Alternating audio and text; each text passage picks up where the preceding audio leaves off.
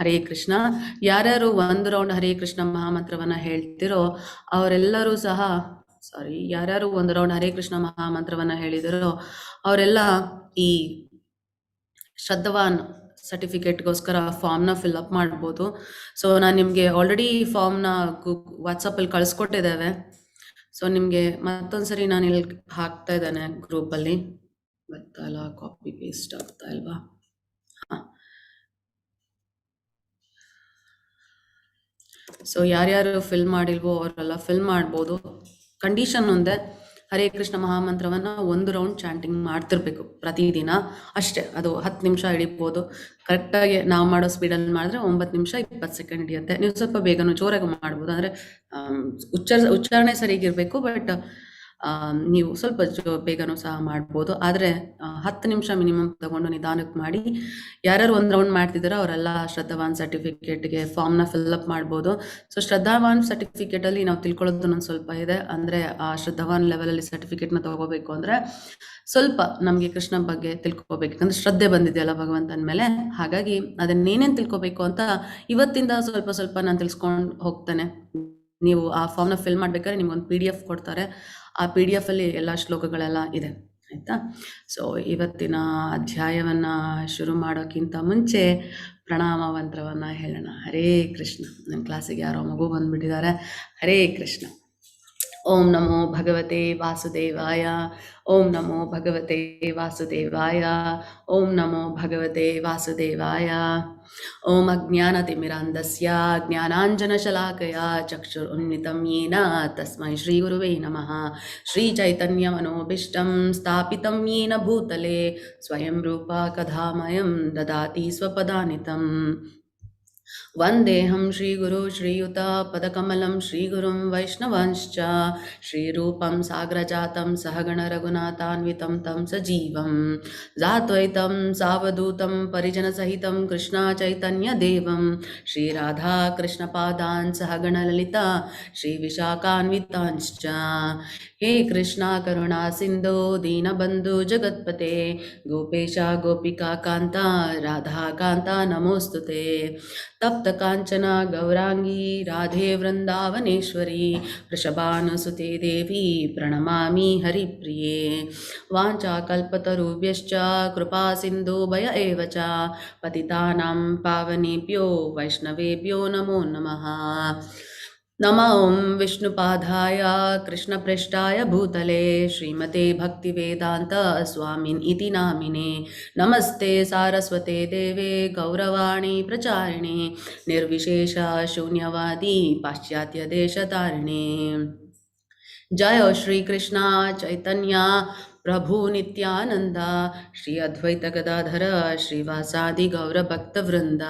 ಹರೇ ಕೃಷ್ಣ ಕೃಷ್ಣ ಕೃಷ್ಣ ಹರೇ ಹರೇ ಹರೇ ರಾಮ ರಾಮ ರಾಮ ಹರೇ ಹರೇ.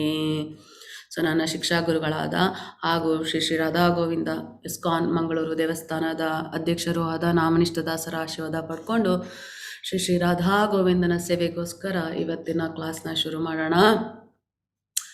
ಎಲ್ಲ ಚಾಪ್ಟರ್ 18 ಚಾಪ್ಟರಲ್ಲಿ ಮಧ್ಯದ chapter 9ನೇ chapter ರಹಸ್ಯಾತಮ ವಿಜ್ಞಾನ. ರಹಸ್ಯ ಇದೆ, ಸೀಕ್ರೆಟ್. ನಾವೆಲ್ಲಿ ಬಚ್ಚಿಡ್ತೀವಿ ಎಲ್ಲ ಮಧ್ಯದಲ್ಲಿ ಅಲ್ವಾ, ಲೇಯರ್ಸ್ ಆಗಿ ಮಧ್ಯದಲ್ಲಿ. ಸೊ ನಮಗೆಲ್ಲ ಇವತ್ತು ಸೀಕ್ರೆಟ್ ಈ ಜ್ಞಾನ, ರಹಸ್ಯಾತಮ ಜ್ಞಾನ, ರಾಜವಿದ್ಯಾ, ರಾಜಗುಹ್ಯ ಯೋಗ, ಪರಮಗುಹ್ಯ ಜ್ಞಾನ, ಇವನ್ನೆಲ್ಲ ಪಡ್ಕೊಳ್ಳೋ ಪುಣ್ಯವಂತರು ನಾವು ಆಗಿದ್ದೇವೆ. ಸೊ ಇವತ್ತು ಏನು ಹೇಳ್ತಾ ಇದ್ದಾರೆ ಕೃಷ್ಣ ಭಗವದ್ಗೀತೆ 9ನೇ ಅಧ್ಯಾಯದಲ್ಲಿ ಅಂತ ನಾವೆಲ್ಲ ನೋಡೋಣ.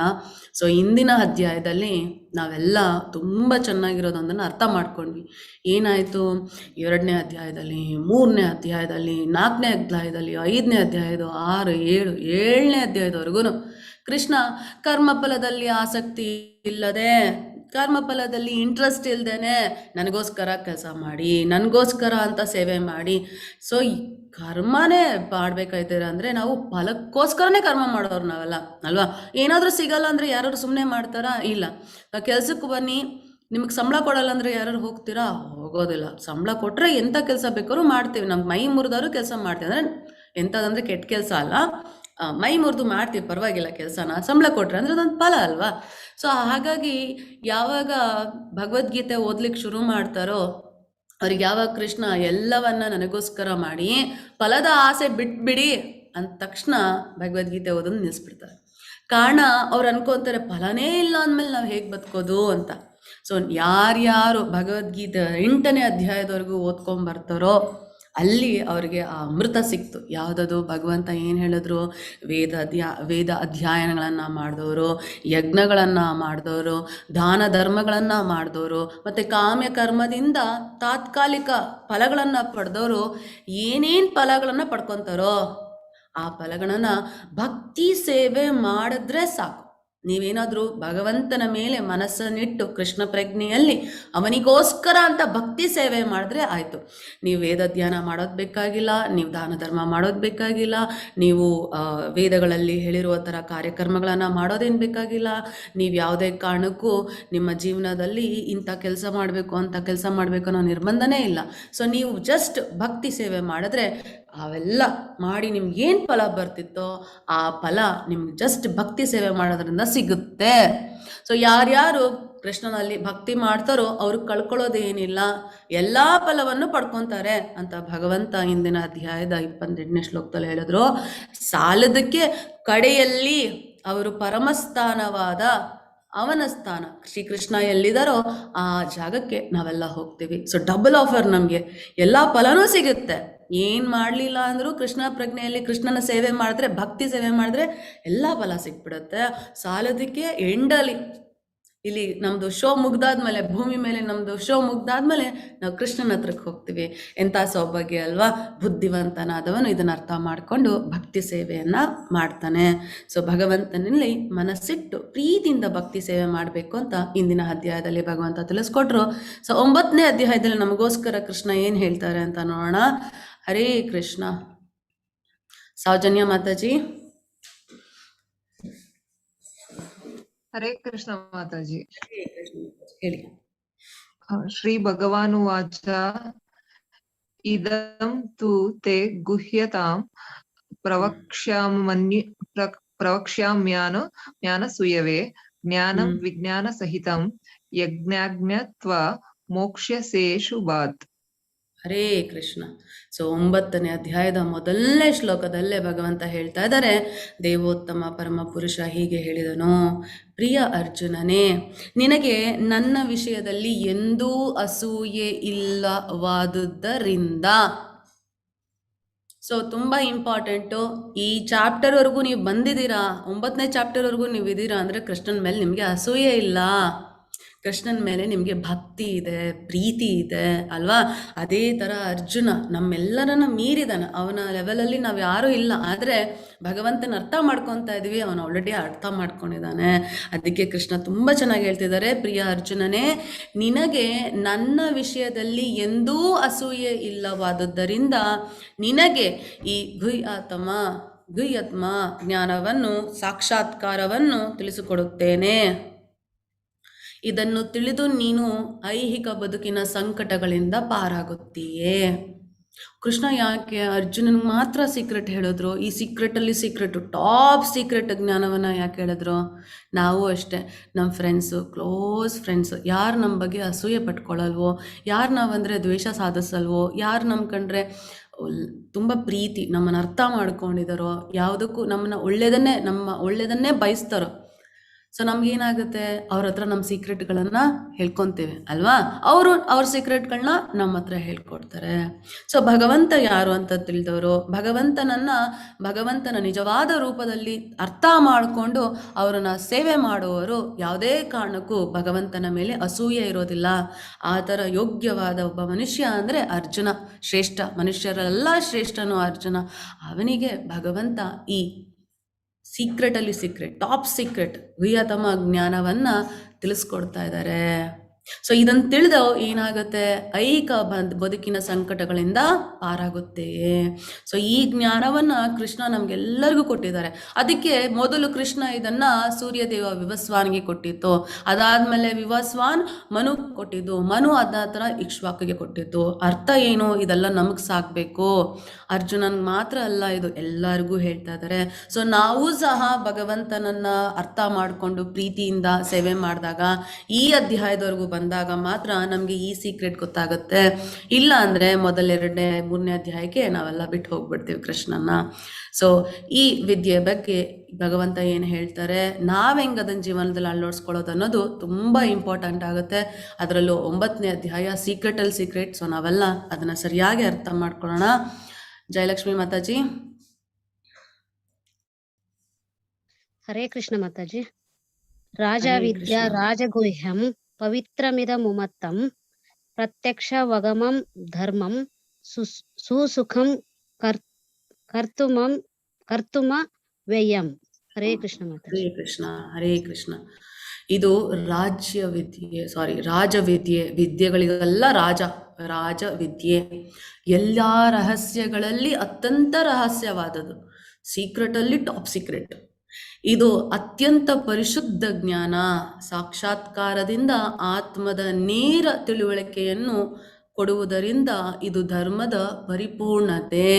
ಸೊ ಈ ಜ್ಞಾನವನ್ನ ನಾವು ಪಡ್ಕೊಂಡ್ರೆ ಆತ್ಮ ಸಾಕ್ಷಾತ್ಕಾರ, ನಾವ್ ಯಾರು, ನಾವು ಆತ್ಮ ಅಲ್ವಾ, ಅದನ್ನ ಡೈರೆಕ್ಟ್ ಆಗಿ ಕಂಪ್ಲೀಟ್ ಆಗಿ ತಿಳ್ಕೊಂಡ್ಬಿಡ್ತೇವೆ. ನೇರ ತಿಳುವಳಿಕೆಯನ್ನು ಕೊಡುತ್ತದೆ. ಯಾವುದು? ಈ ರಹಸ್ಯ, ಈ ರಹಸ್ಯದಲ್ಲಿ ರಹಸ್ಯವಾದ, ಅತ್ಯಂತ ರಹಸ್ಯವಾದ ಈ ಜ್ಞಾನ, ಈ ರಾಜವಿದ್ಯೆ ನಮಗೆ ಇವೆಲ್ಲ ಡೈರೆಕ್ಟಾಗಿ ನಾವ್ಯಾರು ಸಾಕ್ಷಾತ್ಕಾರ ಮಾಡಿಸುವಂತ ಈ ಜ್ಞಾನ ಧರ್ಮದ ಪರಿಪೂರ್ಣತೆ. ಯಾಕಂದ್ರೆ ಧರ್ಮ ಏನು ಅಂದ್ರೆ ನಾವ್ ಯಾರು ಅಂತ ಫಸ್ಟ್ ತಿಳ್ಕೊಳ್ಳೋದು, ನಾವ್ ಯಾಕೆ ಇಲ್ಲಿದ್ದೀವಿ ಅಂತ ಅರ್ಥ ಮಾಡ್ಕೊಳ್ಳೋದು, ನಮ್ಗೆ ಯಾಕೆ ಹೀಗಾಗ್ತಾ ಇದೆ ಅಂತ ನಮ್ಮನ್ನ ಪ್ರಶ್ನೆ ಮಾಡ್ಕೊಂಡು ಉತ್ತರ ಹುಡುಕೋದು. ಅದಾದ ನಂತರ ನನಗೂ ಭಗವಂತನಿಗೂ ಸಂಬಂಧ ಏನು, ಭಗವಂತ ಯಾಕೆ, ನಾನು ಎಲ್ಲಿಗೆ ಹೋಗ್ಬೇಕು, ನಾನು ಯಾಕೆ ಇಲ್ಲಿದ್ದೇನೆ, ಇದೆಲ್ಲ ಆತ್ಮ ಸಾಕ್ಷಾತ್ಕಾರದ ಮುಖ್ಯ ಅಂಶಗಳು. ಸೊ ಇದನ್ನ ಬಗ್ಗೆ ತಿಳಿಸ್ಕೊಡ್ತಾ ಇರುವ ಈ ರಹಸ್ಯಗಳಲ್ಲಿ ಅತ್ಯಂತ ರಹಸ್ಯವಾದ ಜ್ಞಾನ ಧರ್ಮದ ಪರಿಪೂರ್ಣತೆ. ಇದು ಶಾಶ್ವತವಾದದ್ದು ಮತ್ತು ಸಂತೋಷದಿಂದ ಅನುಷ್ಠಾನ ಮಾಡುವಂಥದ್ದು. ದೇವ್ರಂದ್ರೆ ಭಯ, ಅಯ್ಯಯ್ಯೋ ದೇವ್ರ ಶಾಪ ಕೊಟ್ಬಿಡ್ತಾನಪ್ಪ, ಅಯ್ಯಯ್ಯೋ ಏನಾಗುತ್ತೋ ಏನೋ. ಇಲ್ಲ, ಕೃಷ್ಣ ನೀವು ನೋಡಿದ್ರೆ ಎಲ್ಲ ಶ್ಲೋಕದಲ್ಲೂ ಇನ್ನು ಮುಂದಕ್ಕೂ ಹೇಳ್ಕೊಂಬರ್ತಾರೆ, ಅವನು ನನಗೆ ಸ್ನೇಹಿತ, ನಾನು ಅವನಿಗೆ ಸ್ನೇಹಿತ. ಕೃಷ್ಣ ಎಲ್ಲ ಕಡೆ ಸ್ನೇಹಿತ. ಫ್ರೆಂಡ್ ಹತ್ರ ಹೆಂಗಿರ್ತೀವಿ, ಫ್ರೆಂಡ್ ಹತ್ರ ಮಾತಾಡ್ಬೇಕಾದ್ರೆ, ಫ್ರೆಂಡ್ ಹತ್ರ ಸೇವೆ ಮಾಡ್ಬೇಕಾದ್ರೆ ನಾವು ಪ್ರೀತಿಯಿಂದ, ಭಯ ಇಲ್ಲದೆ ಮಾಡ್ತೀವಿ, ಪ್ರೀತಿಯಿಂದ ಮಾಡ್ತೀವಿ. ಸೊ ಹಾಗಾಗಿ ಕೃಷ್ಣ ಏನು ಹೇಳ್ತಾ ಇದ್ದಾರೆ, ಶಾಶ್ವತವಾದದ್ದು ಮತ್ತು ಸಂತೋಷದಿಂದ ಅನುಷ್ಠಾನ ಮಾಡುವಂಥದ್ದು. ಬಲವಂತವಾಗೋ, ಇಂಟ್ರೆಸ್ಟ್ ಇಲ್ದೇನೋ, ಸಿಗುತ್ತೋ ಇಲ್ವೋ ಅಂತ ಕನ್ಫ್ಯೂಷನ್ ಮಾಡಿಕೊಂಡು, ಡೌಟ್ ಇಟ್ಕೊಂಡು, ಮನಸ್ಸಲ್ಲಿ ದ್ವಂದ್ವಗಳನ್ನು ಇಟ್ಕೊಂಡು, ಮತ್ತು ದುಃಖದಲ್ಲಿ ಏನೋ ಒಂದು ಫಲ ಸಿಗಬೇಕು ನನಗೆ ಅಂತ ಏನೋ ಅಸೂಯೆ ಇಟ್ಕೊಂಡು, ಆಸೆ ಇಟ್ಕೊಂಡು ಆ ಥರ ಮಾಡೋದಲ್ಲ. ಸಂತೋಷದಿಂದ ಅನುಷ್ಠಾನ ಮಾಡುವಂತಹ ಈ ಜ್ಞಾನದ ಬಗ್ಗೆ ಭಗವಂತ ತಿಳಿಸ್ಕೊಡ್ತಾ ಇದ್ದಾರೆ. ಉಷಾ ಮಾತಾಜಿ.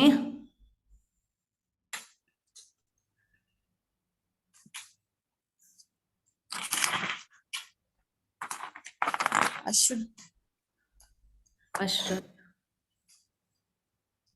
ಹೇಳಿ, ಶ್ಲೋಕ ನಂಬರ್ 3.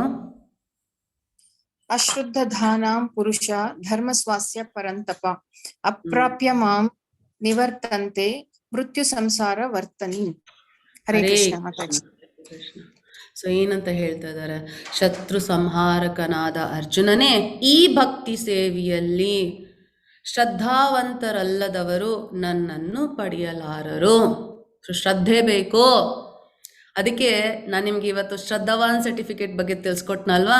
ಶ್ರದ್ಧೆ, ಕೃಷ್ಣ ಅಂದ್ರೆ ಪರಮ ಪುರುಷ, ದೇವೋತ್ತಮ, ದೇವರಲ್ಲೆಲ್ಲ ಉತ್ತಮ ಅಲ್ವಾ, ದೇವೋತ್ತಮ ಪರಮ ಪುರುಷ ಅವನು ಅಂತ ತಿಳಿದು ಅವನ ಸೇವೆಯಲ್ಲಿ ನಾವು ಶುರು ಮಾಡಿದಾಗ ಒಂದು ಹೆಜ್ಜೆ ಇಟ್ಟಾಗ ಏನಾಯ್ತು, ನಮಗೆ ಅವನ ಮೇಲೆ ಶ್ರದ್ಧೆ ಬಂತು. ಅದಕ್ಕೆ ನೀವು 1 ರೌಂಡ್ ಚಾಟಿಂಗ್ ಮಾಡಿದ್ರೆ ಶ್ರದ್ಧಾವನ ಲೆವೆಲ್ಗೆ ನೀವು ಬರ್ತೀರಾ, ಸರ್ಟಿಫಿಕೇಟನ್ನು ತಗೊಳಕ್ಕಾಗತ್ತೆ ಅಂತ ತಿಳಿಸಿದೆ. ಅಂದರೆ ಭಗವಂತನ ಮೇಲೆ ನಂಬಿಕೆ ಬಂದು ನೀವು ಮಾಡುವ ಕೆಲಸವನ್ನು ಅವನಿಗೋಸ್ಕರ ಮಾಡ್ಲಿಕ್ಕೆ ಶುರು ಮಾಡಿದ್ದೀರ. ನಂತರ ನಾವು ಪರಿಪೂರ್ಣತೆಯನ್ನು ಪಡ್ಕೊತೇವೆ. ಅದ್ರ ಶ್ರದ್ಧೆನೇ ಇಲ್ಲ ಅಂದರೆ ಮುಂದೆ ಕೃಷ್ಣ ತಿಳಿಸ್ಕೊಡ್ತಾರೆ 18ನೇ ಅಧ್ಯಾಯದಲ್ಲಿ ಹೇಳ್ತಾರೆ, ಶ್ರದ್ಧೆ ಇಲ್ಲದೆ ಮಾಡಿದ ಯಾವ ಕಾರ್ಯವಾದರೂ ಅಷ್ಟೇ, ದಾನ ಆಗಲಿ, ಧರ್ಮ ಆಗಲಿ, ತಪಸ್ಸಾಗಿ, ಏನೇ ಆಗಲಿ ಎಲ್ಲವೂ ಅಸತ್, ಏನು ಪ್ರಯೋಜನ ಇಲ್ಲ. ಈ ಜನ್ಮದಲ್ಲಿ, ಮುಂದೆ ಬರುವ ಜನ್ಮದಲ್ಲಿ, ಈ ಲೋಕದಲ್ಲಿ, ಮುಂದೆ ಬರುವ ಯಾವುದೇ ಲೋಕದಲ್ಲೂ ಸಹ ಅದಕ್ಕೆ ಫಲನೇ ಇರೋದಿಲ್ವಂತೆ. ಸೊ ಅದು ಅಸತ್ತಾಗತ್ತೆ ಅಂತ ಹೇಳ್ತಾರೆ. ಸೊ ಹಾಗಾಗಿ ಈ ಭಕ್ತಿ ಸೇವೆಯಲ್ಲಿ ಶ್ರದ್ಧಾವಂತರಲ್ಲದವರು ನನ್ನನ್ನು ಪಡೆಯಲಾರರು. ಅಶ್ರದ್ಧಾ, ಶ್ರದ್ಧೆ ಇಲ್ಲದವರು. ಆದುದರಿಂದ ಅವರು ಈ ಐಹಿಕ ಜಗತ್ತಿನಲ್ಲಿ ಜನನ ಮರಣಗಳ ಮಾರ್ಗಕ್ಕೆ ಹಿಂದಿರುಗುವರು. ಸ್ವಲ್ಪ ಜನ ಇರ್ತಾರೆ, ಭಕ್ತಿ ಸೇವೆ ಮಾಡಬೇಕಾ, ಬೇರೆಯವ್ರಿಗೋಸ್ಕರ ಭಕ್ತಿ ಸೇವೆ, ಬೇರೆಯವ್ರು ನೋಡ್ಲಿ ಅಂತ ಹೇಳಿ ಭಕ್ತಿ ಸೇವೆ ಮಾಡ್ತಾರೆ, ಅಥವಾ ಅನುಕರಣೆ ಮಾಡೋದು, ಅಥವಾ ತೋರಿಸ್ಕೊಳ್ಳಿಕ್ಕೋಸ್ಕರ ಮಾಡ್ತಾರೆ ನಾವು ಭಕ್ತರಂತ. ಶ್ರದ್ಧೆ ಇಲ್ಲದೆ ಮಾಡೋ, ನೀವು ಶ್ರದ್ಧೆಯಿಂದ ಬರೀ ಹರೇ ಕೃಷ್ಣ ಮಹಾಮಂತ್ರನ ಮನ್ಸಾರೆ ಹೇಳಿ ಸಾಕು. ನಿಮ್ಮ ಮನೇಲಿ ಕೃಷ್ಣನ್ಗೆ ಕೊಡೋಕ್ಕೆ ಬರೀ ಹಾಲಿದೆಯಾ, ಒಂದು ಗ್ಲಾಸ್ ಹಾಲು ಕೊಡಿ ಸಾಕು. ಮುಂದಕ್ಕೆ ಹೇಳ್ತಾರೆ ಕೃಷ್ಣ ನನಗೆ ಏನು ಕೊಟ್ಟರೆ ನಾನು ಸಂತೋಷ ಆಗುತ್ತೆ ಅಂತ. ಇವತ್ತಿನ ಅಧ್ಯಾಯದಲ್ಲೇ ನೋಡ್ತೇವೆ, ನಿಮ್ಗೆ ಏನೇನು ಕೊಟ್ಟಿದ್ದಾನೋ ಭಗವಂತ, ನಿಮ್ಮ ಪರಿಸ್ಥಿತಿ ಹೇಗಿದೆಯೋ ಅದೇ ಪರಿಸ್ಥಿತಿಯಲ್ಲಿ ಮನಸಾರೆ ಶ್ರದ್ಧೆಯಿಂದ ಪ್ರೀತಿಯಿಂದ ಕೃಷ್ಣನಿಗೆ ಭಕ್ತಿ ಸೇವೆ ಮಾಡಿ. ಇಷ್ಟನ್ನೇ ಭಗವಂತ ಹೇಳ್ತಾ ಇರೋದು ನಮಗೆ, ಬೇರೆ ಏನೂ ಇಲ್ಲ. ಆಯ್ತಾ? ಸೊ ಯಾರ್ಯಾರು ಈಗ ಶ್ರದ್ಧೆಯಿಂದ ಮಾಡ್ತಾರೋ ಅವರು ಭಗವಂತನನ್ನ ಪಡ್ಕೊತಾರೆ. ಇಲ್ಲವಾದವರು ಏನಾಗುತ್ತೆ, ಭೌತಿಕ ಜಗತ್ತಲ್ಲಿ ಕಾಮಕರ್ಮಗಳನ್ನು ಮಾಡ್ತಾರೆ. ಕಾಮ್ಯಕರ್ಮಗಳಂದರೆ ಆಸೆಯನ್ನಿಟ್ಟು ಮಾಡುವ ಕೆಲಸಗಳು, ಕಾಮಕ್ಕೋಸ್ಕರ, ಕಾಮದ ಫಲಕ್ಕೋಸ್ಕರ ಮಾಡುವ ಕೆಲಸವನ್ನು ಕಾಮ್ಯಕರ್ಮ. ಸೊ ಕಾಮ್ಯಕರ್ಮಗಳನ್ನು ಮಾಡಿದಾಗ ಕರ್ಮದ ಫಲವನ್ನು ಅನುಭವಿಸ್ಬೇಕು. ಸೊ ಹಾಗಾಗಿ ಏನಾಗುತ್ತೆ, ಮತ್ತೆ ಮತ್ತೆ ಹುಡ್ತಾರೆ, ಮತ್ತೆ ಮತ್ತೆ ಮರಣವನ್ನು ಹೊಂದ್ತಾರೆ. ಸೊ ಇಲ್ಲಿ ನೋಡ್ಬೋದು ನಾವು, ಮತ್ತೆ ಜನ್ಮವಾಗುತ್ತೆ, ಯೌವನ, ಮತ್ತು ಜರ, ಮತ್ತು ದೇಹ ಬಿಟ್ಟು ಹೋಗ್ತೀವಿ. ಹಾಗೆ ಸೊ ನಾವು ಬೇರೆ ಬೇರೆ ಜೀವಿಗಳೆಲ್ಲ ಜನ್ಮವನ್ನು ಪಡ್ಕೋಬೋದು. ಮನುಷ್ಯ ಜನ್ಮ ಬರುತ್ತೆ, ಮನುಷ್ಯ ಜನ್ಮದಲ್ಲಿ ಆ ಜನ್ಮವನ್ನು ನಾವು ಭಗವಂತನ ಸೇವೆಗೆ ಉಪಯೋಗಿಸ್ಕೊಂಡಿಲ್ಲ, ಈ ಭೌತಿಕ ಜಗತ್ತಿನಿಂದ ಬಂಧನಕ್ಕೆ ಮುಕ್ತಿ ಆಗುವ ದಾರಿಯನ್ನು ತುಳಿದ್ಲಿಲ್ಲ, ಮತ್ತೆ ನೋಡಿ ಎಲ್ಲೋಗ್ತೇವೆ, ಮತ್ತೆ ಬೇರೆ ಬೇರೆ ದೇಹಗಳನ್ನು ಪಡ್ಕೊತೀವಿ. ಮನುಷ್ಯ ಜನ್ಮ ಹೋಯ್ತು, ಮತ್ತೊಂದು ರೌಂಡ್ ಮಾಡ್ಕೊಂಡ್ಬರ್ಬೇಕಾಗುತ್ತೆ. ಮನುಷ್ಯ ಜನ್ಮ ತುಂಬ ಶ್ರೇಷ್ಠವಾದ ಜನ್ಮ. ಯಾಕಂದರೆ ಈ ಜನ್ಮದಲ್ಲಿ ಅಥವಾ ಈ ದೇಹದಲ್ಲೇ ಮಾತ್ರ ಭಗವಂತನ ಸೇವೆ ಮಾಡೋಕ್ಕಾಗೋದು, ಅವನನ್ನು ತಿಳಿಲಿಕ್ಕಾಗೋದು, ಮುಕ್ತಿಯನ್ನು ಸಾಧಿಸಲಿಕ್ಕೆ ಸಾಧ್ಯ ಆಗೋದು. ಬೇರೆ ಯಾವ ದೇಹದಲ್ಲೂ ಸಾಧ್ಯ ಆಗೋದಿಲ್ಲ. ಹಾಗಾಗಿ ನಾವು ಈ ಮನುಷ್ಯ ಜನ್ಮವನ್ನು, ಈ ಮನುಷ್ಯ ದೇಹವನ್ನು ಹಾಳು ಮಾಡ್ಕೋಬಾರ್ದು. ಸೊ ಇದನ್ನು ಭಗವಂತ ನಮಗೆ ಅಚ್ಚುಕಟ್ಟಾಗಿ ತಿಳಿಸ್ಕೊಡ್ತಾ ಇದ್ದಾರೆ. ಸೊ ನನ್ನ ಅವ್ಯಕ್ತ ಸ್ವರೂಪದಲ್ಲಿ ನಾನು ಇಡೀ ವಿಶ್ವವನ್ನು ವ್ಯಾಪಿಸಿದ್ದೇನೆ, ಎಲ್ಲ ಜೀವಿಗಳು ನನ್ನಲ್ಲಿದ್ದಾರೆ, ನಾನು ಅವರಲ್ಲಿ ಇಲ್ಲ. ಅಂದರೆ ಇದ್ರಲ್ಲಿ ಅರ್ಥ ಮಾಡ್ಕೋಬೇಕಾಗಿರೋದೇನೆಂದರೆ, ಯಾವಾಗ ಯಶೋದಮ್ಮಯ್ಯ ಕೃಷ್ಣ ಮಣ್ಣು ತಿಂದಿದಾರಂತ ಬಾಯಿ ತೆಗಿ ಅಂತ ತೋರಿಸಿದಾಗ, ಬಾಯಿ ತೆಗೆದ ತಕ್ಷಣ ಎಲ್ಲ ಇಡೀ ಬ್ರಹ್ಮಾಂಡ ಎಲ್ಲವೂ ಕಾಣಿಸ್ತು ಯಶೋದಮ್ಮಯ್ಯಗೆ. ಎಷ್ಟರ ಮಟ್ಟಿಗೆ ಅಂದರೆ, ನಾನು ಮೊನ್ನೆ ನಿಮ್ಗೆ ಆಲ್ರೆಡಿ ಹೇಳಿದೆ, ಭೂಮಿನೂ ಕಾಣಿಸ್ತು, ಭೂಮಿ ಒಳಗಡೆ ಯಶೋದಮ್ಮಯ್ಯ ಕುತ್ಕೊಂಡಿರೋದು ಕಾಣಿಸ್ತು, ಅವರ ತೊಡೆ ಮೇಲೆ ಕೃಷ್ಣ ಇರೋದು ಕಾಣಿಸ್ತು. ಅಂದರೆ ಎಲ್ಲವನ್ನ ನೋಡಿದ್ರೆ ನಾವೆಲ್ಲರೂ ಕೃಷ್ಣನ ಒಳಗಡೆ ಇದ್ದೇವೆ. ಕೃಷ್ಣ ಪರಮಾತ್ಮನಾಗಿ ನಮ್ಮ ಹೃದಯದಲ್ಲಿದ್ದಾನೆ, ಆದರೆ ಕೃಷ್ಣ ಕಂಪ್ಲೀಟಾಗಿ ನಮ್ಮಲ್ಲಿಲ್ಲ. ಅರ್ಥ ಆಯ್ತಾ? ನಾವೆಲ್ಲರೂ ಕೃಷ್ಣನೊಳಗಡೆ ಇದ್ದೇವೆ, ಎಲ್ಲರೂ ನಮ್ಮೊಳಗಡೆ, ಕೃಷ್ಣ ನಮ್ಮೊಳಗಡೆ ಇಲ್ಲ ಆ ಅರ್ಥದಲ್ಲಿ. ಅಂದರೆ ಎಲ್ಲವೂ ಭಗವಂತನ ಒಳಗಡೆ ಇದೆ. ಅಂದರೆ ಭಗವಂತ ಎಲ್ಲ ಕಡೆ ವ್ಯಾಪಿಸಿದ್ದಾನೆ, ಯಾಕಂದರೆ ನಾವೆಲ್ಲ ಇರೋದು ಅವನ ಒಳಗಡೆ. ಸೊ ನಮ್ಮ ಸುತ್ತಮುತ್ತ ಇರೋದೆಲ್ಲ ಭಗವಂತನೇ. ಸೊ ಹಾಗಾಗಿ ಈ ಜ್ಞಾನವನ್ನು ನಮ್ಗೆ ಕೊಡ್ತಾ ಇದ್ದಾರೆ. ಸೊ ಇದನ್ನು ನಾವು ಅರ್ಥ ಮಾಡ್ಕೋಬೇಕಾಗತ್ತೆ. ಆದರೂ ಯಾದದ್ದೆಲ್ಲ ನನ್ನನ್ನೇ ಆಧರಿಸಿದ್ದಲ್ಲ. ನನ್ನ ಯೋಗ ಸಮೃದ್ಧಿಯನ್ನು ನೋಡು, ಎಲ್ಲ ಜೀವಿಗಳ ಪಾಲಕನು ನಾನಾದರೂ ಮತ್ತು ನಾನು ಎಲ್ಲ ಕಡೆ ಇರುವೆನಾದರೂ ನಾನು ಈ ವಿಶ್ವದ ಅಭಿವ್ಯಕ್ತಿಯ ಭಾಗವಲ್ಲ, ಏಕೆಂದರೆ ನಾನು ಸೃಷ್ಟಿಯ ಮೂಲ. ತುಂಬ ಇಂಪಾರ್ಟೆಂಟ್ ಈ ಶ್ಲೋಕ. ನಾವು ಕೃಷ್ಣ ನಮ್ಮಂಗೆ ಸಾಮಾನ್ಯ ಮನುಷ್ಯ ಅಥವಾ ನಮಗಿಂತ ಸ್ವಲ್ಪ ಶಕ್ತಿಶಾಲಿ ಅಂತ ಅಂದ್ಕೊಂಡ್ಬಿಡ್ತೇವೆ. ಸೊ ಯಾಕಂದರೆ ನಮಗಿರೋದೇ ಹಾಗೆ.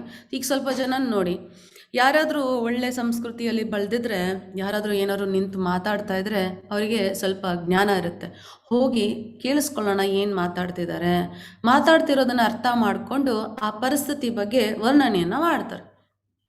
ಸ್ವಲ್ಪ ಜನ ಕಣ್ಣಾರೆ ನೋಡಿ ಕಿವಿಯಾರೆ ಕೇಳಿಸ್ಕೊಂಡ್ರು ಸಹ ತಪ್ಪನ್ನು ಅರ್ಥ ಮಾಡಿಕೊಂಡು ತಮ್ಮ ಮನಸ್ಸಿಗೆ ಏನು ಸರಿ ಅನಿಸುತ್ತೋ ಅದನ್ನೇ ಹೇಳ್ತಾರೆ. ಸೊ ನಾವೆಲ್ಲ ಹೆಂಗಿದ್ದೇವೆ ಅಂದರೆ, ನಮ್ಮ ಮನಸ್ಸಿಗೆ ಏನು ಗೊತ್ತು, ನಾವೇನೇನು ನೋಡಿದ್ದೀವೋ, ನಾವು ಏನೇನು ಕೇಳಿದ್ದೀವೋ ಅದರ ಮೇಲೆ ನಾವು ಬೇರೆಯದನ್ನು ಯೋಚನೆ ಮಾಡ್ತೇವೆ, ಬೇರೆಯದನ್ನು ಅಳಿತೇವೆ, ಬೇರೆಯದನ್ನು ಅರ್ಥ ಮಾಡ್ಕೊಳ್ಳಿಕ್ಕೆ ಅವಕಾಶ ಮಾಡಿಕೊಡ್ತೇವೆ, ಅದು ತಪ್ಪು. ಅಂದರೆ ನಮ್ಮ ಈ ಬುದ್ಧಿವಂತಿಕೆ, ನಮ್ಮ ಮನಸ್ಸು ಮತ್ತು ದೇಹ ಎಲ್ಲ ಬದ್ಧ ಜೀವನ, ನಮ್ಮದೆಲ್ಲ ಕಂಡೀಷನ್ಡ್ ಬಾಡಿ. ಸೊ ಇದಕ್ಕಿರುವುದೇನು ಮರವು, ತಪ್ಪು ಮಾಡುವುದು, ಈ ಥರ ಗುಣಗಳು ಜಾಸ್ತಿ ಇದೆ ನಮಗೆ. ಸೊ ಏನಾಗುತ್ತೆ, ನಾವೆಲ್ಲ ಕೃಷ್ಣನು ನಮ್ಮ ಥರನೇ ಅಂತ ಅನ್ಕೊಂಡ್ಬಿಡ್ತೇವೆ. ಬಟ್ ಈ ಶ್ಲೋಕದಲ್ಲಿ ನೋಡ್ಬೋದು, ಕೃಷ್ಣ ಎಲ್ಲವನ್ನ ಸೃಷ್ಟಿ ಮಾಡ್ತಿದ್ದಾನೆ, ಎಲ್ಲ ಯೋಗ ಸಮೃದ್ಧಿಯನ್ನು ಭಗವಂತ ತಿಳಿಸ್ಕೊಡ್ತಾನೆ ನಮಗೆ. ಎಲ್ಲ ಜೀವಿಗಳ ಪಾಲಕನೂ ಅವನೇ, ಎಲ್ಲದರಲ್ಲೂ ಅವನಿದ್ದಾನೆ, ಎಲ್ಲ ಕಡೆನೂ ಅವನಿದ್ದಾನೆ. ಆದರೂ ಸಹ ವಿಶ್ವದ ಅಭಿವ್ಯಕ್ತಿಯ ಭಾಗವೆಲ್ಲ. ಸೊ ಯಾವುದೇ ಕಾರಣಕ್ಕೂ ನಾವು ಅನುಭವಿಸೋದನ್ನ ಭಗವಂತ ಅನುಭವಿಸೋದಿಲ್ಲ. ನಾವು ನಮ್ಮ ಜೀವನಗಳೆಲ್ಲ ಆಗೋದು ಭಗವಂತನಿಗೆ ಆಗಬೇಕು. ನಮ್ಮ ಥರ ಭಗವಂತನಿಗೆ ಶಕ್ತಿ ಇಲ್ಲ ಅದನ್ನೆಲ್ಲ ಮೀರೋದಕ್ಕೆ ಅಂತ ಏನೂ ಇಲ್ಲ. ಯಾಕಂದರೆ ಅವನೇ ಸೃಷ್ಟಿಯ ಮೂಲ. ಸೊ ಅವನ ಕೈಯಲ್ಲಿ ಎಲ್ಲವೂ ಸಹ ಇದೆ. ಎಲ್ಲ ಕಡೆಯೂ ಬೀಸುವ ಬಲಶಾಲಿಯಾದ ಗಾಳಿಯು ಸದಾ ಆಕಾಶದಲ್ಲಿ ಹೇಗೆ ನೆಲೆಸಿರುವುದೋ ಹಾಗೆ ಸೃಷ್ಟಿಯಾದದ್ದೆಲ್ಲವೂ ನನ್ನಲ್ಲಿ ನೆಲೆಸಿರುತ್ತದೆ. ಸೊ ಈ ಕ್ಷಣನೂ ನಮ್ಮ ಎದುರುಗಡೆ ಗಾಳಿ ಇದೆ ಅಲ್ವಾ? ಕಣ್ಣಿಗೆ ಕಾಣಿಸಲ್ಲ, ಆದರೆ ಗಾಳಿ ಇದೆ ಅಲ್ವಾ?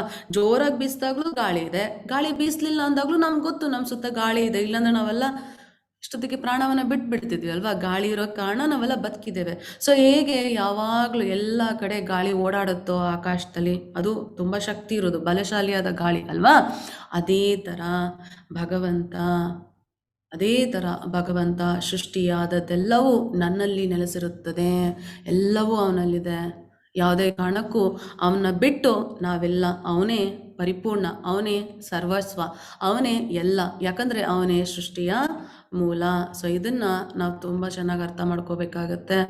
ದಾಕ್ಷಾಯಿಣಿ ಮಾತಾಜಿ. ಹರೇ ಕೃಷ್ಣ ಮಾತಾಜಿ. ಹರೇ ಕೃಷ್ಣ.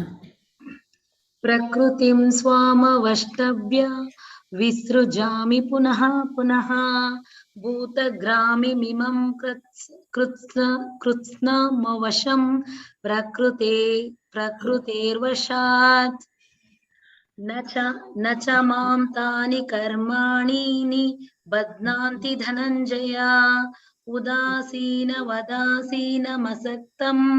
ತೇಷು ಕರ್ಮಸು. ಹರೇ ಕೃಷ್ಣ ಮಾತಾಜಿ. ಇಡೀ ವಿಶ್ವ ವ್ಯವಸ್ಥೆಯು ನನ್ನ ಅಧೀನವಾಗಿದೆ.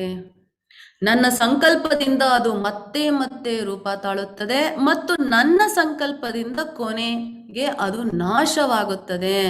ಭಗವಂತನ ಇಚ್ಛೆ, ಭಗವಂತನ ಇಂಟ್ರೆಸ್ಟ್, ಅವನ ಸಂಕಲ್ಪದಿಂದ, ಅವನ ಇಷ್ಟದಿಂದ ನಾವೆಲ್ಲ ಸೃಷ್ಟಿ ಆಗ್ತೀವಿ, ಮತ್ತೆ ನಾಶ ಆಗುತ್ತೆ. ಈ ಬ್ರಹ್ಮಾಂಡ ಸೃಷ್ಟಿ ಆಗೋದು ಅವನ ಸಂಕಲ್ಪದಿಂದ ಮತ್ತೆ ಮತ್ತೆ ರೂಪುಗೊಳ್ಳುತ್ತೆ. ಮತ್ತೆ ನಾಶ ಆದಾಗ್ಲೂ ಕೊನೆಗೆಲ್ಲವೂ ನಾಶ ಆಗುತ್ತೆ. ಯಾವುದು? ಭಗವಂತನ ಧಾಮ. ಹಿಂದಿನ ಅಧ್ಯಾಯದಲ್ಲಿ ನೋಡಿದ್ವಲ್ವಾ, ಭಗವಂತನ ಧಾಮ ಬಿಟ್ಟು ಮಿಕ್ಕಿದೆಲ್ಲ ಸೃಷ್ಟಿ ಆಗ್ತಾನೆ ಇರ್ತದೆ, ನಾಶ ಆಗ್ತಾನೆ ಇರುತ್ತೆ. ಅದೆಲ್ಲವೂ ಹೇಗಾಗತ್ತೆ? ಭಗವಂತ ಶ್ರೀಕೃಷ್ಣನ ಸಂಕಲ್ಪದಿಂದ. ಯಾಕಂದ್ರೆ ಇಡೀ ವಿಶ್ವ ವ್ಯವಸ್ಥೆಯು ಅವನ ಅಧೀನದಲ್ಲಿದೆ, ಅವನ ಕಂಟ್ರೋಲರ್, ಅವನಲ್ಲೇ ಎಲ್ಲ ಇದೆ. ಸೊ 9ನೇ ಶ್ಲೋಕದಲ್ಲಿ ಭಗವಂತ ಹೇಳ್ತಾರೆ, ಧನಂಜಯನೇ, ಈ ಎಲ್ಲಾ ಕಾರ್ಯವು ನನ್ನನ್ನು ಬಂಧಿಸುವುದಿಲ್ಲ.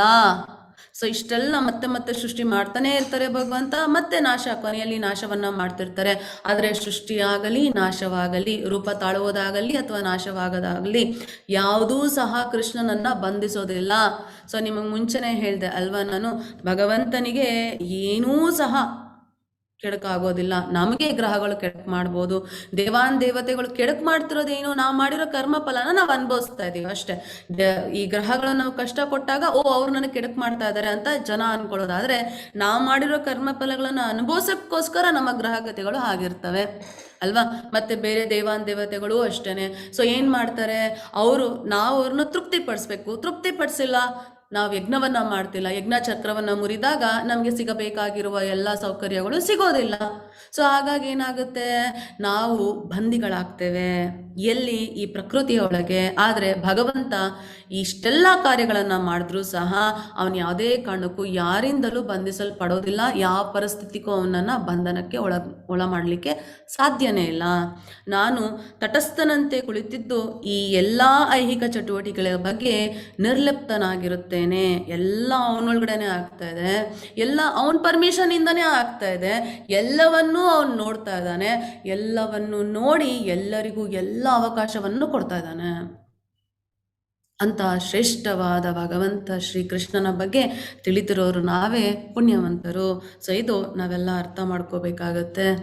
ಸೊ ಮುಂದೆ ಭಗವಂತ ಹೇಳ್ತಾ ಇದ್ದಾರೆ, ವಿಶಾಲಿ ಮಾತಾಜಿ, ವಿಶಾಲಿ ಕಿರು ಮಾತಾಜಿ.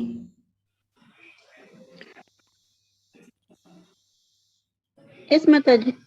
ಶ್ಲೋಕ number 10. Shloka number 10. Hare Krishna. Hare Krishna. Kunti. Maya dekshena prakriti suyate sacharacharam hetunanena kautena jagadvipari vartate.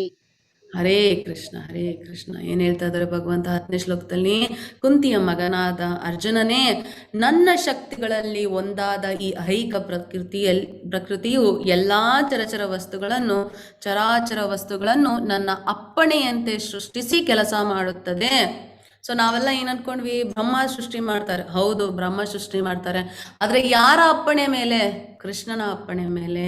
So ಈ ಐಹಿಕ ಪ್ರಕೃತಿ ಭಗವಂತನ ಶಕ್ತಿ, ನಾವಿದನ್ನ ತಿಳ್ಕೊಂಡಿದೀವಿ ಆಲ್ರೆಡಿ ಅಲ್ವಾ? ಇದು ಕೆಳಮಟ್ಟದ ಶಕ್ತಿ. ಮತ್ತೆ ಉತ್ತಮವಾದ ಶ್ರೇಷ್ಠವಾದ ಭಗವಂತನ ಶಕ್ತಿ ಯಾವುದು? ಜೀವಿಗಳು ಅಂದ್ರೆ ಆತ್ಮಗಳು. ಸೊ ಈ ಐಹಿಕ ಪ್ರಕೃತಿಯಲ್ಲಿರುವ ಎಲ್ಲಾ ಅಚರ, ಯಾವ್ದಾದ್ರು ಓಡಾಡುತ್ತೆ, ಯಾವ್ದಾದ್ರು ಓಡಾಡಲ್ವೋ, ಎಲ್ಲಾ ವಸ್ತುಗಳು ಭಗವಂತ ಕೃಷ್ಣನ ಅಪ್ಪಣೆಯಿಂದ ಸೃಷ್ಟಿಸಿ ಕೆಲಸ ಮಾಡುತ್ತದೆ. ಈ ಅಭಿವ್ಯಕ್ತಿಯು ಅದರ ನಿಯಮಕ್ಕೆ ಅನುಗುಣವಾಗಿ ಮತ್ತೆ ಮತ್ತೆ ಸೃಷ್ಟಿಯಾಗುತ್ತದೆ ಮತ್ತು ನಾಶವಾಗುತ್ತದೆ. ಸೊ ಇದನ್ನ ಭಗವಂತ ಒತ್ತಿ ಯಾಕೆ ಹೇಳ್ತಾ ಇರೋದಂದ್ರೆ, ನಾವೆಲ್ಲ ಅನ್ಕೊಂತೀವಿ, ಓ ಬ್ರಹ್ಮ ಸೃಷ್ಟಿ ಮಾಡ್ತಾ ಇದ್ದಾರೆ. ಇಲ್ಲ, ಬ್ರಹ್ಮ ಭಗವಂತನಿಗೋಸ್ಕರ ಸೇವೆಯನ್ನ ಮಾಡ್ತಾ ಇದ್ದಾರೆ. ಭಗವಂತ ಹೇಳಿರುವ ನಿರ್ದೇಶನದ ಪ್ರಕಾರ ತಮ್ಮ ಕೆಲಸಗಳನ್ನ ಮಾಡ್ತಾರೆ. ಸೊ ನಮ್ಗೆ ಗರ್ಭೋದಕ್ಷಯ ವಿಷ್ಣು ಇದ್ದಾರೆ, ಕ್ಷೀರೋದಕ್ಷಯ ವಿಷ್ಣು ಇದ್ದಾರೆ. ಅವರು ಸಹ ಭಗವಂತ ಹಾಕಿರುವ ನಿಯಮಗಳನ್ನ ಪಾಲಿಸ್ತಾ ಇದ್ದಾರೆ. ಎಲ್ಲವನ್ನ ಸೃಷ್ಟಿ ಮಾಡ್ತಾ ಇದ್ದಾರೆ, ಎಲ್ಲವನ್ನ ನಾಶ ಮಾಡ್ತಾ ಇದ್ದಾರೆ. ಸೊ ಇದನ್ನ ನಾವು ಅರ್ಥ ಮಾಡ್ಕೋಬೇಕಾಗಿ ಬರುತ್ತೆ. ತುಂಬಾ ಇಂಪಾರ್ಟೆಂಟ್. ಇದನ್ನ ತಿಳಿದಾಗ ಕೃಷ್ಣನ ಬಗ್ಗೆ ನಾವು ಅರ್ಥ ಮಾಡ್ಕೊಳ್ಳಿಕ್ಕೆ ಸುಲಭ ಆಗುತ್ತೆ. ಸೊ ನೆಕ್ಸ್ಟ್, ಅರ್ಥ ಮಾಡ್ಕೊಳ್ಳೋದಲ್ಲ, ಇಷ್ಟೆಲ್ಲ ತಿಳಿದು ಜನ ಅರ್ಥ ಮಾಡ್ಕೊಳ್ಳಲ್ಲ. ಕಾರಣ ಏನು? ಪೂಜಾ ಮಾತಾಜಿ. ಹರೇ ಕೃಷ್ಣ. ನಮಸ್ತೆ ಮಾತಾಜಿ. ನಮಸ್ತೆ. ಶ್ಲೋಕ 9.11. ಅವಜಾನಂತಿ ಮಾ ಮೂಢ ಮಾನುಷೀಂ ತನು ಮಾಶ್ರಿತಂ ಪರಂ ಭಾವಮಜಾನಂತೋ ಮಮ ಭೂತ ಮಹೇಶ್ವರಂ. ಹರೇ ಕೃಷ್ಣ. ಹರೇ ಕೃಷ್ಣ, ಹರೇ ಕೃಷ್ಣ. ಭಗವಂತ ಭಗವದ್ಗೀತೆಯಲ್ಲಿ ಇವನ್ನೆಲ್ಲ ನಮ್ಗೆ ಹೇಳಿರೋದು. ಭಗವದ್ಗೀತೆನ ಓದಿದ್ರು ಸಹ ಎಷ್ಟೋ ಜನ ಭಗವಂತನ ಪರಮಪುರುಷ, ದೇವೋತ್ತಮ ಪರಮಪುರುಷ ಅಂತ ಪರಿಗಣಿಸಲ್ಲ. ಯಾಕೆ? ಇಷ್ಟು ವರ್ಷದಿಂದ ಭಗವದ್ಗೀತೆ ಇದೆ ಭೂಮಿ ಮೇಲೆ, ಆದ್ರೂ ಯಾಕೆ ಕೃಷ್ಣನ್ಗೆ ಎಲ್ಲ ಪೂಜೆ ಮಾಡ್ತಾ ಇಲ್ಲ? ಯಾಕೆ ಕೃಷ್ಣನನ್ನೇ ಎಲ್ಲದಕ್ಕೂ ಮೂಲ ಅನ್ಕ ಅರ್ಥ ಮಾಡ್ಕೊಂತಿಲ್ಲ? ಯಾಕಂದ್ರೆ ನಾನು ಮನುಷ್ಯ ರೂಪದಲ್ಲಿ ಇಳಿದು ಬಂದಾಗ ಮೂಢರು ನನ್ನನ್ನು ಅಪಹಾಸ್ಯ ಮಾಡುತ್ತಾರೆ. ಇರುವುದೆಲ್ಲದರ ಪ್ರಭು ನಾನೇ, ನನ್ನ ಈ ದಿವ್ಯ ಪ್ರಕೃತಿಯು ಅವರಿಗೆ ತಿಳಿಯದು. ಸೊ ಭಗವದ್ಗೀತೆನ ಓದೋದೇ ಇಲ್ಲ ಎಷ್ಟು ಜನ, ತಿಳ್ಕೊಂಡ್ರೂ ಸಹ ಅದನ್ನ ಅರ್ಥ ಮಾಡ್ಕೊಳ್ಳೋ ಪರಿಸ್ಥಿತಿಲಿ ಇರೋಲ್ಲ. ಸೊ ಭೂಮಿ ಮೇಲೆ ಕೃಷ್ಣ ಬಂದ್ರೂ ಸಹ, ಅವ್ರ ಎದುರುಗಡೆ ನಿಂತರೂ ಸಹ, ಓಯ್ ಕೃಷ್ಣ ಅಲ್ಲ ಇದು ಅಂತ ಹೇಳಿ ಅಪಹಾಸ್ಯ ಮಾಡ್ತಾರೆ. ಯಾರು? ಮೂಢರು. ಭಗವಂತ ಇರುವುದೆಲ್ಲದರ ಪ್ರಭು, ಭೂಮಿ ಮೇಲಿರೋದಷ್ಟೇ, ಇಂಡಿಯಾದಲ್ಲಿರೋದಷ್ಟೇ, ಆಯ್ತಾ? ಇಷ್ಟಕ್ಕೆ ಮಾತ್ರ ನಾನು ಓನರು ಅಂತ ಭಗವಂತ ಹೇಳಿಲ್ಲ. ಇರುವುದೆಲ್ಲದರ ಪ್ರಭು ನಾನೇ. ನನ್ನ ಈ ದಿವ್ಯ ಪ್ರಕೃತಿಯು ಅವರಿಗೆ ತಿಳಿಯದು. ಯಾವುದು ದಿವ್ಯ ಪ್ರಕೃತಿ? ಎಲ್ಲದಕ್ಕೂ ಮೂಲ ಕೃಷ್ಣನೇ. ಎಲ್ಲವೂ ಅವನ ಅಪ್ಪಣೆಯಂತೆ ನಡೆಯುತ್ತಿದೆ, ಎಲ್ಲವೂ ಅವನ ಅಧೀನದಲ್ಲಿದೆ. ಈ ದಿವ್ಯ ಪ್ರಕೃತಿಯನ್ನ ಮೂಢರು ತಿಳಿಯಲು ಸಾಧ್ಯನೇ ಇಲ್ಲ. ಹೀಗೆ ದಿಗ್ಭ್ರಮೆಯಾದವರನ್ನು ರಾಕ್ಷಸಿ ಮತ್ತು ನಾಸ್ತಿಕ ಅಭಿಪ್ರಾಯಗಳು ಆಕರ್ಷಿಸುತ್ತವೆ. ಹೀಗೆ ಯಾರು ಭಗವಂತನ ಬಗ್ಗೆ ತಿಳಿಯಲ್ವೋ ಅವರ ಮನಸ್ಸು ಎಲ್ಲಿರುತ್ತೆ? ಅವರ ಮನಸ್ಸು ಯಾವಾಗ್ಲೂ ರಾಕ್ಷಸಿ ಮತ್ತೆ ನಾಸ್ತಿಕ ಅಭಿಪ್ರಾಯಗಳಲ್ಲಿ ಆಕರ್ಷಿಸುತ್ತದೆ, ಅಂದ್ರೆ ಆಕರ್ಷಣೆಗೊಳಗಾಗ್ತಾರೆ. ಯಾಕಂದ್ರೆ ಅವರಿಗೆ ಅವರೇ ಶ್ರೇಷ್ಠರು, ಅವರಿಗೆ ತುಂಬಾ ಶಕ್ತಿ ಇದೆ ಅಂತ ಹೇಳಿ ಅವ್ರಿಗೆ ಮನ್ಸಿಗೆ ಬಂದದ್ನೇ ಮಾಡ್ತಾರೆ. ಸಾಲದಕ್ಕೆ ಅವ್ರಿಗೇನಿಷ್ಟನೋ ಅದನ್ನ ಪಡ್ಕೊಳ್ಳಿಕ್ಕೋಸ್ಕರ ಎಲ್ಲಾ ಕಾರ್ಯಗಳನ್ನ ಮಾಡ್ತಾರೆ. ಸೊ ದುರ್ಯೋಧನ ನೋಡ್ಬೋದು ಅಲ್ವಾ? ಅವನ್ ಮಾಡ್ತಿದ್ದಷ್ಟು ಅನ್ಯಾಯ, ಆದ್ರೆ ಅವನಿಗಿದ್ದೇನೋ ಕಾಮ, ಕ್ರೋಧ, ಲೋಭ. ನರಕಕ್ಕೆ 3 ದಾರಿ, ಅದರಲ್ಲಿ ಇದ್ದಿದ್ದು 3 ಸಹ ಅವನಿಗಿದೆ: ಕಾಮ, ಕ್ರೋಧ, ಲೋಭ. ಭಗವಂತ ಕೃಷ್ಣ ಮುಂದ್ಗಡೆ ಇದ್ದು ಯುದ್ಧ ಬೇಡಪ್ಪ ಅಂದ್ರು ಸಹ ಕೇಳಲಿಲ್ಲ. ಸೊ ಸೊ ಅವನು ರಾಕ್ಷಸಿ ಮತ್ತು ನಾಸ್ತಿಕ ಅಭಿಪ್ರಾಯ ಇತ್ತು, ಅವರು ಅಂತಹ ಗುಣಗಳಿಗೆ ಆಕರ್ಷಿತರಾಗ್ತಾರೆ. ಈ ಭ್ರಾಂತಿಯ ಸ್ಥಿತಿಯಲ್ಲಿ ಅವರು ಮುಕ್ತಿಯ ಭರವಸೆಗಳು, ಅವರ ಫಲಾಪೇಕ್ಷಿತ ಕರ್ಮಗಳು ಮತ್ತು ಅವರ ಜ್ಞಾನ ಸಂಸ್ಕಾರ ಎಲ್ಲ ಸೋತು ಹೋಗುತ್ತದೆ. ಅವ್ರು ಮುಕ್ತಿ ಪಡ್ಕೊಂತಾರೆ, ಅವ್ರಿಗೆ ಮುಕ್ತಿ ಸಿಗುತ್ತೆ, ಸಾಧ್ಯನೇ ಇಲ್ಲ, ಸೋತ್ ಹೋಗುತ್ತದು. ಆ ಆಪ್ಷನ್ ಇಟ್ಕೊಳಂಗಿಲ್ಲ, ಆ ಆಸೆನೇ ಇರೋಂಗಿಲ್ಲ. ಮತ್ತು ಅವ್ರು ಮಾಡುವ ಫಲಾಪೇಕ್ಷಿತ ಕರ್ಮಗಳು ಮತ್ತು ಅವರ ಜ್ಞಾನ ಸಂಸ್ಕಾರ ಎಲ್ಲ ವೇಸ್ಟ್. ಯಾಕಂದ್ರೆ ಭೂಮಿ ಮೇಲಿರೋದು ತಾತ್ಕಾಲಿಕವಾಗಿದ್ದು, ಅದು ಪರ್ಮನೆಂಟ್ ಅಲ್ಲದೆ ಹೋಗಿರೋದು, ಅದೇನೂ ಲಾಭವನ್ನ ಕೊಡೋದಿಲ್ಲ, ಏನೇನೂ ಲಾಭವನ್ನ ಕೊಡೋದಿಲ್ಲ. ಹಾಗಾಗಿ ಎಲ್ಲ ಸೋತು ಹೋಗುತ್ತದೆ. ಸೊ ಇದನ್ನ ನಾವು ಅರ್ಥ ಮಾಡ್ಕೋಬೇಕಾಗತ್ತೆ. ವಿದ್ಯಾ ಭಟ್ ಮಾತಾಜಿ. ಹರೇ ಕೃಷ್ಣ ಮಾತಾಜಿ. ಹರೇ ಕೃಷ್ಣ. ಮಹಾತ್ಮಾನಸ್ತು ಮಾ ಪಾರ್ಥ ದೈವೀಂ ಪ್ರಕೃತಿಮಾಶ್ರಿತಃ ಭಜಂತ್ಯನನ್ಯ ಮನಸ್ಸೋ ಜ್ಞಾತ್ವಾ ಭೂತಾದಿಮವ್ಯಯಂ. ಹರೇ ಹರೇ ಕೃಷ್ಣ, ಹರೇ ಕೃಷ್ಣ. ಸೊ ಏನ್ ಹೇಳ್ತಾ ಇದಾರೆ ಇಲ್ಲಿ ಭಗವಂತ? ಪಾರ್ಥನೆ, ಭ್ರಾಂತಿಗೆ ಸಿಲುಕದ ಮಹಾತ್ಮರು ದೈವೀ ಪ್ರಕೃತಿಯ ರಕ್ಷಣೆಯಲ್ಲಿ ಇರುತ್ತಾರೆ. ಯಾವುದು ಭ್ರಾಂತಿ? ನಾನೇ ಎಲ್ಲಾದ್ರೂ ಓನರು, ನನ್ನ ಕೈಲೇ ಎಲ್ಲ ಕಂಟ್ರೋಲ್ ಇದೆ, ನಾನು ಏನು ಬಯಸ್ತೀನೋ ಅದನ್ನೆಲ್ಲ ಪಡ್ಕೋಬೋದು, ಪ್ರಕೃತಿಯಲ್ಲಿರೋದೆಲ್ಲ ಬಯಸಿ ಅನುಭವಿಸೋಕ್ಕಷ್ಟೇ ಇರೋದು, ನಾನೇ ಎಲ್ಲ, ನನ್ನಿಂದನೇ ಎಲ್ಲ ಎನ್ನುವ ಭ್ರಾಂತಿಯಲ್ಲಿರುವ ಮನುಷ್ಯರಿಗೆ ಭಗವಂತ ಅರ್ಥ ಆಗಲ್ಲ, ಮೂಢರವರು ಅಂತ ತಿಳಿಸ್ಕೊಟ್ರು. ಇಲ್ಲಿ ಈ ಶ್ಲೋಕದಲ್ಲಿ ಹೇಳ್ತಾ ಇದ್ದಾರೆ, ಭ್ರಾಂತಿಗೆ ಸಿಲುಕದ, ಯಾರ್ಯಾರು ಆ ಭ್ರಾಂತಿಗೊಳಗಾಗೋದಿಲ್ವೋ ಅಂತ ಮಹಾತ್ಮರು ದೈವೀ ಪ್ರಕೃತಿಯ ರಕ್ಷಣೆಯಲ್ಲಿರುತ್ತಾರೆ. ಅವರಿಗೆ ನಾನು ಮೂಲನೂ ಅವ್ಯಯನೂ ಆದ ದೈವೋತ್ತಮ ಪರಮ ಪುರುಷನೆಂದು ಗೊತ್ತು.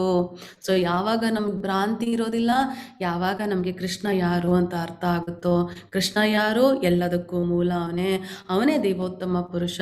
ಅದೆಲ್ಲಿ ಹೇಳಿದ್ದಾರೆ? ವೇದಗಳಲ್ಲಿ ಹೇಳಿದ್ದಾರೆ, ಉಪನಿಷತ್ಗಳಲ್ಲಿ ಹೇಳಿದ್ದಾರೆ, ಪುರಾಣಗಳಲ್ಲಿ ಹೇಳಿದ್ದಾರೆ, ಭಗವದ್ಗೀತೆಯಲ್ಲಿ ಕೃಷ್ಣ ತಾನಾಗೆ ತಿಳಿಸ್ಕೊಟ್ಟಿದ್ದಾನೆ. ಸೊ ಯಾರು ಇದನ್ನ ತಿಳ್ಕೊಂತಾರೋ ಅವರಿಗೆ ದೈವೀ ಪ್ರಕೃತಿಯ ರಕ್ಷಣೆ ಇರುತ್ತದೆ. ಆದುದರಿಂದ ಅವರು ಭಕ್ತಿ ಸೇವೆಯಲ್ಲಿ ಸಂಪೂರ್ಣವಾಗಿ ನಿರತರಾಗಿರುತ್ತಾರೆ. ಅವರಿಗೆ ಸುತ್ತಮುತ್ತ ಏನಾದರೂ ಸಹ ಡಿಸ್ಟರ್ಬ್ ಆಗೋದಿಲ್ಲ. ಒಂದು ತುಂಬ ತುಂಬ ತುಂಬ ಸಿಂಪಲ್ ಎಕ್ಸಾಂಪಲ್, ನಾಳೆ ಶುಕ್ರವಾರ ಏಕಾದಶಿ ಬರುತ್ತೆ, ನಾಳೆ ಗುರುವಾರ, ಶುಕ್ರವಾರ ಏಕಾದಶಿ ಬರುತ್ತೆ. ಏಕಾದಶಿ ದಿನ ತುಂಬ ಜನ ಭಗವಂತನ ಭಕ್ತಿ ಮಾಡೋರು, ಭಗವಂತನ ಪ್ರೀತಿ ಸಂಪಾದನೆ ಮಾಡಬೇಕು ಅನ್ನೋರೆಲ್ಲ ಏಕಾದಶಿ ವ್ರತವನ್ನ ಮಾಡ್ತಾರೆ, ಉಪವಾಸ ಮಾಡ್ತಾರೆ. ಸೊ ಮನೇಲಿ ಅವರೊಬ್ಬರೇ ಉಪವಾಸ ಮಾಡ್ತಿರ್ತಾರೆ, ಬೇರೆ ಎಲ್ಲ ಉಪವಾಸ ಮಾಡ್ತಾರಲ್ಲ, ಚೆನ್ನಾಗಿ ಊಟ ಮಾಡ್ತಿರ್ತಾರೆ. ಸೊ ಯಾವಾಗ ನಿಜವಾಗ್ಲೂ ಕೃಷ್ಣ ಯಾರು ಅಂತ ತಿಳಿದಿರ್ತಾರೋ, ಕೃಷ್ಣನಲ್ಲಿ ಭಕ್ತಿ ಸೇವೆ ಮಾಡಬೇಕು ಅಂತ ಇರ್ತಾರೋ, ಅವ್ರೇನ್ ಮಾಡ್ತಾರೆ? ಉಪವಾಸನ ಮಾಡ್ತಾರೆ. ಯಾಕೆ? ಕೃಷ್ಣ ಹೇಳಿದ್ದಾರೆ ಅವತ್ತಿನ ದಿನ ಉಪವಾಸ ಮಾಡಬೇಕು ಅಂತ. ಸೊ ಶುದ್ಧ ಮನಸ್ಸಿನಿಂದ, ಯಾವುದೇ ಭ್ರಾಂತಿ ಇಲ್ಲದೆ ದೃಢ ಮನಸ್ಸಿನಿಂದ ಉಪವಾಸವನ್ನ ಮಾಡ್ತಾರೆ. ಅವ್ರಿಗೊಂದು ಸ್ವಲ್ಪ ಡೌಟ್ ಬಂತ, ಇವರೆಲ್ಲ ಊಟ ಮಾಡ್ತಿದ್ದಾರೆ, ನಾನು ಒಬ್ಳೇ ಉಪವಾಸ ಮಾಡಿ ಏನು ಸಂಪಾದನೆ ಮಾಡ್ತೀನಿ, ಅವ್ರ ಜೊತೆಗೆ ನಾನು ಊಟ ಮಾಡೋಣ ಅಂತ ಹೋಗ್ಬಿಡ್ತಾರೆ. ಅಂದ್ರೆ ಅವ್ರಿನ್ನೂ ಭ್ರಾಂತಿಯಲ್ಲಿದ್ದಾರೆ, ಅವ್ರಿಗಿನ್ನೂ ಕೃಷ್ಣನ ಮೂಲ ತಿಳಿದಿಲ್ಲ, ಕೃಷ್ಣ ಯಾರು ಅಂತ ತಿಳಿದಿಲ್ಲ. ಹಾಗಾಗಿ ಏನಾಗುತ್ತೆ? ಭಕ್ತಿ ಸೇವೆಯಲ್ಲಿ ಅವರು ಸಂಪೂರ್ಣವಾಗಿ ನಿರತರಾಗಲು ಸಾಧ್ಯವಿಲ್ಲ. ಭ್ರಾಂತಿ ಇಲ್ಲದೆ ಹೋದಾಗ, ಕೃಷ್ಣ ಯಾರು ಅಂತ ಸರಿಯಾಗಿ ತಿಳ್ಕೊಂಡಾಗ, ಆವಾಗ ಮಾತ್ರ ನಾವು ಭಕ್ತಿ ಸೇವೆಯಲ್ಲಿ ಸಂಪೂರ್ಣವಾಗಿ ನಿರತರಾಗುತ್ತೇವೆ. ಸೊ ಇದನ್ನ ಅರ್ಥ ಮಾಡ್ಕೋಬೇಕು. ನಿಮ್ಗೆ ಯಾಕೆ ಭಕ್ತಿ ಮಾಡ್ಲಿಕ್ಕಾಗ್ತಿಲ್ಲ, ನಿಮ್ಗೆ ಯಾಕೆ ಹರೇ ಕೃಷ್ಣ ಮಹಾಮಂತ್ರ ಒಂದು ರೌಂಡ್ ಹೇಳಕ್ಕಾಗ್ತಿಲ್ಲ? ಭಗವಂತನ ಬಗ್ಗೆ ನೀವು ತಿಳಿದಿಲ್ಲ, ಅವನ ಶಕ್ತಿ ಬಗ್ಗೆ ನಿಮಗೆ ತಿಳಿದಿಲ್ಲ, ಅಷ್ಟೇ ಆನ್ಸರ್, ಬೇರೆ ಏನೂ ಆನ್ಸರ್ ಇಲ್ಲ.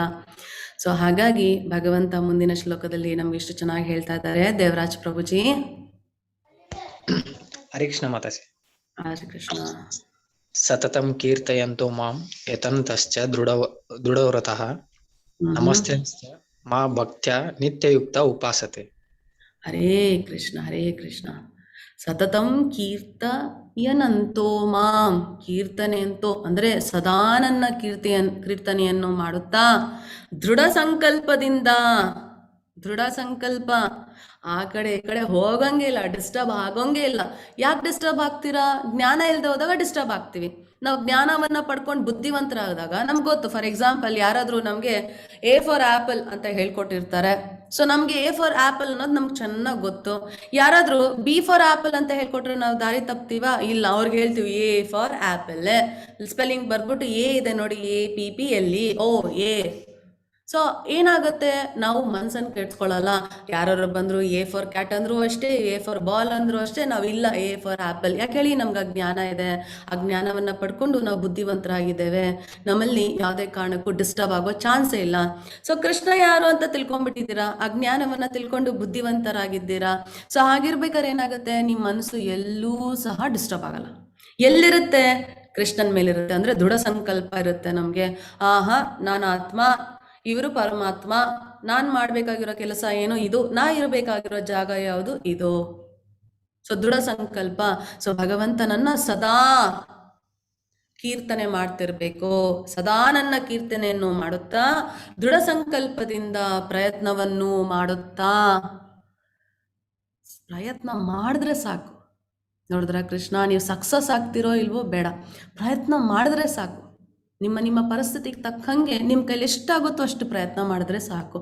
ಹಿಂದಿನ ಅಧ್ಯಾಯದಲ್ಲಿ ನಾವು ತಿಳ್ಕೊಂಡಿವಿ ಅಲ್ವಾ, ಈ ಯೋಗಿಗಳು ಏನಾದರೂ ಈ ಭಕ್ತಿ ಸೇವೆಯಲ್ಲಿ ಮಧ್ಯದಲ್ಲೆಲ್ಲರೂ ನಿಲ್ಲಿಸ್ಬಿಟ್ರೆ ಏನಾಗುತ್ತೆ ಅವ್ರಿಗೆ ಅಂತ ಕೃಷ್ಣ ತಿಳಿಸ್ಕೊಟ್ರಲ್ವಾ. ಮುಂದಿನ ಜನ್ಮಗಳಲ್ಲಿ ಅವ್ರು ಹೇಗೆ ಆ ಭಕ್ತಿ ಸೇವೆನ ಮುಗಿಸ್ತಾರಂತ. ಹಾಗೇನೆ ನೀವು ದೃಢ ಸಂಕಲ್ಪದಿಂದ ಒಂಚೂರು ಸಂಕಲ್ಪ ಮಾಡಿ ಪ್ರಯತ್ನ ಮಾಡಿದ್ರೆ ಸಾಕು. ನನಗೆ ನಮಸ್ಕಾರವನ್ನ ಮಾಡುತ್ತಾ ಈ ಮಹಾತ್ಮರು ಸತತವಾಗಿ ಭಕ್ತಿಯಿಂದ ನನ್ನನ್ನು ಪೂಜಿಸುತ್ತಾರೆ. ಅದುವೇ ನಾವು ಇಸ್ಕಾನಲ್ಲೂ ಸಹ ಮಾಡೋದು. ಭಗವಂತನ ಕೀರ್ತನೆಯನ್ನ ಪ್ರತಿದಿನ ಮಾಡ್ತೇವೆ. ನಿನ್ನೆ ನೀವು ನೋಡಿರ್ಬೋದು, ರಾಧಾ ಅಷ್ಟಮಿ ಎಷ್ಟು ಚೆನ್ನಾಗಿ ಕೀರ್ತನೆಯನ್ನ ಮಾಡಿದ್ರಲ್ವಾ. ಎಲ್ಲರೂ ಎಷ್ಟು ಚೆನ್ನಾಗಿ ಕುಣಿತಾ ಇದ್ರು. ಅದೇ ನಾವು ಡಿಸ್ಕೋಗೆ ಹೋಗ್ಬಿಟ್ಟು ಯಾವುದೋ ಸಾಂಗ್ ಹಾಕೊಂಡು ಕುಣಿದ್ರೆ ವಾವ್ ಕೂಲ್ ಅನ್ಸುತ್ತೆ. ಮನೇಲಿ ಒಂದು ಹಾಡು ಜೋರ್ ಹಾಕೊಂಡ್ರು ಹುಚ್ಚರಂಗೆ ಡ್ಯಾನ್ಸ್ ಮಾಡಿದ್ರೆ ಕೂಲ್ ಅನ್ಸುತ್ತೆ. ಆದ್ರೆ ಕೃಷ್ಣನ ನಾಮ ಹೇಳಿ ಕುಣಿದಾಗ ನಮ್ಗದು ತಪ್ಪು ಅಂತ ಅನ್ಸ್ಬಿಡುತ್ತೆ. ಅಯ್ಯಯ್ಯೋ ಏನಪ್ಪ ಹುಚ್ಚತ್ರ ಕುಣಿತಾ ಇದ್ದಾರೆ ಅಲ್ವಾ. ಭಗವಂತನ ನಾಮವನ್ನ ಹೇಳ್ತಿರ್ಬೇಕಾದ್ರೆ ಮನಸ್ಸಿಗೆ ಖುಷಿ ಆಗುತ್ತೆ. ಆತ್ಮಕ್ಕೆ ಗೊತ್ತು ಅವರ ತಂದೆ, ನಾವು ಮರ್ತು ಬಿಟ್ಟಿದ್ದೇವೆ. ಆತ್ಮಕ್ಕೆ ಅದು ಗೊತ್ತಾದಾಗ, ಆತ್ಮ ಖುಷಿ ಆದಾಗ ಇಡೀ ದೇಹ ಮತ್ತೆ ನಮ್ಮ ಇಂದ್ರಿಯಗಳು ಆ ಖುಷಿಯಲ್ಲಿ ತೇಲಾಡುತ್ತೆ. ಆಗ ಜನ ಮನಸ್ಸೋತಿ ಭಗವಂತನಿಗೋಸ್ಕರ ಕುಣಿತಾರೆ. ಸೊ ಆ ಥರ ಕೀರ್ತನೆಯನ್ನ ಮಾಡಿ ಕುಣಿತಾ ಈ ಮಹಾತ್ಮರು ಭಗವಂತನನ್ನ ಸತತವಾಗಿ ಭಕ್ತಿಯಿಂದ ಪೂಜಿಸುತ್ತಾರೆ.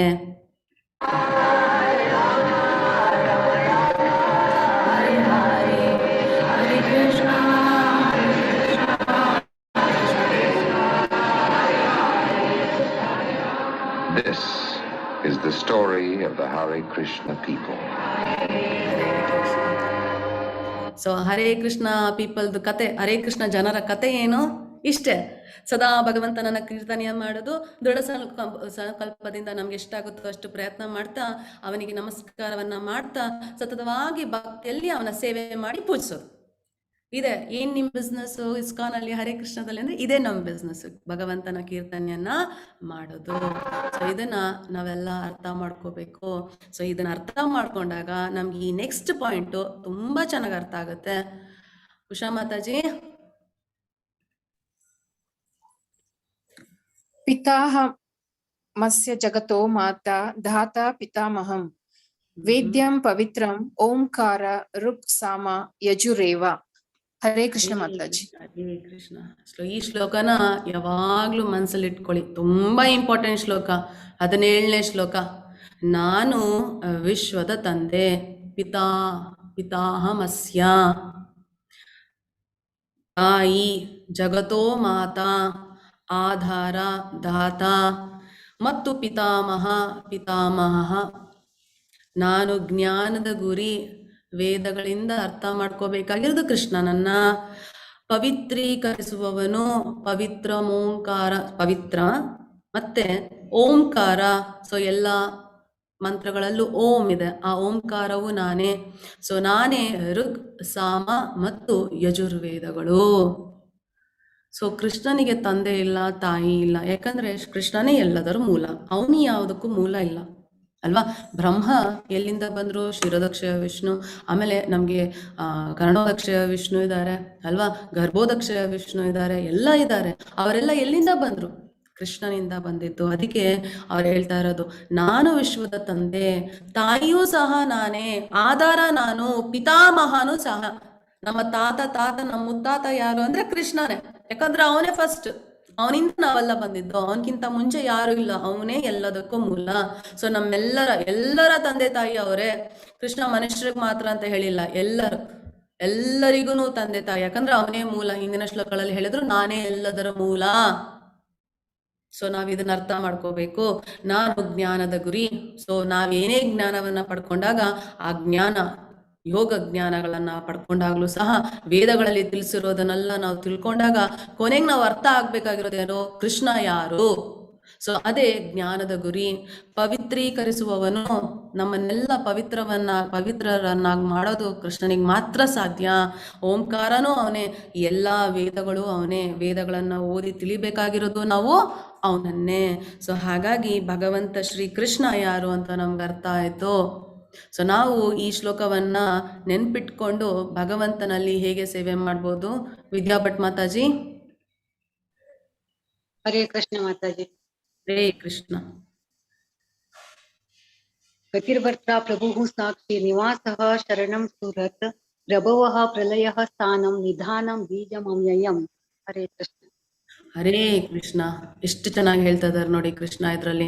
ನಾನೇ ಗುರಿಯೋ, ನಾನೇ ಪೋಷಿಸುವವನು, ನಾನೇ ಯಜಮಾನನು, ನಾನೇ ಸಾಕ್ಷಿ, ನಾನೇ ನಿವಾಸ, ನಾನೇ ಆಶ್ರಯ, ನಾನೇ ಅತ್ಯಂತ ಆಪ್ತ ಗೆಳೆಯ, ನಾನೇ ಸೃಷ್ಟಿ, ನಾನೇ ಪ್ರಳಯ, ನಾನೇ ಎಲ್ಲಕ್ಕೂ ಆಧಾರ, ನಾನೇ ವಿಶ್ರಾಂತಿ ತಾಣ, ನಾನೇ ಶಾಶ್ವತವಾದ ಬೀಜ.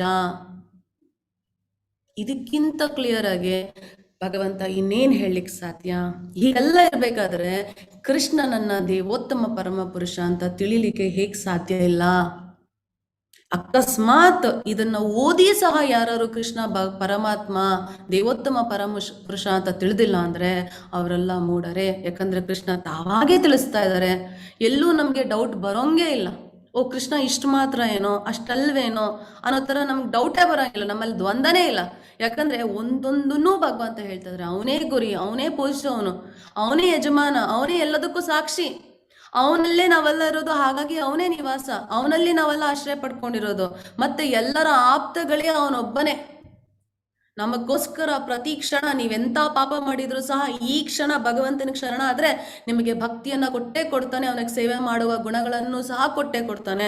ಸೊ ಅವನಿಗಿಂತ ಹೆಚ್ಚಾಗಿ ಆಪ್ತಗಳಿಯ ಯಾರಿದ್ದಾರೆ? ಸೊ ಅವನೇ ಸೃಷ್ಟಿ, ಪ್ರಳಯನೂ ಅವನೇ. ಯಾಕಂದ್ರೆ ಪ್ರಳಯ ಆಗೋದು ಅವನಿಚ್ಛೆ ಅಂತೇನೆ ಅಲ್ವಾ. ಎಲ್ಲದಕ್ಕೂ ಆಧಾರ ಅವನೇ, ಯಾಕಂದ್ರೆ ಎಲ್ಲವೂ ಅವನ ಅಧೀನದಲ್ಲಿದೆ.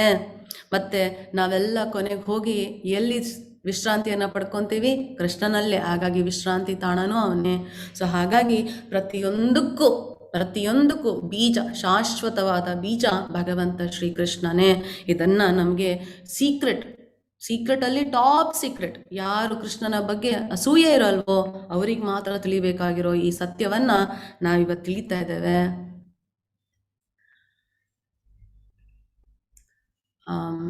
ಸೌಜನ್ಯ ಮಾತಾಜಿ. ಹರೇ ಕೃಷ್ಣ ಮಾತಾಜಿ. ಹರೇ ಕೃಷ್ಣ. ತಪಾಮ್ಯಹ ಮಹಂ ವರ್ಷಂ ನಿಗ್ರಹಾಣ ಮ್ಯುತೃ ಜಾಮಿ ಚ ಅಮೃತಾಂ ಚೈವ ಮೃತ್ಯುಶ್ಚ ಸದಾ ಸಚ್ಚ ಮಹಾರ್ಜುನ. ಹರೇ ಕೃಷ್ಣ ಮಾತಾಜಿ.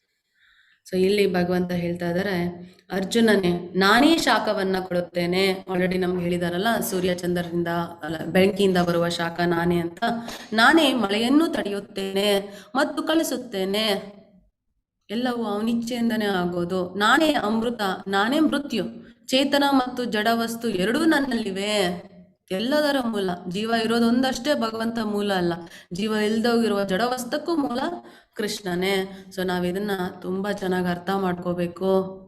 ಸೊ ಇದು ನಮ್ಗೆ ತುಂಬಾ ಇಂಪಾರ್ಟೆಂಟ್. ಏನಾಗುತ್ತೆ 20ನೇ ಶ್ಲೋಕದಲ್ಲಿ ಭಗವಂತ ಹೇಳ್ತಾ ಇದ್ದಾರೆ, ವೇದಗಳನ್ನು ಅಭ್ಯಾಸ ಮಾಡಿ, ಸೋಮರಸವನ್ನು ಪಾನ ಮಾಡಿ, ಸ್ವರ್ಗಲೋಕಗಳನ್ನು ಅರಸುವವರು ಪರೋಕ್ಷವಾಗಿ ನನ್ನನ್ನು ಪೂಜಿಸುತ್ತಾರೆ. ಪಾಪ ಪ್ರತಿಕ್ರಿಯೆಗಳಿಂದ ಬಿಡುಗಡೆಯಾಗಿ ಪರಿಶುದ್ಧರಾಗಿ ಅವರು ಪುಣ್ಯ ಸ್ವರ್ಗ ಲೋಕದಲ್ಲಿ ಹುಟ್ಟುತ್ತಾರೆ. ಅಲ್ಲಿ ಸ್ವರ್ಗ ಸುಖವನ್ನು ಸವಿಯುತ್ತಾರೆ. ಸೊ ಇಲ್ಲಿ ವೇದಗಳಲ್ಲಿ ಒಂದು ವಿಧಾನಗಳಿದಾವೆ, ಪೂಜೆಗಳಿದಾವೆ, ವ್ರತಗಳಿದಾವೆ, ಯಜ್ಞಗಳಿದಾವೆ.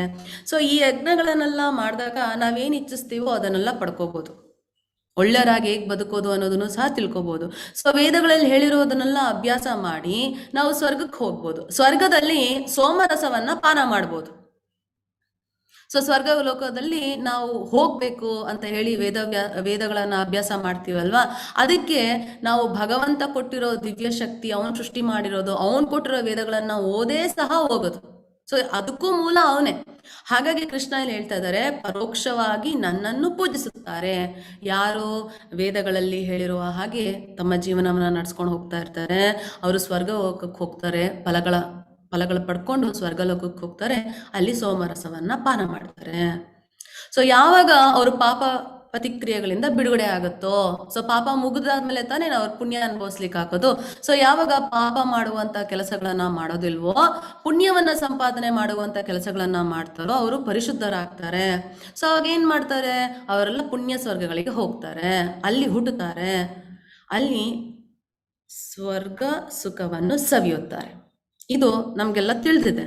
ಮುಂದಕ್ಕೆ ಏನಾಗುತ್ತೆ, ಈ ಪಿಕ್ಚರ್ ನಮ್ಗೆ ತುಂಬಾ ಇಂಪಾರ್ಟೆಂಟ್. ದೇವರಾಜ್ ಪ್ರಭುಜಿ. ಹರೇ ಕೃಷ್ಣ ಮಾತಾಜಿ. ಹರೇ ಕೃಷ್ಣ. ते भूत्वा सर्गोलोकं विशालं क्षीणे पुण्ये मर्त्यलोकं विशन्ति एवं त्रयीधर्ममनु प्रपन्ना गतागतं काम लभन्ते. ಹರೇ ಕೃಷ್ಣ. ಹರೇ. ಸೊ ಹೋಗ್ತಾರೆ, ಸ್ವರ್ಗಕ್ವರೆಗೂ ಹೋಗ್ತಾರೆ, ಗೊತ್ತಾಯ್ತು. ಇದು ನೋಡ್ತಾ ಇದೀವಲ್ಲ ಈ ಪಿಕ್ಚರು, ಕೆಳಗಡೆ ಹೋದವರು ಮೇಲ್ಗಡೆ ಹೋಗ್ತಾ ಇದಾರೆ. ಸೊ ನಮ್ಗೆ ಇದೆಲ್ಲ ಈಗ ಜಾತ್ರೆ ಇದ್ದಾಗ, ಎಕ್ಸಿಬಿಷನ್ಸ್ ಇದ್ದಾಗ ಮೇಗೋ ಅರೌಂಡ್ ಅಲ್ವಾ, ಇದು ತುಂಬಾ ಇಷ್ಟ ಎಲ್ಲರೂ ಕುತ್ಕೊಳ್ಳೋದಕ್ಕೆ, ತುಂಬಾ ಜನಕ್ಕೆ ಭಯ.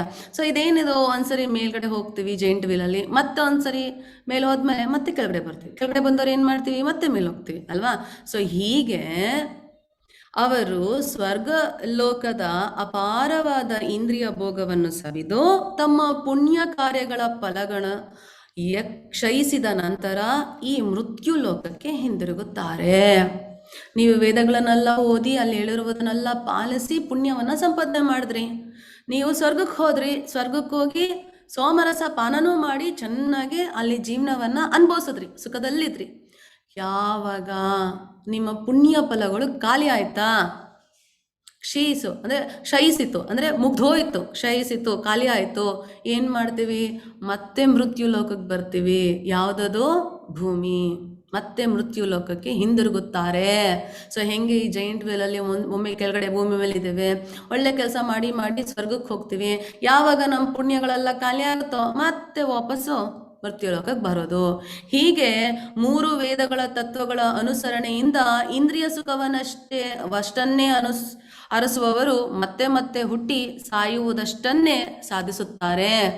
ಸೊ ಯಾರು ವೇದಗಳಲ್ಲಿ, ಈ 3 ವೇದಗಳಲ್ಲಿ ತಿಳಿಸ್ಕೊಟ್ಟಿದಾರಲ್ಲ ಯಾವುದು ತತ್ವಗಳನ್ನ, ಅದನ್ನ ಅನುಸರಿಸ್ತಾರೋ, ಫಾಲೋ ಮಾಡ್ತಾರೋ, ಅವರು ಇಂದ್ರಿಯ ಸುಖವ ಅಷ್ಟನ್ ಮಾತ್ರ ಪಡ್ಕೊಂತಾರೆ. ಯಾಕಂದ್ರೆ ಅವ್ರು ಅದಷ್ಟನ್ನ ಮಾತ್ರ ಹರಿಸ್ತಿರ್ತಾರೆ, ಅದು ಬೇಕು ಅಂತ ಬಯಸ್ತಿರ್ತಾರೆ. ಸೊ ಅಂತ ಬಯಕೆ ಇಟ್ಟು ಯಾರು ವೇದಗಳಲ್ಲಿ ತಿಳಿಸಿರುವ ಎಲ್ಲಾ ಕಾರ್ಯಗಳನ್ನ ಮಾಡ್ತಾರೋ, ಏನೋ ಸುಖವನ್ನಷ್ಟೇ ಬಯಸಿ, ನಾನು ನಿಮ್ಗೆ ನೃಗ ಮಹಾರಾಜನ ಬಗ್ಗೆ ತಿಳಿಸಿದೆ ಅಲ್ವಾ. ನೃಗ ಮಹಾರಾಜ ಪುಣ್ಯ ಬೇಕು ಅನ್ನೋಕ್ಕೋಸ್ಕರ ದಾನ ಧರ್ಮಗಳನ್ನ ಮಾಡಿದ್ರು. ಅದೇ ದಾನ ಧರ್ಮನ ಕೃಷ್ಣನ್ಗೋಸ್ಕರ ಮಾಡ್ಬಿಟ್ಟಿದ್ರೆ ಗೋಲೋಕ ವೃಂದಾವನದಲ್ಲಿ ಕೃಷ್ಣನ್ ಜೊತೆ ಇರ್ತಾ ಇದ್ರಲ್ವಾ. ಸೊ ಹಾಗೆ ಏನಾಗತ್ತೆ, ಇಂದ್ರಿಯ ಸುಖವನ್ನಷ್ಟೇ ಅರಸುತ್ತಾ ಯಾರು ವೇದಗಳ ತತ್ವಗಳ ಅನುಸರಣೆ ಮಾಡ್ತಾರೋ ಅವರು ಮತ್ತೆ ಮತ್ತೆ ಹುಟ್ಟಿ ಸಾಯ್ತಾರೆ. ಯಾಕಂದ್ರೆ ಹುಟ್ಟಿದವರೆಲ್ಲ ಸಾಯ್ಬೇಕು, ಭೌತಿಕ ಜಗತ್ತಲ್ಲಿ ಹುಟ್ಟಿದವರೆಲ್ಲ ಸಾಯ್ಬೇಕು. ಸೊ ಹಾಗಾಗಿ ನಾವು ಬುದ್ಧಿವಂತರಾಗಬೇಕಂದ್ರೆ ಏನು ಅರ್ಥ ಮಾಡ್ಕೋಬೇಕು, ನಾವು ಪುಣ್ಯಗಳನ್ನು ಸಂಪಾದನೆ ಮಾಡಿದ್ರೆ ಸ್ವರ್ಗದಲ್ಲಿ ನಮಗೆ ಪರ್ಮನೆಂಟ್ ಪ್ಲೇಸ್ ಅಲ್ಲ, ಅದು ಟೆಂಪರರಿ ಪ್ಲೇಸ್. ನಾವು ಪಾಪ ಕರ್ಮಗಳನ್ನ ಮಾಡಿದ್ರೆ ನರಕದಲ್ಲಿ ನಾವು ಹೋಗಿ ಪರ್ಮನೆಂಟ್ ಪ್ಲೇಸ್ ಅಲ್ಲ, ಅದು ನಾವು ಅಲ್ಲಿರೋದಿಲ್ಲ, ಶಾಶ್ವತವಾಗಿರೋದಿಲ್ಲ. ಪಾಪ ಖಾಲಿ ಆದ್ಮೇಲೆ ಮತ್ತೆ ಕಳಿಸ್ಕೊಡ್ತಾರೆ ನಮ್ಗೆ. ಸೊ ಯಾವಾಗ ನಾವು ಮತ್ತೆ ಭೂಮಿಗೆ ಬರ್ತೀವೋ, ನಾವು ಮತ್ತೆ ಪುಣ್ಯ ಪಾಪಗಳನ್ನ ಮಾಡಿ ತಿರ್ಗಾ ಅದೇ ಚಕ್ರಕ್ಕೆ ಹೋಗ್ಬಾರ್ದು, ಮತ್ತೆ ವಾಪಸ್ ಬರ್ತೀವಲ್ಲ ಈ ಮೃತ್ಯು ಲೋಕಕ್ಕೆ. ಸೊ ಬುದ್ಧಿವಂತರಾದವರು ಇಲ್ಲಿಂದ ನಾವು ಹೇಗೆ ಆಚೆ ಹೋಗೋದು ಅಂತ ಮನಸ್ಸಲ್ಲಿ ಯೋಚನೆ ಬಂದು ಉತ್ತರವನ್ನ ಹುಡುಕೋರಿಗೆ ಕೃಷ್ಣ ಹೇಳಿರೋದೇನು, ಮಾಡುವ ಎಲ್ಲಾ ಕೆಲಸವನ್ನ ನನಗೋಸ್ಕರ ಮಾಡಿ. ಅವಾಗ ಏನಾಗುತ್ತೆ, ನಿಮ್ಗೆ ಪಾಪನೂ ಬರೋದಿಲ್ಲ, ಪುಣ್ಯನೂ ಬರೋದಿಲ್ಲ. ಯಾಕಂದ್ರೆ ಭಗವಂತನಿಗೆ ಮಾಡಿದ ಕೆಲಸಕ್ಕೆ ಫಲದ ಲೇಪವಿಲ್ಲ, ಪಾಪದ ಲೇಪವಿಲ್ಲವೇ ಇಲ್ಲ. ಸೊ ಯಾವಾಗ ನಿಮ್ಗೆ ಪಾಪನೂ ಇಲ್ಲ, ಪುಣ್ಯನೂ ಇಲ್ಲ, ನೀವು ಸ್ವರ್ಗಕ್ಕೂ ಹೋಗೋದಿಲ್ಲ, ನರಕಕ್ಕೂ ಹೋಗೋದಿಲ್ಲ, ಮತ್ತೆ ಎಲ್ಲಿಗೆ ಹೋಗ್ತೀವಿ? ಭಕ್ತಿ ಸೇವೆ ಮಾಡಿರೋ ಕಾರಣ ನಾವೆಲ್ಲ ಕೃಷ್ಣನ ಧಾಮಕ್ಕೆ ಹೋಗ್ತೇವೆ. ಇದನ್ನ ಕೃಷ್ಣ ಇಂದಿನ ಅಧ್ಯಾಯಗಳಲ್ಲಿ ಹೇಳ್ತಾ ಈ ಕಾರಣವನ್ನ ನಮ್ಗೆ ಇಲ್ಲಿ ಸ್ಪಷ್ಟವಾಗಿ ತಿಳಿಸ್ತಾ ಇದ್ದಾರೆ. ಸೊ ಈ ಶ್ಲೋಕದಲ್ಲಿ ಭಗವಂತ ತಿಳಿಸ್ಕೊಡ್ತಾ ಇದ್ದಾರೆ ನಮ್ಗೆ. ಜಯಲಕ್ಷ್ಮಿ ಮಾತಾಜಿ. ಹರೇ ಕೃಷ್ಣ ಮಾತಾಜಿ. ಹರೇ ಕೃಷ್ಣ. ಅನನ್ಯಾಶ್ಚಿಂತಯಂತೋ ಮಾಂ ಯೇ ಜನಃ ಪರ್ಯುಪಾಸತೆ ತೇಷಾಂ ನಿತ್ಯಾಭಿಯುಕ್ತಾನಾಂ ಯೋಗಕ್ಷೇಮಂ ವಹಾಮ್ಯಹಂ. ಹರೇ ಕೃಷ್ಣ ಹರೇ ಮಾತಾಜಿ. ಕೃಷ್ಣ. ಹರೇ ಕೃಷ್ಣ. ಸೊ ಇದೆಷ್ಟು ಶ್ರೇಷ್ಠವಾದ ಶ್ಲೋಕ. ಅನ್ಯ ಚಿಂತೆ ಇಲ್ಲದೆ ಒಂದೇ ಮನಸ್ಸಿಂದ ನನ್ನನ್ನು ಪೂಜಿಸುತ್ತಾ ನನ್ನ ದಿವ್ಯ ರೂಪವನ್ನು ಧ್ಯಾನಿಸುವವರು ಯಾರೋ ಅವರಿಗೆ ನಾನು ಇಲ್ಲದನ್ನು ಕೊಡುತ್ತೇನೆ. ದಯವಿಟ್ಟು ಕೇಳಿಸ್ಕೊಳ್ಳಿ, ನಮ್ಮಲ್ಲಿ ಏನಿಲ್ವೋ ಅದನ್ನ ಕೊಡುತ್ತೇನೆ ಅಂತ ಕೃಷ್ಣ ಹೇಳಿದ್ದಾರೆ. ಮತ್ತು ಇರುವುದನ್ನು ಕಾಪಾಡುತ್ತೇನೆ, ಏನಿದೆಯೋ ಅದನ್ನ ಕಾಪಾಡ್ತೇನೆ, ಏನಿಲ್ವೋ ಅದನ್ನ ಕೊಡ್ತೇನೆ. ಮತ್ತೆ ಫಲದ ಆಸೆ ಇಟ್ಟು ಕರ್ಮಗಳನ್ನ ಯಾಕೆ ಮಾಡೋದು? ಫಲದ ಆಸೆ ಇಟ್ಟು ಕರ್ಮಗಳನ್ನ ಮಾಡ್ಲಿಲ್ಲ, ಭಕ್ತಿ ಸೇವೆಯನ್ನ ಮಾಡಿದ್ರೆ ಬೇರೆ ಎಲ್ಲಾ ಮಾಡಿ ಏನೇನ್ ಫಲ ಸಿಗ್ಬೇಕು ಆ ಫಲ ಎಲ್ಲ ಸಿಗುತ್ತೆ ಅಂತ ಹಿಂದಿನ ಅಧ್ಯಾಯದ ಹೇಳಿದ್ರು. ಅದಲ್ದೇನೆ ಕೊನೆಗೆ ನಾವು ಕೃಷ್ಣನ ಹತ್ರಕ್ಕೆ ಹೋಗ್ತೀವಿ, ನನ್ನ ಬಳಿಗೆ ಬರ್ತಾರೆ ಅಂತಾನು ಕೃಷ್ಣ ಹೇಳಿದ್ರು. ಮತ್ ಈ ಶ್ಲೋಕದಲ್ಲಿ ಭಗವಂತ ಹೇಳ್ತಾ ಇದಾರೆ, ಈಗ ಭೂಮಿ ಮೇಲೆ ನಾವಿರ್ಬೇಕಾದ್ರೆ ನಮ್ಮಲ್ಲಿ ಏನೇನಿದೆಯೋ ಅದನ್ನೆಲ್ಲ ಕಾಪಾಡ್ತಾನಂತೆ. ನಮ್ಮ ಹತ್ರ ಏನಿದೆಯೋ ಅದನ್ನ ಕಾಪಾಡ್ತಾನಂತೆ, ನಮ್ಮಲ್ಲಿ ಏನಿಲ್ವೋ ಅದನ್ನ ಕೊಡ್ತಾನಂತೆ. ಮತ್ತೆ ಏನಕ್ಕೆ ಕಾಮ, ಏನಕ್ಕೆ ಭಯಕ್ಕೆ, ಏನಕ್ಕೆ ಫಲದ ಅಪೇಕ್ಷೆ ಇಟ್ಟು ಕೆಲಸ ಮಾಡ್ಬೇಕು? ಇಷ್ಟು ಹೇಳಾದ್ಮೇಲೂ ಸಹ ಕೃಷ್ಣ ನಾವು ಫಲದ ಆಸೆ ಇಟ್ಟು ಕಾಮ್ಯ ಕರ್ಮಗಳನ್ನ ಮಾಡಿ ಸ್ವರ್ಗ, ನರಕ ಮತ್ತು ಭೂಮಿಯಲ್ಲೇ ಈ ಬ್ರಹ್ಮಾಂಡದೊಳಗೆ ಸಿಕ್ಕಾಕೊಂಡು ಒದ್ದಾಡ್ತಾ ಇದ್ದಾರೆ ಅಂದ್ರೆ ನಮಗಿಂತ ಮೂಢರು ಬೇರೆ ಯಾರಿದ್ದಾರೆ? ಇದಕ್ಕೊಂದು ಪುಟ್ಟ ಉದಾಹರಣೆ ಇದೆ. ಕೃಷ್ಣ ಮುದ್ದಾಗಿರ್ತಾರೆ. ಎಷ್ಟು ಮುದ್ದಾಗಿರ್ತಾರೆ ಅಂದ್ರೆ ಇಡೀ ವೃಂದಾವನದಲ್ಲಿ ಕೃಷ್ಣನ ಬಗ್ಗೆ ಮಾತು. ಕೂತನನ್ನ ಕೊಂದ ಕೃಷ್ಣ ನಂದ ಮಹಾರಾಜನ ಮಗನ ಮುಖ ನೋಡ್ಬೇಕು, ಯಶೋದಮ್ಮಯ್ಯನ ಮಗನ ತುಟಿಗಳನ್ನ ನೋಡ್ಬೇಕು, ಅವನು ಬೆಣ್ಣೆ ಕದಿಯೋದನ್ನ ನೋಡ್ಬೇಕು, ಅವನು ಓಡಾಡೋದ್ ನೋಡ್ಬೇಕು, ಅವನ ಹಸುವನ್ನ ಮುಟ್ಟೋದ್ ನೋಡ್ಬೇಕು, ಅದ್ರ ಜೊತೆ ಆಟ ಆಡೋದನ್ನ ನೋಡ್ಬೇಕು. ಪ್ರತಿಯೊಬ್ರು ಬಾಯಲ್ಲೂ ಇದೇ ಮಾತು, ಕೃಷ್ಣ ಕೃಷ್ಣ ಕೃಷ್ಣ ಕೃಷ್ಣ. ಅರ್ಜುನ ಮರವನ್ನ ಮುರಿದಾಕ್ಬಿಟ್ನಂತೆ ಕೃಷ್ಣ, 2 ಮರಗಳನ್ನ ಬಿಡಿಸ್ಬಿಟ್ಟ ಕೃಷ್ಣ. ರಾಕ್ಷಸರೆಲ್ಲ ಬಂದಾಗ ಅದ್ ಹೆಂಗೋ ಗೊತ್ತಿಲ್ಲ, ಕೃಷ್ಣನ್ ಸುತ್ತ ಇರೋ ರಾಕ್ಷಸರೆಲ್ಲ ಸಾವನ್ನಪ್ತಾ ಇದ್ದಾರೆ. ಅವನಿಗೆ ದೈವಿ ಶಕ್ತಿ ಇದೆ, ದೈವಿಯ ರಕ್ಷಣೆ, ದೈವರ ರಕ್ಷಣೆ ಇದೆ ಅಂತೆಲ್ಲ ಕಡೆ ಮಾತಾಡ್ತಾ ಇದ್ರು. ಆ ಟೈಮಲ್ಲಿ ಹಣ್ಣು ಮಾರುವ ಒಂದು ಬಡ ಹೆಂಗಸು ಬರ್ತಾರೆ, ಎಲ್ಲ ಕಡೆ ಹಣ್ಣು ಮಾರ್ತಾ ಇರ್ತಾರೆ. ಹಣ್ಣು ತಗೊಳ್ಳಿ, ಈ ಹಣ್ಣಿದೆ ಆ ಹಣ್ಣಿದೆ ಅಂತ ಆಡ್ತಿರ್ತಾರೆ. ಏನಾಗುತ್ತೆ, ಈ ಮಾತುಗಳನ್ನ ಕೇಳಿ ಕೇಳಿ ಕೇಳಿ ಅವ್ರ ಮನ್ಸಲ್ಲಿ ಆಸೆ ಬರುತ್ತೆ, ಯಾರೀ ಕೃಷ್ಣ, ಯಾರು ನಂದ ಮಹಾರಾಜನ ಮಗ, ಯಶೋದಮಯ್ಯನ ಮಗ, ಯಾರು ಇಷ್ಟೆಲ್ಲ ಮಾತಾಡ್ತಾ ಇದಾರೆ, ಅವ್ನು ನೋಡ್ಬೇಕು ಅಂತ. ಎಷ್ಟ್ರ ಮಟ್ಟಿಗೆ ಅದನ್ನ ಕೇಳಿ ಕೇಳಿ ಹೆಂಗ್ ಆಗ್ಬಿಟ್ಟಿರ್ತಾರೆ ಅಂದ್ರೆ, ಹಣ್ಣುಗಳನ್ನ ಹೆಸರು ಕಳೆಯೋ ಬದಲು ಆ ಬಾಳೆನಿದೆ, ಮಾವಣೆನಿದೆ, ಆಪಲ್ ಇದೆ, ಬನ್ನಿ ಅನ್ನೋ ಬದಲು ಕೃಷ್ಣ ದಾಮೋದರ ಮಾಧವೇತಿ ಅಂತ ಭಗವಂತ ನಾಮನ ಆಡ್ಕೊಂಡು ಹೋಗ್ತಾ ಇದಾರೆ. ಹಣ್ಣು ಹೆಸರು ಕರೆಯೋದನ್ನ ಮರ್ತು ಬಿಟ್ಟಿದ್ದಾರೆ. ಅಷ್ಟ್ರ ಮಟ್ಟಿಗೆ ಕೃಷ್ಣನ ನೋಡ್ಬೇಕು ಅಂತ ಆಸೆ. ಸೊ ನಂದ ಮಹಾರಾಜರ ಮನೆ ಬಾಗ್ಲತ್ರ ಹೋಗ್ತಾರೆ, ಹೋಗಿ ನೋಡ್ತಾರೆ ಕೃಷ್ಣ ಬರ್ತಾನೋ ಇಲ್ವೋ, ನಾನು ನೋಡ್ತಾನೋ ಇಲ್ವೋ, ಅವ್ನು ಬಂದ್ರೆ ಸಾಕು. ಆ ತರ ಅವ್ರ ಮನ್ಸಲ್ಲಿ ಬಂದ್ಬಿಡುತ್ತೆ, ಆಹಾ ನಾವು ಕೇಳ್ಕೊಳ್ಳೋದು ಕೃಷ್ಣ ಬರ್ದಾಗಿರೋದೆಲ್ಲರೂ ಸಾಧ್ಯನಾ? ಅದು ಕೃಷ್ಣನ ನೋಡಿದ್ರೆ ಸಾಕು, ಬೇರೆ ಏನು ಇಲ್ಲ, ಕೃಷ್ಣನ ನೋಡ್ರೆ ಸಾಕು ಅಂತ ಬಂದಿದ್ದಾರೆ ಅವರು. ಬೇರೆ ಯಾವ ಬಯಕೆ ಇಲ್ಲ, ದರ್ಶನವಾದ್ರೆ ಸಾಕು. ಆ ಮಗು, ಮುದ್ದಾದ ಮಗು ನೋಡಿದ್ರೆ, ಇಷ್ಟೆಲ್ಲ ಲೀಲೆ ಮಾಡಿರೋ ಮಗು ನೋಡಿದ್ರೆ ಸಾಕು ಅಂತ ಬಂದಿದ್ದಾರೆ. ಸೊ ಹಣ್ಣನ್ನ ತಗೊಳ್ಳಿಕ್ಕೆ ಯಶೋದಮಯ್ಯ ಮತ್ತೆ ನಂದ ಮಹಾರಾಜರು ಬಂದು ಧಾನ್ಯಗಳನ್ನ ಕೊಟ್ಟು ಹಣ್ಣುಗಳನ್ನ ತಗೊಂತಾರೆ. ನಮ್ಮ ಮುದ್ದಾದ ಕೃಷ್ಣ ಅವನ ಪುಟ್ಟ ಕೈಲಲ್ಲಿ ಏನು ಒಂಚೂರು ಧಾನ್ಯ ಹಿಡ್ಕೊಂಡ್ ಬರ್ತಾರೆ. ಅವ್ರು ಓಡ್ ಬಂದ ಖುಷಿಯಲ್ಲಿ ಆ ಕೈ ತುಂಬ ಇದ್ದ ಧಾನ್ಯಗಳು ಕಾಳು, ಕೆಲವು 1-2 ಕಾಳು ಆಗುತ್ತೆ. ಆ ಕಾಳನ್ನ ಕೊಡ್ತಾರೆ ಆ ಹಣ್ಣು ಮಾರೋರ್ಗೆ.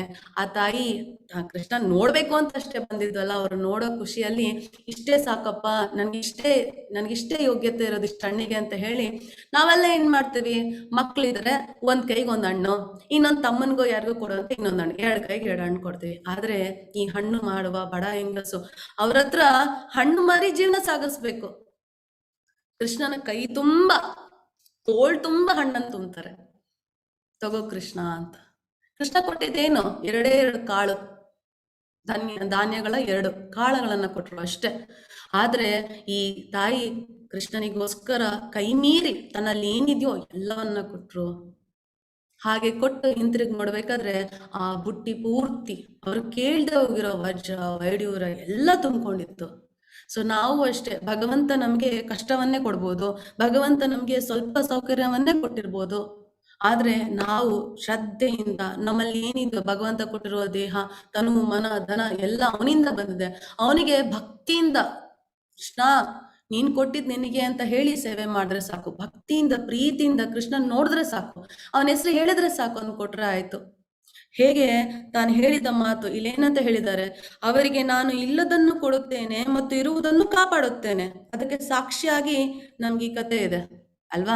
ಹಾಗಿದ್ಮೇಲೆ ನಮಗೂ ಸಹ ಭಗವಂತ ಅದನ್ನ ಮಾಡ್ತಾನೆ. ಇದನ್ನ ನಾವು ನಂಬಬೇಕು. ನಂಬಲಿಲ್ಲ ಅಂದ್ರೆ ಕೃಷ್ಣನ ಮೇಲೆ ಭಕ್ತಿ ಬರ್ಲಿಕ್ಕೆ ಹೇಗ್ ಸಾಧ್ಯ? ಸೊ ನಾವು ಏನನ್ನೂ ಕಳ್ಕೊಳ್ಳಲ್ಲ. ಫಲವಿಲ್ಲದೆ ಕೆಲಸ ಮಾಡಿದಾಗ ನಾವೇನನ್ನು ಕಳ್ಕೊಳ್ಳಲ್ಲ, ನಾವೆಲ್ಲವನ್ನ ಪಡ್ಕೊಂತೀವಿ. ಅದಾದ್ಮೇಲೆ ಈ ಜೀವನವನ್ನ ಮುಗಿಸಿ ಹೋದ್ಮೇಲೆ ನಾವು ಭಗವಂತನ ಧಾಮವನ್ನ ಪಡ್ಕೊಂತೇವೆ. ಬದುಕಿರ್ಬೇಕಾದ್ರೆ ಭಗವಂತನ ರಕ್ಷಣೆಯಲ್ಲಿರ್ತೇವೆ. ಇದಕ್ಕಿಂತ ಜಾಸ್ತಿ ನಮ್ಗೆ ಇನ್ನೇನ್ ಬೇಕಾಗತ್ತೆ? ಹಾಗಾಗಿ ಬುದ್ಧಿವಂತರಾಗಿ ದೃಢ ಮನಸ್ಸಿಂದ ಭಕ್ತಿ ಯೋಗವನ್ನ ಮಾಡಿ, ಯಾವುದೇ ಬೇರೆ ಚಿಂತೆಯನ್ನ ಬಿಟ್ಬಿಡಿ. ಯಾಕಂದ್ರೆ ಆ ಚಿಂತೆಗಳು ನಮ್ಮನ್ನ ಎಲ್ಲೂ ಕರ್ಕೊಂಡು ಹೋಗಲ್ಲ, ಮತ್ತೆ ಈ ಭೌತಿಕ ಜಗತ್ತಿಗೆ ಎಳ್ಕೊಂಡ್ ಬರುತ್ತೆ. ಅನ್ಯ ಚಿಂತೆ ಇಲ್ಲದೆ ಭಗವಂತನನ್ನೇ ಮನಸ್ಸಲ್ಲಿಟ್ಟು ಅವನನ್ನೇ ಚಿಂತಿಸೋದು. ಹೇಗೆ ಈ ಹಣ್ಣು ಮಾರುವವರು ಕೃಷ್ಣ ಗೋವಿಂದ ದಾಮೋದರ ಮಾಧವೇತಿ ಅಂತ ಹೇಳಿ ಹಣ್ಣು ಮಾರೋದನ್ನು ಮತ್ತು ಅವನನ್ನೇ ನೆನೆಸ್ಕೊಂಡು ಮನಸ್ಸಲ್ಲಿಟ್ಕೊಂಡಿದ್ರು, ನಾವು ಸಹ ಮಾಡುವ ಪ್ರತಿಯೊಂದು ಕೆಲಸದಲ್ಲೂ ಕೃಷ್ಣನನ್ನೇ ಮನಸ್ಸಲ್ಲಿಟ್ಕೊಂಡು ಮಾಡಿದ್ರೆ ಸಾಕು. ಭಗವಂತ ನಮ್ಮಲ್ಲಿ ಏನಿಲ್ವೋ ಅದನ್ನು ಕೊಟ್ಟೇ ಕೊಡ್ತಾನೆ, ನಮ್ಮಲ್ಲಿರುವುದನ್ನ ಕಾಪಾಡೇ ಕಾಪಾಡ್ತಾನೆ. ಸೊ ಇದನ್ನ ನಾವು ಮರಿಬಾರ್ದು. ಕುಂತಿಯ ಮಗನಾದ ಅರ್ಜುನನೇ, ಇತರ ದೇವತೆಗಳ ಭಕ್ತರಾಗಿ ಶ್ರದ್ಧೆಯಿಂದ ಅವರನ್ನು ಪೂಜಿಸುವವರು ನನ್ನನ್ನೇ ಪೂಜಿಸುತ್ತಾರೆ, ಆದರೆ ಅದನ್ನು ತಪ್ಪು ರೀತಿಯಲ್ಲಿ ಮಾಡುತ್ತಾರೆ. ಸೊ ನಮ್ಗೆ ಇದು ಆಲ್ರೆಡಿ ಗೊತ್ತಾಗಿದೆ. ದೇವಾಂದೇವತೆಗಳನ್ನ ಏನಕ್ಕೆ ಪೂಜೆ ಮಾಡ್ತೀವಿ? ನಮ್ಮ ಆಸೆಗಳನ್ನ ನೆರವೇರಿಸ್ಕೊಳ್ಳಿಕ್ಕೋಸ್ಕರ. ಅವರು ತುಂಬಾ ಪುಣ್ಯಶಾಲಿಗಳು, ಭಗವಂತನ ಆಜ್ಞೆಯಂತೆ ಸೇವೆಯನ್ನ ಮಾಡ್ತಿರ್ತಾರೆ. ಅವರನ್ನ ಪೂಜೆ ಮಾಡ್ಬೇಕು, ಗೌರವ ಕೊಡ್ಬೇಕು, ಅವ್ರಿಗೆ ಸೇವೆ ಸಲ್ಲಿಸ್ಬೇಕು, ಕರೆಕ್ಟ್. ಆದ್ರೆ ಫಲತಾಪೇಕ್ಷೆಯಿಂದ ಮಾಡ್ತೀವಿ ನೋಡಿ, ತಪ್ಪು. ಶಿವನ್ನ ಏನ್ ಕೇಳಿದ್ರು ಹೊರ ಕೊಟ್ಬಿಡ್ತಾನಂತೆ. ಶಿವನ್ ಕುರಿತು ಜಪ ಮಾಡೋಣ, ತಪ ಮಾಡೋಣ, ತಪ್ಪು. ಶಿವ ಎಂತ ಶ್ರೇಷ್ಠ ವೈಷ್ಣವ, ಅವನು ಎಷ್ಟು ದಯಾಮಯ ಅಂದ್ರೆ ಪ್ರೀತಿಯಿಂದ ಏನ್ ಕೇಳಿದ್ರು ಕೊಟ್ಬಿಡ್ತಾನಂತೆ. ಕೃಷ್ಣನ್ ಮೇಲೆ ಭಕ್ತಿ ಕೇಳೋಣ. ನಮ್ಗೆ ಈ ಭೌತಿಕ ಜಗತ್ತು ಬೇಡ, ನಾವು ಆಧ್ಯಾತ್ಮಿಕ ಜಗತ್ತಿಗೆ ಹೋಗೋಣ, ಆ ದಾರಿ ತೋರ್ಸ್ಕೊಡಪ್ಪ ಶಿವ ಅಂತ ಶಿವನ್ನ ಕೇಳೋಣ. ಕೇಳ್ತಾರಾ? ಇಲ್ಲ. ಶಿವ ನನಗೆ ಮನೆ ಬೇಕು, ಶಿವ ನನಗೆ ಹೆಂಡತಿ ಬೇಕು, ಅಮ್ಮ ತಾಯಿ ದುರ್ಗಾದೇವಿ ನನಗೆ ಮಕ್ಳು ಬೇಕು, ನನಗೆ ಒಳ್ಳೆ ಗಂಡ ಬೇಕು, ನನಗೆ ಆ ಕೆಲಸ ಬೇಕು, ಎಲ್ಲವನ್ನ ಕೇಳ್ಕೊಂಡು ಕೂತ್ಕೊಂತೇವೆ. ಸೊ ಏನ್ ಮಾಡ್ತಿದ್ದೀವಿ? ತಪ್ಪು ರೀತಿಯಲ್ಲಿ ಮಾಡ್ತಾ ಇದ್ದೇವೆ. ಸೊ ಇದನ್ನ ಅರ್ಥ ಮಾಡ್ಕೋಬೇಕು. ದೇವತೆಗಳನ್ನು ಪೂಜಿಸುವವರು ದೇವತೆಗಳ ಮಧ್ಯೆ ಹುಟ್ಟುತ್ತಾರೆ, ಪಿತೃಗಳನ್ನು ಪೂಜಿಸುವವರು ಪಿತೃಗಳ ಬಳಿ ಹೋಗುತ್ತಾರೆ, ಭೂತಗಳನ್ನು ಪೂಜಿಸುವವರು ಭೂತಗಳ ಮಧ್ಯೆ ಹುಟ್ಟುತ್ತಾರೆ, ನನ್ನನ್ನು ಪೂಜಿಸುವರು ನನ್ನೊಡನೆ ಇರುತ್ತಾರೆ. Very clear cut idea. ಕೃಷ್ಣನ ಪೂಜೆ ಮಾಡಿದ್ರೆ ಕೃಷ್ಣನ ಹತ್ರ ಹೋಗ್ತೀರಾ, ದೇವಾಂದೇವತೆಗಳನ್ನ ಪೂಜೆ ಮಾಡಿದ್ರೆ ಅವ್ರ ಹತ್ರ ಹೋಗ್ತೀರಾ. ಸ್ವಲ್ಪ ಜನ ಏನ್ ಮಾಡ್ತಾರೆ? ಪಿತೃಗಳನ್ನ ಪೂಜೆ ಮಾಡ್ತಾರೆ ಅಲ್ವಾ? ಅವ್ರ ಮನೆ ದೇವರು ಪಿತೃದೇವಗಳೇ ಆಗ್ತಿರ್ತಾರೆ. ಸೊ ಅವ್ರನ್ನ ಪೂಜೆ ಮಾಡೋ ಅವ್ರ ಮಧ್ಯೆನೇ ಹುಡ್ತಾರೆ ಅವರು. ತುಂಬಾ ಕಡೆ ಭೂತಗಳನ್ನ ಪೂಜೆ ಮಾಡ್ತಾರೆ. ಸೊ ಅವರೆಲ್ಲ ಭೂತಗಳ ಮಧ್ಯೆ ಹುಡ್ತಾ ಇದ್ದಾರೆ. Very simple. ಯಾರನ್ನ ಪೂಜೆ ಮಾಡ್ತೀರೋ ನೀವು ಅವ್ರ ಬಳಿಗೆ ಹೋಗ್ತೀರಾ. ಸೊ ಇದನ್ನ ಭಗವಂತ ತುಂಬಾ ಕ್ಲಿಯರ್ ಆಗಿ ಹೇಳಿದ್ದಾರೆ. ಸೊ ಹಾಗಾಗಿ ಕೃಷ್ಣನನ್ನ ಪೂಜೆ ಮಾಡ್ಬೇಕು, ಯಾಕಂದ್ರೆ ಅವನು ಸರ್ವೋತ್ತಮ. ಸೊ ಅವನನ್ನ ಪೂಜೆ ಮಾಡೋದು ಹೇಗೆ? ತುಂಬಾ ಸಿಂಪಲ್. ಮೋಸ್ಟ್ಲಿ ವೇದ ಮಾತಾಜಿಗೆ ಹೇಳಿದ್ನ ಅಂತ. ಹರೇ ಕೃಷ್ಣ. ಹೇಳಿ ಮಾತಾಜಿ. ನಾನು ಪೂಜಾ ಮಾತಾಜಿ. ಪೂಜಾ ಮಾತಾಜಿ ಹೇಳಿ ಹೇಳಿ ಹೇಳಿ. ಹರೇ ಕೃಷ್ಣ. ಶ್ಲೋಕ 9.26. ಹೇಳಿ. ಪತ್ರಂ ಪುಷ್ಪಂ ಫಲಂ ತೋಯಂ ಯೋ ಮೇ ಭಕ್ತ್ಯಾ ಪ್ರಯಚ್ಛತಿ ತದಹಂ ಭಕ್ತ್ಯುಪಹೃತಂ ಮಶ್ನಾಮಿ ಪ್ರಯತಾತ್ಮನಃ. ಹರೇ ಕೃಷ್ಣ. ಹೇ ಕೃಷ್ಣ. ಇಷ್ಟು ನಮ್ ಕೈಲಿ ಮಾಡಕ್ಕಾಗತ್ತಾ ಅನ್ನೋದು ಡೌಟ್ ಬಂದ್ಬಿಡುತ್ತೆ ನಮ್ಗೆ. ಅಷ್ಟು ಚೆನ್ನಾಗಿ ಭಗವಂತ ಕೇಳ್ತಾ ಇದ್ದಾನೆ. ಯಾರಾದರೂ ನನಗೆ ಪ್ರೀತಿ ಮತ್ತು ಭಕ್ತಿಯಿಂದ, ವೆರಿ ಇಂಪಾರ್ಟೆಂಟ್, ಪ್ರೀತಿ ಮತ್ತೆ ಭಕ್ತಿಯಿಂದ ಒಂದು ಎಲೆ, ಒಂದೇ ಒಂದು ಎಲೆ, ಒಂದು ತುಳಸಿ ಎಲೆ, ಒಂದು ಹೂವು, ಒಂದು ಹಣ್ಣು, ಅಥವಾ ಇದು ಇಲ್ವಾ, ಎಲೆನೂ ಇಲ್ವಾ, ಹೂವು ಇಲ್ವಾ, ಹಣ್ಣು ಇಡ್ಲಿಕ್ಕಾಗಲ್ವಾ, ಯೋಚನೆ ಇಲ್ಲ, ಒಂದಿಷ್ಟು ನೀರನ್ನು ಅರ್ಪಿಸಿದರೆ ನಾನು ಅದನ್ನು ಸ್ವೀಕರಿಸುತ್ತೇನೆ. ಭಗವಂತನನ್ನ ಪೂಜೆ ಮಾಡೋದು ಹೇಗೆ? ಯಾವಾಗ್ಲೂ ಸದಾ ಅವನ ಕೀರ್ತನೆಯನ್ನ ಮಾಡ್ಬೇಕು, ಅವನಿಗೆ ನಮಸ್ಕರಿಸ್ಬೇಕು, ಭಕ್ತಿಯಿಂದ ಅವನಿಗೆ ಪೂಜೆ ಮಾಡ್ಬೇಕು ಅಲ್ವಾ? ಅದನ್ನೇ ಹೇಳಿದಲ್ಲ, ಎಲ್ಲಾ ಚಿಂತೆಯನ್ನ ಬಿಟ್ಟು ಮನಸ್ಸಿನಲ್ಲಿ ಅವನ ಚಿಂತೆ ಮಾತ್ರ ಇಟ್ಕೊಂಡಿರ್ಬೇಕು, ಅವನನ್ನೇ ಚಿಂತಿಸ್ತಿರ್ಬೇಕು. ಮತ್ತೆ ಒಂದು ಎಲೆಯ ಅಥವಾ ಒಂದು ಹಣ್ಣು ಅಥವಾ ಒಂದು ಹೂವು ಯಾವುದೂ ಆಗ್ಲಿಲ್ವಾ, ಒಂದು ಗ್ಲಾಸ್ ನೀರು ಎಷ್ಟು ಒಂದು 200 ml ಹಾಕಿದ್ರು ಆಯ್ತು, 100 ml ಇಟ್ಟರು ಆಯ್ತು, ಭಗವಂತನಿಗೆ ಪ್ರೀತಿ ಮತ್ತು ಭಕ್ತಿಯಿಂದ ಅರ್ಪಿಸಿದರೆ ನಾನು ಅದನ್ನು ಸ್ವೀಕರಿಸುತ್ತೇನೆ. ಅಷ್ಟೇ ಸಾಕು, ನೀವು ಬೇರೆ ಏನು ಮಾಡ್ಲಿಕ್ಕಿಲ್ಲ. ಈಗ ಸ್ವಲ್ಪ ಜನ ಹೇಳ್ತಾರೆ, ಮತ್ತೆ ಕೃಷ್ಣನ್ಗೆ ಏನಕ್ಕೆ ನಾವು ಅದನ್ನೆಲ್ಲ ಕೊಡ್ಬೇಕು? ಈಗ ನಮ್ಮ ಮನೆಗೆ ಯಾರು ನೆಂಟರು ಬರ್ತಾರೆ, ಫಸ್ಟ್ ನೀರ್ ಬೇಕಾ ಅಂತೀವಿ, ಅವ್ರು ನೀರ್ ಬೇಡ ಅಂತಾರೆ. ಆಯ್ತು, ಕಾಫಿ ಕುಡಿತೀರಾ? ಕಾಫಿ. ಇಲ್ಲ ನೀವು ಊಟ ಮಾಡ್ಕೊಂಡೇ ಹೋಗ್ಬೇಕು. ಅವ್ರ ಮನೇಲಿ ಊಟ ಇರೋದಿಲ್ವಾ? ನಮ್ಮ ಮನೇಲಿ ಮಾತ್ರ ಊಟ ಇದೆಯಾ? ಆಚೆ ಕಡೆ ಒಳ್ಳೆ ಹೋಟೆಲ್ ಅಲ್ಲಿ ಊಟ ಮಾಡ್ಕೊಂಡು ಹೋಗ್ಬೋದು. ಯಾಕೆ ನಾವು ಅವ್ರಿಗೆ ಹೇಳ್ತೀವಿ ಊಟ ಮಾಡಿ ಅಂತ? ನಾವು ಅವರಿಗೆ ಸೇವೆ ಮಾಡ್ತಾ ಇದ್ದೇವೆ. ಓ, ನಮ್ಮ ಮನೆಗೆ ಬಂದಿದ್ದಾರೆ, ಅತಿಥಿ ದೇವೋ ಭವ ಅಂತ ಸೇವೆ. ನಮಗೆ ಭಗವಂತ ಅವನಿಗೆ 3 ತರ ಪಲ್ಯಗಳನ್ನು ಮಾಡಿ, 4 ತರ ಪಾಯಸ ಸಿಹಿ ತಿಂಡಿಗಳನ್ನು ಮಾಡಿ, ಅನ್ನ ಚಪಾತಿ ಪೂರಿ ಏನೇನಿರುತ್ತೋ ಅದನ್ನೆಲ್ಲ ಮಾಡೋ ಶಕ್ತಿ ಕೊಟ್ಟಿದ್ರೆ ಅಷ್ಟನ್ನು ಮಾಡಿ ಅರ್ಪಿಸಿ. ಯಾಕಂದ್ರೆ ಕೊಟ್ಟಿರೋದೆಲ್ಲ ಭಗವಂತ. ಆ ಹಣ್ಣು ಮಾರುವ ಹೆಂಗಸನ ನೆನೆಸ್ಕೊಳ್ಳಿ, ಅವ್ರ ಕೈಲಿ 2 ಕೊಡ್ಬೋದಿತ್ತು, ಅವ್ರ ಕೈ ತುಂಬಾ ಕೊಟ್ರು. ಸೊ ಭಗವಂತ ನಿಮ್ಗೆ ಏನ್ ಕೊಟ್ಟಿದಾನೋ ಅಷ್ಟ್ರ ಅನುಗುಣವಾಗಿ ಆ ಯೋಗ್ಯತೆಯ ತಕ್ಕಗೆ ನಿಮ್ ಕೈಲಿ ಎಷ್ಟಾಗುತ್ತೆ ಅಷ್ಟು ಕೊಡಿ. ಏನೂ ಸಾಧ್ಯ ಆಗ್ಲಿಲ್ವಾ, ಒಂದ್ ಎಲೆನಾರು ಭಕ್ತಿ ಪ್ರೀತಿಯಿಂದ ಕೊಡಿ. ಇದು ಈ ಶ್ಲೋಕದ ಅರ್ಥ. ಸೊ ನೀವೇನೇ ಅರ್ಪಿಸಿದ್ರು ಪ್ರೀತಿ ಭಕ್ತಿಯಿಂದ ಅರ್ಪಿಸಿದಾಗ ಮಾತ್ರ ಕೃಷ್ಣ ಅರ್ಪಿಸ್ಕೊಂತೀನಿ, ತಗೊಂತೇನೆ, ಸ್ವೀಕರಿಸ್ತೇನೆ ಅಂತ ಹೇಳಿ ತಿಳಿಸ್ಕೊಟ್ಟಿದ್ದಾರೆ.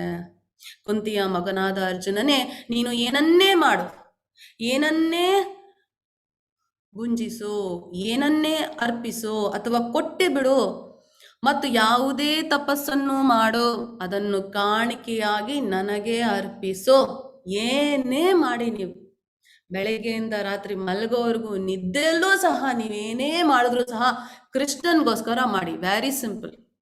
ಸೊ ನಾವ್ ಯಾವಾಗ ಎಲ್ಲವನ್ನ ಕೃಷ್ಣನ್ಗೋಸ್ಕರ ಮಾಡ್ತಿದ್ದೀವೋ ನಾವು ತಪ್ಪು ಮಾಡ್ಲಿಕ್ಕೆ ಸಾಧ್ಯನೇ ಇಲ್ಲ ಅಲ್ವಾ? ಕಳ್ತನ ಮಾಡಕ್ಕಂತೂ ಸಾಧ್ಯನೇ ಇಲ್ಲ, ಒಬ್ರಿಗೆ ನೋವಾಗೋ ತರ ನಾವು ನಡ್ಕೊಳ್ಳೋದೂ ಇಲ್ಲ ಅಲ್ವಾ? ಕೃಷ್ಣನ್ಗೋಸ್ಕರ ಮಾಡ್ತಿರ್ಬೇಕಾದ್ರೆ ನಾವೇನಾದ್ರು ಕೆಟ್ಟ ಕೆಲಸ ಮಾಡ್ತೀವ ಇಲ್ವಾ? ಸೊ ಮಾಡೋ ಎಲ್ಲಾ ಕೆಲಸವನ್ನ, ಸೊ ನೀವ್ ಯಾರಿಗಾರು ಏನಾದ್ರು ಕೊಡ್ಬೇಕಾ, ಅದನ್ನು ಕೃಷ್ಣನ್ ಕೊಡ್ತಾ ಇದೀನಂತ ಕೊಡಿ. ಅವ್ರಿಗೆ ಕೊಡ್ತಾ ಇದೀನಲ್ಲ, ಕೃಷ್ಣನ್ ಕೊಡ್ತಾ ಇದೀನಂತ. ನೀವೇನಾದ್ರೂ ಮಾತಾಡ್ತೀರಾ, ನೀವೇನಾದ್ರೂ ಪ್ರವಚನ ಮಾಡ್ತೀರಾ, ಅಥವಾ ನೀವ್ ಯಾರಿಗೂ ಏನಾದ್ರು ತಿಳಿಸ್ಕೊಡ್ತಾ ಇದೀರಾ, ಓ ಇವ್ರಿಗೋಸ್ಕರ ನಾನು ತಿಳಿಸ್ತಿದ್ನಲ್ಲ, ಕೃಷ್ಣನ್ಗೋಸ್ಕರ ನಾನು ಮಾಡ್ತಾ ಇದ್ದೀನಿ ಕೆಲ್ಸನ. ಯಾರಿಗಾರು ಏನಾದ್ರು ಅರ್ಪಿಸ್ತಾ ಇದ್ದೀರಾ, ಕೃಷ್ಣನ. ಮಗುನ ನೋಡ್ಕೊಂತಿದ್ದೀರಾ, ಆಹಾ ಕೃಷ್ಣನ ನೋಡ್ಕೊಂತಾ ಇದ್ದೀನಿ. ತಾಯಿಗೆ ಸೇವೆ ಮಾಡ್ತಿದ್ದೀರಾ, ಕೃಷ್ಣನಿಗೆ ಸೇವೆ ಮಾಡ್ತಾ ಇದ್ದೀನಿ. ತಂದೆಗೆ ಸೇವೆ ಮಾಡ್ತಿದ್ದೀರಾ, ತಂದೆಗೆ ಸೇವೆ. ಗಂಡ ಹೆಂಡತಿ, ಹೆಂಡತಿ ಗಂಡನಿಗೆ. ಹೀಗೆ ಏನೇ ಮಾಡಿದ್ರು, ನೀವು ಯಾವುದೇ ತರ ತಪಸ್ ಮಾಡಿದ್ರು ಅಷ್ಟೇ, ಯಾರಿಗಾದ್ರೂ ನೀವು ಏನ್ ಮಾಡಿದ್ರು ಅಷ್ಟೇ, ಎಲ್ಲವನ್ನ ಕೃಷ್ಣನಿಗೋಸ್ಕರ, ಅದನ್ನು ಕಾಣಿಕೆಯಾಗಿ ನನಗೆ ಅರ್ಪಿಸೋ. ಯಾವಾಗ ನಾವು ಇದನ್ನು ಅವ್ರಿಗೆ ಅರ್ಪಿಸ್ತೀವೋ ಅದ್ರ ಫಲ ನಮ್ಗೆ ಸಿಗೋದಿಲ್ಲ. ಸೊ ಇದು ನಾವು ಅರ್ಥ ಮಾಡ್ಕೋಬೇಕಾಗಿರೋದು. ನೇತ್ರ ಮಾತಾಜಿ. ಸಮೋಹಂ ಸರ್ವಭೂತೇಷು ನ ಮೇ ದ್ವೇಷ್ಯೋಸ್ತಿ ನ ಪ್ರಿಯಃ ಯೇ ಭಜಂತಿ ತು ಮಾಂ ಭಕ್ತ್ಯಾ ಮಯಿ ತೇ ತೇಷು ಚಾಪ್ಯಹಂ. ಹರೇ ಕೃಷ್ಣ. ಹರೇ ಕೃಷ್ಣ, ಹರೇ ಕೃಷ್ಣ. ಸೊ ಈ ಶ್ಲೋಕದಲ್ಲಿ ಏನ್ ಹೇಳ್ತಿದ್ದಾರೆ, ನನಗೆ ಯಾರ ವಿಷಯದಲ್ಲಿಯೂ ಅಸೂಯೆ ಇಲ್ಲ. ಯಾರು ಬೇಕಾದ್ರೂ ಕೃಷ್ಣನ್ ಭಕ್ತರಾಗ್ಬೋದು. ಏನಾದ್ರೂ ರಿಸ್ಟ್ರಿಕ್ಷನ್ ಇದೆಯಾ? ಯಾರ ಬೇಕಾದ್ರೂ. ನನಗೆ ಯಾರ ವಿಷಯದಲ್ಲಿಯೂ ಅಸೂಯೆ ಇಲ್ಲ. ನಾನು ಯಾರ ಪರವಾಗಿಯೂ ಪಕ್ಷಪಾತ ಮಾಡುವುದಿಲ್ಲ. ದುರ್ಯೋಧನನಿಗೆ ಭಗವಂತ ಅವಕಾಶ ಕೊಟ್ಟ, ಅವನ ಸೈನ್ಯವನ್ನೇ ದುರ್ಯೋಧನ ಕಡೆ ಕೊಟ್ರು ಅಲ್ವಾ? ಆದ್ರೆ ಧರ್ಮವನ್ನ ಫಾಲೋ ಮಾಡಿಲ್ಲ ದುರ್ಯೋಧನ, ಹಾಗಾಗಿ ಫಲ ಅನುಭವಿಸ್ಬೇಕಾಯ್ತು. ಪಾಪ ಕಾರ್ಯ ಮಾಡಿದ್ರೆ ಪಾಪವನ್ನ ಅನುಭವಿಸ್ಬೇಕು. ವೆರಿ ಸಿಂಪಲ್ ಅಲ್ವಾ? ಹಾಗಾಗಿ ಭಗವಂತ ಹೇಳ್ತಾ ಇದಾರಲ್ಲಿ ನಮ್ಗೆ, ನಾನು ಯಾರ ಪರವಾಗಿಯೂ ಪಕ್ಷಪಾತ ಮಾಡುವುದಿಲ್ಲ, ನಾನು ಎಲ್ಲರ ವಿಷಯದಲ್ಲಿಯೂ ಸಮಾನನಾಗಿ ಇರುತ್ತೇನೆ. ಯಾಕಂದ್ರೆ ಅವನೆಲ್ಲರ ತಂದೆ, ಅವನೆಲ್ಲರ ತಾಯಿ, ಅವನೆಲ್ಲರ ಪಿತಾಮಹ, ಅವನೆಲ್ಲದರ ಮೂಲ, ಎಲ್ಲವೂ ಅವನಿಂದ ಸೃಷ್ಟಿ ಆಗ್ತಿದೆ. ಸೊ ಅವನು ಹೇಗೆ ಅಸಮಾನನಾಗಿರ್ತಾನೆ? ಎಲ್ಲರಿಗೂ ಸಮಾನ. ಆದರೆ ಯಾವಾತನು ನನ್ನ ಭಕ್ತಿ ಸೇವೆಯನ್ನು ಮಾಡುವನೋ ಆತನು ನನ್ನ ಸ್ನೇಹಿತನೋ, ನನ್ನಲ್ಲಿದ್ದಾನೆ ಮತ್ತು ನಾನು ಅವನಿಗೆ ಸ್ನೇಹಿತ. ಸೊ ನಮ್ಗೆ ಹಿಂದೆ ಹೇಳಿದ್ರಲ್ಲ, ಭಯದಿಂದ ಅಲ್ಲ ಪ್ರೀತಿಯಿಂದ ಮಾಡಬೇಕು ಭಗವಂತನ ಸೇವೆ. ಯಾಕಂದ್ರೆ ಭಕ್ತಿ ಸೇವೆ ಮಾಡಿದಾಗ ಕೃಷ್ಣ ನಮಗೆ ಸ್ನೇಹಿತನಾಗ್ತಾನೆ. ನೀವು ನೋಡ್ಬೋದು, ನಾವು ತುಂಬಾ ಜನ ಕೃಷ್ಣ ಕೃಷ್ಣ ಅಂತ ಕರಿತೀವಿ. ಎಲ್ಲರಿಗೂ ಮೂಲ ಅಲ್ವಾ, ಆದಿಪುರುಷ ಕೃಷ್ಣ ಅವರೇ ಅಂತ ಹೇಳ್ಬೇಕು. ಆದ್ರೆ ನಾವು ನೋಡ್ಬೋದು, ನೀವೆಲ್ಲ ಕೃಷ್ಣ ಕೃಷ್ಣ ಎಲ್ಲಿದ್ಯೋ ತಂದೆ, ಕೃಷ್ಣ ಎಲ್ಲಿದ್ಯಪ್ಪ, ಕೃಷ್ಣ ಹೇಳಿದ್ನಂತೆ, ಕೃಷ್ಣ ಹೀಗ್ ಮಾಡದ್ನಂತೆ. ಯಾಕೆ ಹೇಳ್ತೀವಿ ಹಾಗೆ? ಯಾಕಂದ್ರೆ ಕೃಷ್ಣ ಸ್ನೇಹಿತ. ಗೌರವ ಕೊಡ್ತಾ ಇಲ್ಲ ಅಂತಲ್ಲ, ಆ ಪ್ರೀತಿ ಬಂದಾಗ, ಕೃಷ್ಣ ಕಷ್ಟ ಬಂದಾಗ ಕೃಷ್ಣ ಅಂತ ಕರಿತೀವಿ ಅಲ್ವಾ? ಸೊ ಇದು ನಾವೆಲ್ಲ ಅರ್ಥ ಮಾಡ್ಕೋಬೇಕು. ಭಗವಂತ ಯಾರಿಗೂ ಆ ಥರ ಮಾಡಲ್ಲ. ಹಾಗಿದ್ದಿದ್ರೆ ವಿಭೀಷಣ ರಾಕ್ಷಸ, ಅವನಿಗೆ ರಾಜ್ಯದ ಪಟ್ಟವನ್ನ ಕೊಡ್ತಿರ್ಲಿಲ್ಲ. ಪ್ರಹ್ಲಾದ್ ಮಹಾರಾಜ ರಾಕ್ಷಸ, ಅವನೇನು ಹೋಗಿ ಯಾಕೆ ಕಾಪಾಡ್ತಾ ಇದ್ರು ಅಲ್ವಾ? ಬಲಿ ಚಕ್ರವರ್ತಿಯು ಸಹ ರಾಕ್ಷಸ ಅಲ್ವಾ? ಅವನಿಗೆ ಯಾಕೆ ಆ ಥರ ಪುಣ್ಯಕರವಾದ ಕೆಲಸ ಮಾಡೋ ಅವಕಾಶ ಮಾಡಿಕೊಡ್ತಾ ಇದ್ರು? ಅವರೆಲ್ಲ ಭಕ್ತರಾಗಿದ್ರು ಭಗವಂತನ. ಸೊ ರಾಕ್ಷಸರಾದ್ರೂ ಪರವಾಗಿಲ್ಲ, ನೀವು ಒಳ್ಳೆಯವರು, ದೈವಿ ಗುಣರಾಗ್ಲಿ ರಾಕ್ಷಸಿ ಗುಣರಾಗ್ಲಿ, ನೀವು ಯಾವಾಗ ಭಗವಂತನ ಸೇವೆ ಮಾಡ್ತಿರೋ ಎಲ್ಲವೂ ಸಹ ಪಡ್ಕೊಂತೀರಾ. ಯಾವುದೇ ಕಾರಣಕ್ಕೆ ಭಗವಂತ ಅಸಮಾನನಲ್ಲ, ಎಲ್ಲರಿಗೂ ಸಮಾನನಾಗಿ ಇದ್ದಾನೆ. ಸೊ ನಾವಿದನ್ನ ಅರ್ಥ ಮಾಡ್ಕೋಬೇಕು. ನೀವೆಲ್ಲ ಕೃಷ್ಣನ ಸ್ನೇಹಿತನಾಗ್ಬೇಕಾ? ಭಕ್ತಿ ಪೂಜೆಯನ್ನ ಮಾಡಿ. ಯಾವನಾದರೂ ಅತ್ಯಂತ ಹೀನ ಕಾರ್ಯವನ್ನು ಮಾಡುತ್ತಿದ್ದರೂ, ದಯವಿಟ್ಟು ಇದನ್ನ ಅರ್ಥ ಮಾಡ್ಕೊಳ್ಳಿ, ಯಾವನಾದರೂ ಅತ್ಯಂತ ಹೀನ ಕಾರ್ಯವನ್ನ ಮಾಡುತ್ತಿದ್ದರೂ ಆತನು ಭಕ್ತಿ ಸೇವೆಯಲ್ಲಿ ತೊಡಗಿದರೆ ಆತನನ್ನು ಸಾಧು ಎಂದೇ ಭಾವಿಸಬೇಕು. ಈ ಕ್ಷಣದವರೆಗೂ ನೀವು ಹೀನ ಕಾರ್ಯವನ್ನ ಮಾಡಿದ್ದೀರಾ? ನಮ್ಮ ಕರ್ಮ ಫಲದ ಅನುಸಾರ ನಾವು ಏನೇನೋ ಕರ್ತವ್ಯಗಳನ್ನ ಮಾಡಿರ್ತೀವಿ, ಏನೇನೋ ಪಾಪಗಳನ್ನ ಸಂಪಾದನೆ ಮಾಡಿ ನಮ್ಮ ಕೈಯಲ್ಲಿ ಏನೇನೋ ಆಗ್ಬಿಟ್ಟಿರುತ್ತೆ, ನಮ್ಮ ಕೈ ಮೀರಿ ಏನೇನೋ ಆಗ್ಬಿಟ್ಟಿರುತ್ತೆ. ತೊಂದರೆ ಇಲ್ಲ. ಈಗ ನೀವು ಭಕ್ತಿ ಸೇವೆಯನ್ನ ಶುರು ಮಾಡಿದ್ರೆ, ಅಂದ್ರೆ ನೀವು ಮಾಡಿರೋ ಪಾಪಗಳನ್ನೆಲ್ಲ, ನೀವು ಮಾಡಿರೋ ಪಾಪ ಕಾರ್ಯಗಳನ್ನೆಲ್ಲ ಬಿಟ್ಟು ನೀವು ಒಳ್ಳೆ ಗುಣದಲ್ಲಿ ಭಕ್ತಿ ಸೇವೆ ಮಾಡ್ತಿದ್ದೀರಾ ಅಂದ್ರೆ ಭಗವಂತನ ಮೇಲೆ ಪ್ರೀತಿ ಬಂದಿದೆ, ನೀವು ಒಳ್ಳೆ ಗುಣಗಳನ್ನ ಇಟ್ಕೊಂಡಿದ್ದೀರಾ, ಜ್ಞಾನಿಗಳಾಗಿದ್ದೀರಾ ಅಲ್ವಾ? ಸೊ ನೀವು ಅದೇ ತರ ಮನುಷ್ಯ ಅಲ್ಲ, ಹಿಂದೆ ಇದ್ದಾಗ ಮನುಷ್ಯ ಅಲ್ಲ, ಈಗ ನೀವು ಭಕ್ತಿ ಸೇವೆ ಮಾಡ್ತಿರುವ ಭಗವಂತನ ಭಕ್ತರು. ಸೊ ಯಾರು ಭಗವಂತನ ಭಕ್ತಿ ಸೇವೆ ಮಾಡ್ತಾರೋ ಅವರನ್ನ ಸಾಧು ಎಂದೇ ಭಾವಿಸ್ಬೇಕು ನಾವು. ಅವರೆಲ್ಲ ಸಾಧುಗಳು, ಏಕೆಂದರೆ ಆತನು ತನ್ನ ನಿರ್ಧಾರದಲ್ಲಿ ಸರಿಯಾಗಿ ನೆಲೆಸಿದ್ದಾನೆ.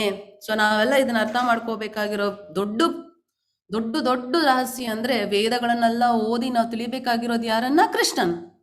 ಸೊ ಯಾವಾಗ ಒಬ್ಬ ಮನುಷ್ಯ ಕೃಷ್ಣ ಯಾರು ಅಂತ ಅರ್ಥ ಮಾಡ್ಕೊಂಡ್ಬಿಟ್ಟಿದ್ದಾನೆ, ಅವನ ಸೇವೆಯಲ್ಲೇ ತೊಡಗ್ಬಿಟ್ಟಿದ್ದಾನೆ, ಅವನ್ ಸಾಧುನೇ ಆಗ್ತಾನೆ. ಅವ್ನು ವೇದ ಓದಿಲ್ಲ ಅಂದ್ರೂ ವೇದದಿಂದ ತಿಳಿಬೇಕಾಗಿರೋದನ್ನ ಅವಳೇ ತಿಳಿದ್ಬಿಟ್ಟಿದ್ದಾನೆ. ಸೊ ನಿಮ್ಗೆ ಯಾವಾಗ ಒಂದು ಕೇಕ್ ಮಾಡಕ್ ಬರುತ್ತೋ ಅಂದಾಗ ನೀವು ಬೇರೆ ಯಾವ ವಿಡಿಯೋನು ನೋಡೋದಿಲ್ಲ, ನಿಮ್ಗೆ ಆಲ್ರೆಡಿ ಕೇಕ್ ಮಾಡಕ್ ಬರುತ್ತೆ. ಸೊ ಡೈರೆಕ್ಟ್ ಆಗಿ ಕೇಕ್ ಮಾಡ್ತೀರಾ. ನೀವು ವಿಡಿಯೋ ನೋಡಿ ಒಂದೊಂದನ್ನು ಕಲ್ತು ಯಾಕೆ ಮಾಡ್ತೀರಾ? ಹಾಗೆ ಕೃಷ್ಣ ಯಾರು ಅಂತ ತಿಳಿದ್ಬಿಟ್ಟು ಭಕ್ತಿ ಸೇವೆ ಮಾಡ್ತಿರೋರು ಸಾಧುಗಳು. ಅದನ್ನ ನಾವೆಲ್ಲ ತಿಳಿಬೇಕು. ಯಾಕಂದ್ರೆ ಅವರು ಭಗವಂತ ಯಾರು ಅಂತ ತಿಳಿದು ಸರಿಯಾದ ನಿರ್ಧಾರವನ್ನ ತಗೊಂಡು ಅದರಲ್ಲಿ ನೆಲೆಸಿರ್ತಾರೆ. ಸೊ ಇದನ್ನ ಅರ್ಥ ಮಾಡ್ಕೋಬೇಕು. ಕುಂತಿಯ ಮಗನಾದ ಅರ್ಜುನನೇ, ಅವನು ಶೀಘ್ರವಾಗಿ ಧರ್ಮಾತ್ಮನಾಗುತ್ತಾನೆ ಮತ್ತು ಶಾಶ್ವತ ಶಾಂತಿಯನ್ನು ಪಡೆಯುತ್ತಾನೆ. ನನ್ನ ಭಕ್ತನು ಎಂದೂ ನಾಶವಾಗುವುದಿಲ್ಲ ಎಂದು ಧೈರ್ಯವಾಗಿ ಘೋಷಿಸು. ಭಗವಂತನ ಭಕ್ತನನ್ನು ಯಾರು ಏನೂ ಮಾಡೋಕ್ಕಾಗಲ್ಲ. ಎಂಥ ಪರಿಸ್ಥಿತಿ ಇದ್ರೂ ಸಹ ಅವ್ರು ನಾಶ ಆಗೋದಿಲ್ಲ. ಭಗವಂತನ ಭಕ್ತರು ಎಂದೂ ನಾಶವಾಗುವುದಿಲ್ಲ ಎಂದು ಧೈರ್ಯವಾಗಿ ಘೋಷಿಸು ಅಂತ ಅರ್ಜುನನ್ಗೆ ಹೇಳ್ತಾ ಇದ್ದಾರೆ. ಇದಕ್ಕಿಂತ ಅಶ್ಯೂರೆನ್ಸ್ ನಮಗೆ ಹೇಗ್ ಬೇಕು? ಎಲ್ಲವನ್ನ ಕೊಟ್ಟಿದ್ದಾನೆ ಭಗವಂತ. ಎಲ್ಲವನ್ನ ಕೊಟ್ಟು ನೀವು ಇವಾಗ ಪಾಪ ಮಾಡಿದ್ರು ಪರವಾಗಿಲ್ಲ, ಈಗಿಂದ ನೀವು ನನ್ನನ್ನು ಅರ್ಥ ಮಾಡ್ಕೊಂಡು ಭಕ್ತಿ ಸೇವೆ ಮಾಡಿದ್ರು ಪರವಾಗಿಲ್ಲ, ಇಮಿಡಿಯೇಟ್ ಆಗಿ ಶೀಘ್ರವಾಗಿ ಧರ್ಮಾತ್ಮರಾಗ್ತೀರಾ, ಮತ್ತೆ ಶಾಶ್ವತ ಶಾಂತಿಯನ್ನ ಪಡ್ಕೊಂತೀರಾ. ನೀವು ರಾಕ್ಷಸರಾಗಿ ಹುಟ್ಟಿದ್ದೀರಾ, ನೀವು ಕೆಟ್ಟೋರಾಗಿ ಹುಟ್ಟಿದ್ದೀರಾ, ನೀವು ಹೆಣ್ಣಾಗಿ ಹುಟ್ಟಿದ್ದೀರಾ, ಗಂಡಾಗಿ ಹುಟ್ಟಿದ್ದೀರಾ, ಏನಾಗಿದ್ರು ಪರವಾಗಿಲ್ಲ, ಭಕ್ತಿ ಸೇವೆಯನ್ನ ಮಾಡಿದ್ರೆ ಸಾಕು, ಶೀಘ್ರವಾಗಿ ಧರ್ಮಾತ್ಮರಾಗ್ತೀರಾ. ಸೊ ಯಾರ್ಯಾರು ನನ್ನ ಭಕ್ತರಾಗ್ತಾರೋ ಅವ್ರಿಗೆ ಯಾವುದೇ ಕಾರಣಕ್ಕೂ ನಾಶ ಇಲ್ಲ. ಎಲ್ಲರಿಗೂ ಅನ್ನಿಸ್ತಿರುತ್ತೆ, ಓಹೋ ಇವರೆಲ್ಲ ಭಕ್ತರಪ್ಪ, ಇವರೆಲ್ಲ ಅಪಾಯಕ್ಕೆ ಸೇರ್ಕೊಂತಾರೆ. ಸಾಧ್ಯನೇ ಇಲ್ಲ. ಎಂಥ ಅಪಾಯವಿದ್ರು ಭಗವಂತ ಕಾಪಾಡ್ತಾನೆ. ಸೊ ನಾವು ಅದಕ್ಕೆ ಸಾಕ್ಷಿಯಾಗಿ ನರಸಿಂಹರನ್ನ ನೋಡ್ಬೋದು ಅಲ್ವಾ? ಪ್ರಹ್ಲಾದ್ ಮಹಾರಾಜರು ಅವ್ರ ತಂದೆನೇ ಎಂತೆಂಥ ತೊಂದರೆ, ಆನೆ ಕೆಳಗಡೆ ಆನೆ ಕೈಲಿ ತುಳಿಸೋದರ, ವಿಷದ ಹಾವುಗಳನ್ನ ಬಿಟ್ಟಿದ್ದಾರೆ ಅಲ್ವಾ, ಬೆಟ್ಟದಿಂದ ಕೆಳಗಡೆ ವಿಷವನ್ನ ತಿನ್ನಿಸಕ್ ಹೋಗಿದ್ದಾರೆ, ಬೆಂಕಿಗೆ ಹಾಕಿದ್ದಾರೆ. ಎಂಥ ಸಮಯದಲ್ಲೂ ಸಹ ಭಗವಂತನ ಭಕ್ತ ನಾಶ ಆಗಿಲ್ಲ. ಯಾಕಂದ್ರೆ ಭಗವಂತನಲ್ಲಿ ಭಕ್ತಿ ಇಟ್ಕೊಂಡಿದ್ರು. ನಾವು ಭಗವಂತನಲ್ಲಿ ಭಕ್ತಿ ಇಟ್ಟಾಗ ನಾವು ಹಾಗೆ ನಾಶ ಆಗಲ್ಲ. ಭಕ್ತಿ ಇಲ್ಲ, ಸುಮ್ಮನೆ ನಾವು ನಾಶ ಆಗಲ್ವಂತೆ, ನಾನು ಹೋಗಿ ಬೆಂಕಿ ಕುತ್ಕೊಂತೀನಿ ಅಂದ್ರೆ ಮೂಢಾತ್ಮರಾಗ್ತೀರಾ, ದಡ್ರಾಗ್ತೀರಾ. ಪ್ರಹ್ಲಾದ್ ಮಹಾರಾಜ್ರ ಹತ್ರ ನಿಮ್ಮಲ್ಲಿ ಭಕ್ತಿ ಇದೆಯಾ? 5 ವರ್ಷದಲ್ಲಿ ಆ ಭಕ್ತಿಯನ್ನ ತೋರಿಸಿದ್ರು ಪ್ರಹ್ಲಾದ್ ಮಹಾರಾಜರು. ತನ್ನ ತಾಯಿಯ ಹೊಟ್ಟೆಯಲ್ಲಿ ಇರಬೇಕಾದ್ರೇನೆ ನಾರದ ಮುನಿಗಳಿಂದ ಭಗವಂತ ಯಾರು ಅಂತ ತಿಳ್ಕೊಂಡ್ರು. ನೀವೇನಾದ್ರು ಅಂತ ಭಕ್ತರಾಗಿದ್ರೆ ಎಂಥ ಪರಿಸ್ಥಿತಿ ಆದರೂ ಸಹ ಭಗವಂತನ ಮೇಲೆ ನಂಬಿಕೆ ಇರುತ್ತೆ, ಭಗವಂತ ಹೇಳಿರೋ ಮಾತು ಜ್ಞಾಪನ ಇರುತ್ತೆ. ಎಂಥ ಪರಿಸ್ಥಿತಿ ಇದ್ರೂ ಭಗವಂತ ನಮ್ಮನ್ನ ಕಾಪಾಡ್ತಾನೆ. ಸೊ ಯಾವಾಗ ನರಸಿಂಹ ಬಂದು ಹಿರಣ್ಯಕಶಿಪು ಮತ್ತೆ ಅಲ್ಲಿದ್ದ ರಾಕ್ಷಸರನ್ನೆಲ್ಲ ಕೊಂದ್ರು, ಎಲ್ಲರೂ ಎದ್ರು ಬಿಟ್ಟಿದ್ರು. ಆ ಉಗ್ರ ರೂಪವನ್ನ ನೋಡಿ ಅವ್ರ ಹತ್ರ ಹೋಗ್ಲಿಕ್ಕೆ ಎದುರುತ್ತಿದ್ರು. ಆದ್ರೆ ಭಗವಂತನ ಭಕ್ತರಿಗೆ ತಂದೆಯನ್ನು ನೋಡಿ ಯಾಕೆ ಭಯ ಆಗ್ಬೇಕು? ಪ್ರಹ್ಲಾದ ಮಹಾರಾಜರು ಎಷ್ಟು ಮುದ್ದಾಗಿ ನಡ್ಕೊಂಡು ಹೋಗ್ತಾರೆ. ಎಲ್ಲರೂ ನರಸಿಂಹನ ಪಕ್ಕ ಹೋಗ್ಲಿಕ್ಕೆ ಹೆದರ್ಕೊಂತ ಇದ್ದಾರೆ. ಕೃಷ್ಣ ಯಾವ ರೂಪದಲ್ಲೂ ಬಂದರೂ ಸಹ ಭಕ್ತರನ್ನ ಕಾಪಾಡಕ್ಕೆ ಬರ್ತಾರೆ ಅಲ್ವಾ? ಹಾಗಾಗಿ ಅದನ್ನ ತಿಳಿದ, ಆ ಸತ್ಯವನ್ನ ತಿಳಿದ ಪ್ರಹ್ಲಾದ್ ಮಹಾರಾಜರು ಹೋಗ್ತಾರೆ. ಹೋಗಿ ಮಾಲೆಯನ್ನ ಅರ್ಪಿಸ್ತಾರೆ ನರಸಿಂಹ ದೇವರಿಗೆ. ಅದಾದ ನಂತರ ಅವರ ತೊಡೆ ಮೇಲೆ ಕುಂಡ್ರಿಸ್ಕೊಂತಾರೆ. ಬ್ರಹ್ಮದೇವರಿಂದನೇ ಪಟ್ಟಾಭಿಷೇಕ ನಡೆಯುತ್ತೆ. ಸೊ ಇದನ್ನ ನಾವು ಅರ್ಥ ಮಾಡ್ಕೋಬೇಕು. ಹರೇ ಕೃಷ್ಣ. ದಾಕ್ಷಾಯಿಣಿ ಮಾತಾಜಿ.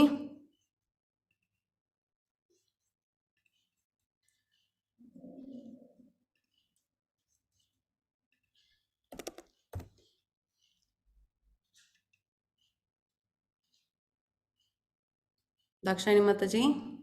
ಹರೇ ಕೃಷ್ಣ ಮಾತಾಜಿ. ಹೇಳಿ ಮಾತಾಜಿ.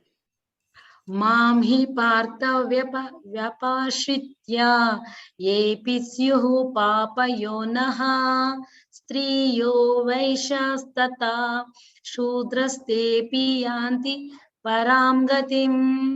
ಹರೇ ಕೃಷ್ಣ ಮಾತಾಜಿ. ಹರೇ ಕೃಷ್ಣ. ಹರೇ ಕೃಷ್ಣ. ಪರಾಂ ಗತಿಂ. ಸೊ ಇದನ್ನ ನೀವು ಅರ್ಥ ಮಾಡ್ಕೊಳ್ಳಿ. 32ನೇ ಶ್ಲೋಕದಲ್ಲಿ, ಪಾರ್ಥ, ನನ್ನಲ್ಲಿ ಆಶ್ರಯ ಪಡೆಯುವವರು ಕೀಳು ಜನ್ಮದವರಾದರೂ ಸ್ತ್ರೀಯರು, ವೈಶ್ಯರು ಮತ್ತು ಶೂದ್ರರು ಪರಮಗತಿಯನ್ನು ಪಡೆಯಬಲ್ಲರು. ಕೃಷ್ಣ ಎಲ್ಲೂ ಹೇಳಿಲ್ಲ ಬ್ರಾಹ್ಮಣರಿಗೆ ಮಾತ್ರ ಭಕ್ತಿ ಸೇವೆ ಮಾಡ್ತಾರೆ, ಅವ್ರ ಭಕ್ತಿ ಸೇವೆ ಮಾಡಿದ್ರೆ ಮಾತ್ರ ನಾನು ಸಿಗ್ತೀನಿ. ಯಾರಾದ್ರೂ ಕ್ಷತ್ರಿಯರಾಗಿದ್ರೆ ಅವ್ರ ಭಕ್ತಿ ಸೇವೆ ಮಾಡಿದ್ರೆ ಮಾತ್ರ ನಾನು ಸಿಗ್ತೀನಿ. ಇಲ್ಲ, ನೀವು ಕೀಳು ಜನ್ಮದಲ್ಲಿ ಹುಟ್ಟಿದ್ರೂ ಪರವಾಗಿಲ್ಲ, ನೀವು ಸ್ತ್ರೀ ಆಗಿದ್ರೂ ಪರವಾಗಿಲ್ಲ, ವೈಶ್ಯರಾಗಿದ್ರೂ ಪರವಾಗಿಲ್ಲ, ಶೂದ್ರರಾಗಿದ್ರೂ ಪರವಾಗಿಲ್ಲ. ಒಂದೇ ಒಂದು ಎಲಿಜಿಬಿಲಿಟಿ ಏನು? ಭಕ್ತಿ ಸೇವೆಯನ್ನ ಭಕ್ತಿಯಿಂದ, ಶ್ರದ್ಧೆಯಿಂದ, ದೃಢ ಮನಸ್ಸಿನಿಂದ ಮಾಡ್ಬೇಕಷ್ಟೆ. ಹಾಗೆ ಮಾಡಿದಾಗ ನನ್ನಲ್ಲಿ ಆಶ್ರಯ ಪಡೆಯುವರು. ಸೊ ಫುಲ್ ಗ್ಯಾರಂಟಿ ಕೊಟ್ಟಿದ್ದಾರೆ ಕೃಷ್ಣ. ನೀವು ಯಾವ ಪರಿಸ್ಥಿತಿಯಲ್ಲಿ ಇದ್ರೂ ಸಹ ಕೃಷ್ಣನ ಭಕ್ತರಾಗಬಹುದು. ಸೊ ಹಾಗಾಗಿ ಪ್ರಭುಪಾದವರು ಬೇರೆ ದೇಶಕ್ಕೆ ಹೋದಾಗ ಇಂತೆಂಥವ್ರು ಡ್ರಗ್ಸ್ ತಗೊಂಡು ಅವರೆಲ್ಲ ಹೇಗಿದ್ರು ಅಂದ್ರೆ ಅವ್ರನ್ನ ಹಿಪ್ಪೀಸ್ ಅಂತ ಕರೀತಾ ಇದ್ರು. ಅವರು ಯಾವಾಗಲೂ ಡ್ರಗ್ಸು, ಜೀವನದಲ್ಲಿ ಏನು ಮಾಡಬೇಕು ಅಂತ ಗೊತ್ತಿಲ್ಲ, ಮಾದಕ ವಸ್ತುಗಳು ಮತ್ತು ಈ ಧೂಮಪಾನ, ಮದ್ಯಪಾನ ಮತ್ತು ದೈಹಿಕ ಸುಖಗಳ ಇವಲ್ಲೇ ಮುಳುಗೋಗ್ಬಿಟ್ಟಿದ್ರು. ಅಂಥವರಿಗೆ, ಎಷ್ಟೋ ಜನ ಅಂಥವರಿಗೆ ಭಗವಂತನ ಮೇಲೆ ಭಕ್ತಿ ಬರೆಸಿ ಅವರು ನನ್ನ ಭಕ್ತರನ್ನ ಮಾಡಿದ್ರು. ಅಂದರೆ ಇದರಿಂದ ನಮ್ಗೆ ಅರ್ಥ ಆಗುತ್ತೆ, ಯಾರು ಬೇಕಾದರೂ ಭಕ್ತರಾಗ್ಬೋದು, ಇಂಥವ್ರು ಅಂಥವ್ರಲ್ಲ. ಭಗವಂತ ಎಲ್ಲರಿಗೂ ಸಮಾನ ಅಂತ ಹೇಳಿದ್ರಲ್ಲ, ಈ ಶ್ಲೋಕದಲ್ಲಿ ಆ ಮಾತನ್ನು ದೃಢಪಡಿಸಿದ್ರಲ್ವಾ. ಸೊ ಹಾಗಾಗಿ ದಯವಿಟ್ಟು ನಾವೆಲ್ಲರೂ ಭಗವಂತನ ಭಕ್ತರಾಗ್ಬೋದು, ಭಗವಂತನ ಭಕ್ತರಾಗ್ಬೋದು. ಮನ್ಮನ ಭಾವ ಮದ್ಭಕ್ತೋ ಮಧ್ಯಾಜಿ ಮಾಂ ನಮಸ್ಕುರು ಮಾಮೈ ವಶ್ಯಸಿ ಯುಕ್ತೈವ ಆತ್ಮಾನಂ ಮತ್ಪರಾಯಣಃ. ಸದಾ ನನ್ನನ್ನು ಚಿಂತಿಸುವುದರಲ್ಲಿ ಮನಸ್ಸನ್ನು ತೊಡಗಿಸು, ನನ್ನ ಭಕ್ತನಾಗು, ನನಗೆ ನಮಸ್ಕಾರ ಮಾಡು ಮತ್ತು ನನ್ನನ್ನು ಪೂಜಿಸು. ಆಗ ನನ್ನಲ್ಲಿ ಸಂಪೂರ್ಣವಾಗಿ ಮಗ್ನನಾಗಿ ನಿಶ್ಚಯವಾಗಿಯೂ ನೀನು ನನ್ನಲ್ಲಿಗೆ ಬರುವೆ. ಈ ಶ್ಲೋಕವನ್ನ ಯಾವುದೇ ಕಾರಣಕ್ಕೂ ನಾವು ಮರಿಬಾರ್ದು. ಹೇಗೆ ಕೃಷ್ಣನ ಹತ್ರ ಹೋಗೋದು? ವೆರಿ ಸಿಂಪಲ್, ತುಂಬಾ ಸಿಂಪಲ್. ಇದು ಹೇಳಿದಾರಲ್ಲ, ಮನ್ಮನ ಭಾವ ಮದ್ಭಕ್ತೋ. ಈ ಶ್ಲೋಕವನ್ನ ಬಯಾಟ್ ಮಾಡ್ಕೊಳ್ಳಿ. ಯಾವಾಗ ನಿಮ್ಗೆ ಡೌಟ್ ಬರುತ್ತೋ ಈ ಶ್ಲೋಕವನ್ನ ಹೇಳ್ಕೊತಾ ಇರಿ ನಿಮ್ಮ ಮನಸ್ಸಲ್ಲಿ. ಸೊ ಆಗ ನಾವೇನ್ ಮಾಡಬೇಕು ಅಂತ ನಮ್ಗೆ ಅರ್ಥ ಆಗತ್ತೆ. ಸೊ ಹಾಗೆ ನಾವು ಯಾವಾಗ ಭಗವಂತನ ಸೇವೆ ಮಾಡ್ತಿರೋ ಅವನ ಧಾಮಕ್ಕೆ ಹೋಗ್ತೀವಿ, ನಾವು ವೃಂದಾವನಕ್ಕೆ ಸೇರ್ತೇವೆ. ಸೊ ಇಲ್ಲಿ ಈ ಶ್ಲೋಕ, ಈ ಅಧ್ಯಾಯ ಮುಗಿಯುತ್ತೆ. ಸೊ ಭಗವಂತ ನಮ್ಗೆ ಆಹಾರವನ್ನ ಅರ್ಪಿಸೋ ಬಗ್ಗೆ ತಿಳಿಸಿದ್ರಲ್ವಾ. ಒಂದು ಎಲೆ, ಒಂದು ಹೂವು, ಒಂದು ಹಣ್ಣು ಮತ್ತೆ ಸ್ವಲ್ಪ ನೀರು. ಎಲ್ಲೂ ಕೃಷ್ಣ ಒಂದು ಮೊಟ್ಟೆಯನ್ನು ಕೊಡಿ, ಒಂದು ಫಿಶನ್ನು ಕೊಡಿ, ಒಂದು ಪೀಸ್ ಚಿಕನ್ ಪೀಸ್ ಕೊಡಿ ಏನೋ ಕೇಳಲಿಲ್ಲ ಅಲ್ವಾ.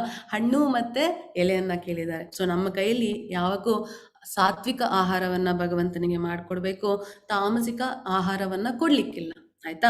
ಸೊ ಈ ತರ ನೀವು ಕೊಡ್ಬೇಕಂದ್ರೆ ನೀವು ಒಂದು ಅನ್ನವನ್ನಾರು ಮಾಡಿ, ಮೊಸರಾರಿ ಅನ್ನ ಮೊಸರು ಕೊಡ್ಬೋದು, ಅನ್ನ ಹಾಲನ್ನು ಕೊಡ್ಬೋದು. ಮನೇಲಿ ಬೇರೆ ಅಡುಗೆ ಮಾಡ್ಲಿಕ್ಕೆ ಕಷ್ಟ ಇಲ್ಲ, ಒಂದು ಗ್ಲಾಸ್ ಹಾಲು ಕೊಡ್ಬೋದು, ಬೆಣ್ಣೆ ಕೊಡ್ಬೋದು, ಬರೀ ಮೊಸರನ್ನು ಕೊಡ್ಬೋದು. ಅದು ಆಗಲ್ವಾ, ಒಂದು ಗ್ಲಾಸ್ ನೀರು ಕೊಡಿ. ಹೂವು ತರ್ಲಿಕ್ಕೆ ಕಷ್ಟ ಆಗುತ್ತಾ, ಒಂದೇ ಒಂದು ತುಳಸಿ ಎಲೆಯನ್ನ ಕಿತ್ತು ಕೃಷ್ಣನ ಪಾದದಲ್ಲಿಡಿ. ಹೀಗೆ ಯಾವುದನ್ನಾದ್ರೂ ಸಹ ನೀವು ಭಗವಂತನಿಗೆ ಅರ್ಪಿಸ್ಬೋದು. ಅಕಸ್ಮಾತ್ ನಿಮ್ಗೆ ಭಗವಂತ ಶಕ್ತಿ ಕೊಟ್ಟಿದ್ದಾನಂದ್ರೆ ಆಹಾರವನ್ನ ಅರ್ಪಿಸಿ. ಏಕಾದಶಿ ಇದೆ, ಏಕಾದಶಿ ದಿನ ಫಲಾಹಾರ ಮಾಡೋರು ಭಗವಂತನಿಗೆ ಯಾವ ತರದ ಫಲ ಬೇಕಾದ್ರೂ ಕೊಡ್ಬೋದು. ಸೊ ಈ ತರ ಕೊಡ್ಬೋದು. ಇಲ್ಲ ಒಂದು ಚಿಕ್ಕ ಬಟ್ಟಲ್ಲಿ ನೀವು ಏನಾದ್ರೂ ಕಿಚಡಿ ಮಾಡ್ತಿರೋ, ಅನ್ನ ಮಾಡ್ತಿರೋ, ಏನಾದ್ರೂ ಪರವಾಗಿಲ್ಲ, ಪ್ರೀತಿಯಿಂದ ಭಗವಂತನಿಗೆ ಮಾಡಿ ಅರ್ಪಿಸಿದ್ರೆ ಸಾಕು, ಅಷ್ಟೇ ಬೇಕಾಗಿರೋದು. ಸೊ ಒಂದು ಗ್ಲಾಸಲ್ಲಿ ನೀರು, ಒಂದು ಸ್ವಲ್ಪ ಪುಟ್ಟು ಬಟ್ಲಲ್ಲಿ ಒಂದು ಸ್ವಲ್ಪ ನೀವು ಮಾಡಿರೋ ಅಡುಗೆನ. ಸೊ ಆ ಕೃಷ್ಣನಿಗೆ ಅಂತ ಮಾಡಬೇಕು, ರುಚಿ ನೋಡ್ಲಿಕ್ಕಿಲ್ಲ ಅಲ್ವಾ, ಭಕ್ತಿಯಿಂದ ಮಾಡಬೇಕು ಅಷ್ಟೇ. ಮತ್ತೆ ಸಾತ್ವಿಕ ಆಹಾರ ತಯಾರಿಸ್ಬೇಕು. ಮಾಂಸಾಹಾರ ಮತ್ತೆ ಈರುಳ್ಳಿ ಬೆಳ್ಳುಳ್ಳಿ ಇವನ್ನೆಲ್ಲ ಹಾಕ್ಲಿಕ್ಕಿಲ್ಲ, ಯಾಕಂದ್ರೆ ಅವೆಲ್ಲ ತಾಮಸಿಕ ಆಹಾರ, ಭಗವಂತನಿಗೆ ಕೊಡೋ ಹಾಗಿಲ್ಲ, ನಿಷಿದ್ಧವಾದದ್ದು. ಹಾಗಾಗಿ ಸೊ ಹೀಗೆ ಇದೆಲ್ಲ ಕಷ್ಟ ಆಗುತ್ತಾ ನಿಮಗೆ, ಹಣ್ಣುಗಳನ್ನು ಸಹ ಅರ್ಪಿಸ್ಬೋದು. ಸೊ ಏನನ್ನೇ ಅರ್ಪಿಸಿ, ತುಳಸಿಯನ್ನ ಇಟ್ಟು ಅರ್ಪಿಸಿದಾಗ ಭಗವಂತ ಬೇಗ ಸ್ವೀಕರಿಸ್ತಾನೆ. ಹಾಗಾಗಿ ತುಳಸಿ ಎಲೆಗಳನ್ನ ಇಡ್ಬೋದು. ಒಣಗಿರೋ ತುಳಸಿ ಆದರೂ ಸಹ ಭಗವಂತನಿಗೆ ಅರ್ಪಿಸದೇ ಇರೋ ಒಣಗಿರೋ ತುಳಸಿ ಆದರೂ ಪರವಾಗಿಲ್ಲ, ಇಟ್ಟು ಭಗವಂತನಿಗೆ ಪ್ರಸಾದವನ್ನ ಕೊಡ್ಬೋದು. ಸೊ ಭಗವಂತನಿಗೆ ಪ್ರಸಾದವನ್ನ ಅರ್ಪಿಸ್ಬೇಕಾದ್ರೆ ಪ್ರಾರ್ಥನೆಯನ್ನ ಮಾಡ್ಬೇಕಾಗತ್ತೆ. ಯಾಕಂದ್ರೆ ಭಗವಂತನಿಗೆ ನಮ್ಮಲ್ಲಿ ಇರುವುದನ್ನ ಕೊಡ್ತಾ ಇದೀವಿ, ನಮ್ಗಷ್ಟು ಯೋಗ್ಯತೆ ಇಲ್ಲ ಭಗವಂತನ ಬಾಪ ನಮ್ಮ ಮನೆಗೆ ಊಟ ಮಾಡುವಂತ ಕರೆಯೋದಕ್ಕೆ. ಸೊ ಹಾಗಾಗಿ ನಾವು ಮೊದಲು ನಮ್ಮ ಗುರುಗಳನ್ನ ಕೇಳ್ಕೊಂತೀವಿ, ಗುರುಗಳೇ ಆಹಾರ ಮಾಡಿದ್ದೀನಿ ಕೃಷ್ಣನ್ಗೋಸ್ಕರ, ದಯವಿಟ್ಟು ಅರ್ಪಿಸಿ ಅಂತ. ಆಯ್ತಾ. ಸೊ ಅವರ ಗುರುಗಳಿಗೆ ಹೇಳ್ತಾರೆ. ಅದಾದ್ಮೇಲೆ ಅಂತ ಆಚಾರ್ಯರು, ಮಹಾನ್ ಗುರುಗಳು ಕೃಷ್ಣನಿಗೆ ತಗೊಳ್ಳಿಪ್ಪ, ನಿನ್ನ ಭಕ್ತರು ಮಾಡಿದ್ದಾರೆ ಅಂತ ಹೇಳ್ತಾರೆ. ಹಾಗಾಗಿ ನಾವು ಪ್ರಣಾಮ ಮಂತ್ರಗಳನ್ನು ಹೇಳಬೇಕು. ಸೊ ನಮೋ ಓಂ ವಿಷ್ಣುಪಾದಾಯ ಕೃಷ್ಣ ಪ್ರೇಷ್ಠಾಯ ಭೂತಲೆ ಶ್ರೀಮತಿ ಭಕ್ತಿ ವೇದಾಂತ ಸ್ವಾಮಿ ಇತಿ ನಾಮಿನೆ ನಮಸ್ತೆ ಸಾರಸ್ವತೆ ದೇವಿ ಗೌರವಾಣಿ ಪ್ರಚಾರಿಣೆ ನಿರ್ವಿಶೇಷ ಶೂನ್ಯವಾದಿ ಪಾಶ್ಚಾತ್ಯ ದೇಶ ತಾರಿಣೆ. ಸೊ ಮೊದಲು ನಾವು ಪ್ರಭುಪಾದರನ್ನ ಬೇಡ್ಕೊತೇವೆ. ಪ್ರಭುಪಾದ್ರೆ ದಯವಿಟ್ಟು ಆಹಾರ ಮಾಡಿದೀವಲ್ಲ ಅದನ್ನ ಕೃಷ್ಣನ್ಗೆ ಅರ್ಪಿಸಿ ಅಂತ ಹೇಳಿ. ಅದಾದ್ಮೇಲೆ ನಾವು ಭಗವಂತನಿಗೆ ಆಹಾರವನ್ನ ಅರ್ಪಿಸ್ಬೇಕಾದ್ರೆ ಚೈತನ್ಯ ಮಹಾಪ್ರಭುಗಳ ಸ್ತುತಿಯನ್ನ ಮಾಡ್ತೇವೆ. ಸೊ ನಮಗೆಲ್ಲ ಕಲಿಯುಗದಲ್ಲಿ ಭಗವಂತನ ಅವತಾರ ಚೈತನ್ಯ ಮಹಾಪ್ರಭುಗಳು. ಸೊ ಹಾಗಾಗಿ ಅವರನ್ನ ಸ್ತುತಿ ಮಾಡ್ತೇವೆ. ನಮೋ ಮಹಾವದನಾಯ ಕೃಷ್ಣ ಪ್ರೇಮ ಪ್ರದಾಯತೆ ಕೃಷ್ಣಾಯ ಕೃಷ್ಣ ಚೈತನ್ಯ ನಾಮೇ ಗೌರತ್ವೇಶ ನಮಃ ಅಂತ ಹೇಳಿ ಅವರನ್ನ ಪ್ರಾರ್ಥನೆ ಮಾಡಿ ದಯವಿಟ್ಟು ಆಹಾರವನ್ನ ಕೃಷ್ಣನ್ಗೆ ಅರ್ಪಿಸಿ. ಅದಾದ್ಮೇಲೆ ಕೃಷ್ಣನನ್ನ ಸ್ತುತಿ ಮಾಡ್ತೇವೆ. ನಮೋ ಬ್ರಾಹ್ಮಣ್ಯ ದೇವಾಯ ಗೋ ಬ್ರಾಹ್ಮಣ ಹಿತಾಯ ಚ ಜಗದ್ದಿತಾಯ ಕೃಷ್ಣಾಯ ಗೋವಿಂದಾಯ ನಮೋ ನಮಃ. ಮಾತಾಜಿ ಇಷ್ಟೊಂದೆಲ್ಲ ಶ್ಲೋಕ ಹೇಳಿದ್ರೆ ಕಷ್ಟ ಆಗುತ್ತೆ ನೆನ್ಪಿಟ್ಕೊಳಕ್ಕೆ. ಅಭ್ಯಾಸ ಮಾಡಿದ್ರೆ ಆಗತ್ತೆ. ಈಗ ನಾಳೆನೇ ಆಹಾರ, ಇವತ್ತೇ ಆಹಾರ ಅರ್ಪಿಸ್ಬೇಕು ಕೃಷ್ಣ ನನಗೆ ಏನಿಲ್ಲ, ಕೃಷ್ಣ ಮಾಡಿದೀನಿ ತಂದೆ ಅರ್ಪಿಸ್ಕೊಳಪ್ಪ ಅಂತ ಪ್ರೀತಿಯಿಂದ ಕೇಳಿ. ಆಮೇಲೆ ನಿಧಾನಕ್ಕೆ ಇದನ್ನು ಅಭ್ಯಾಸ ಮಾಡಿಕೊಂಡು ಜೀವನದಲ್ಲಿ ಈ ಶ್ಲೋಕಗಳನ್ನು ಹೇಳಿ ಅರ್ಪಿಸ್ಬೋದು. ಆಯ್ತಾ. ಮತ್ತೆ ಪ್ರಸಾದವನ್ನ ತಿನ್ಬೇಕಾದ್ರೂ ಸಹ ನಾವು ಶ್ಲೋಕಗಳನ್ನ ಹೇಳಬೇಕು.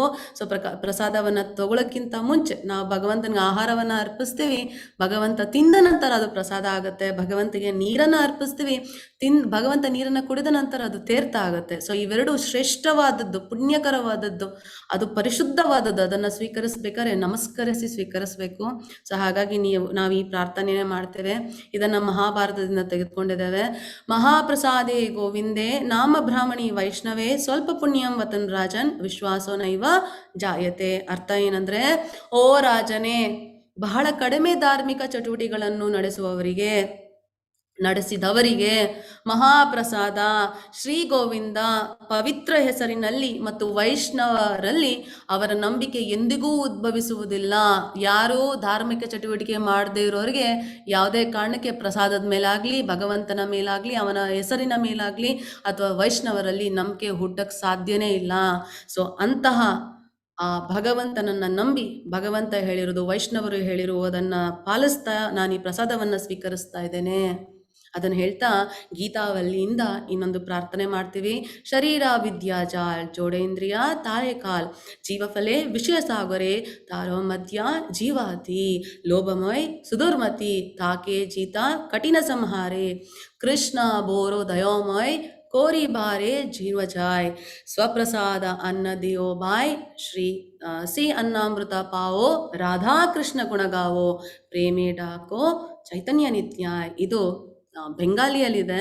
ಸೊ ಇದೆಲ್ಲ ಏನಂದ್ರೆ, ಭಗವಂತ ನಾಲ್ಗೆನ ತುಂಬಾ ಕಂಟ್ರೋಲ್ ಮಾಡೋದು ಕಷ್ಟ, ಅಂತ ನಾಲ್ಗೆ ಆ ಇಂದ್ರಿಯವನ್ನ ನಿನ್ನ ಪ್ರಸಾದವನ್ನ ಸೇವಿಸ್ತಾ ಅದನ್ನು ಕಂಟ್ರೋಲ್ ಮಾಡ್ತಾ ಇದ್ದೇನೆ, ಮನಸ್ಸಿಗೆ ತೃಪ್ತಿ ಆಗೋ ಥರ ನಿನ್ನ ಪ್ರಸಾದವನ್ನು ಸೇವೆ ಮಾಡ್ತಾ ಇದ್ದೇನೆ, ಹಾಗಾಗಿ ಅದನ್ನು ಸೇವಿಸ್ತಾ ನಾನು ನಿನ್ನ ಸೇವೆಯಲ್ಲಿ ಇರೋ ಥರ ಭಾಗ್ಯವನ್ನು ಕೊಡಿ ಅಂತ ಹೇಳಿ ನಾವು ಪ್ರಾರ್ಥನೆ ಮಾಡಿ ಆಹಾರವನ್ನು ತಿಂತೇವೆ.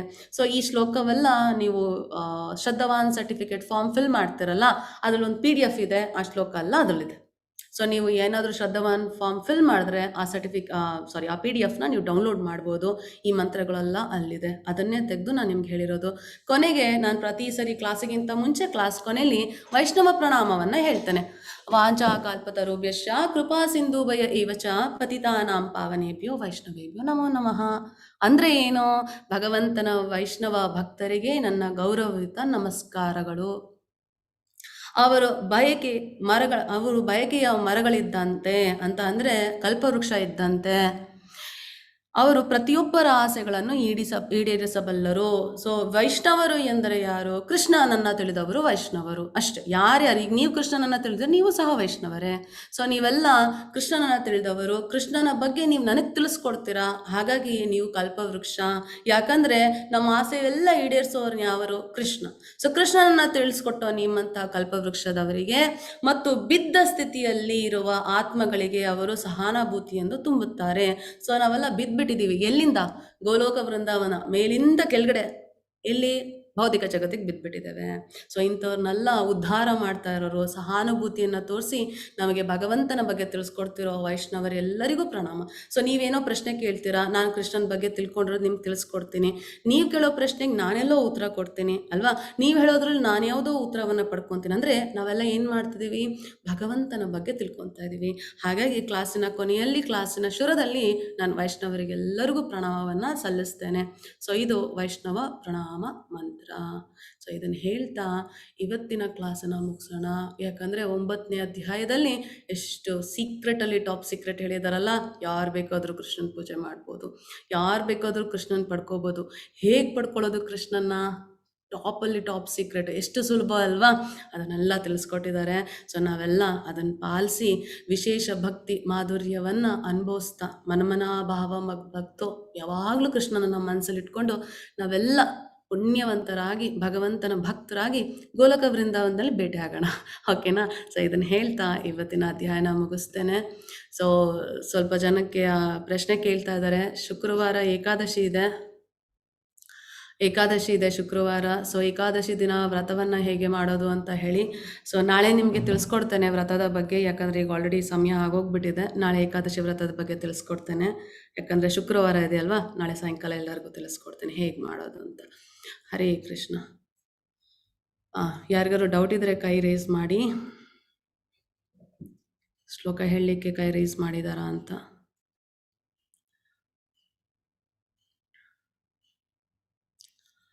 ಸೊ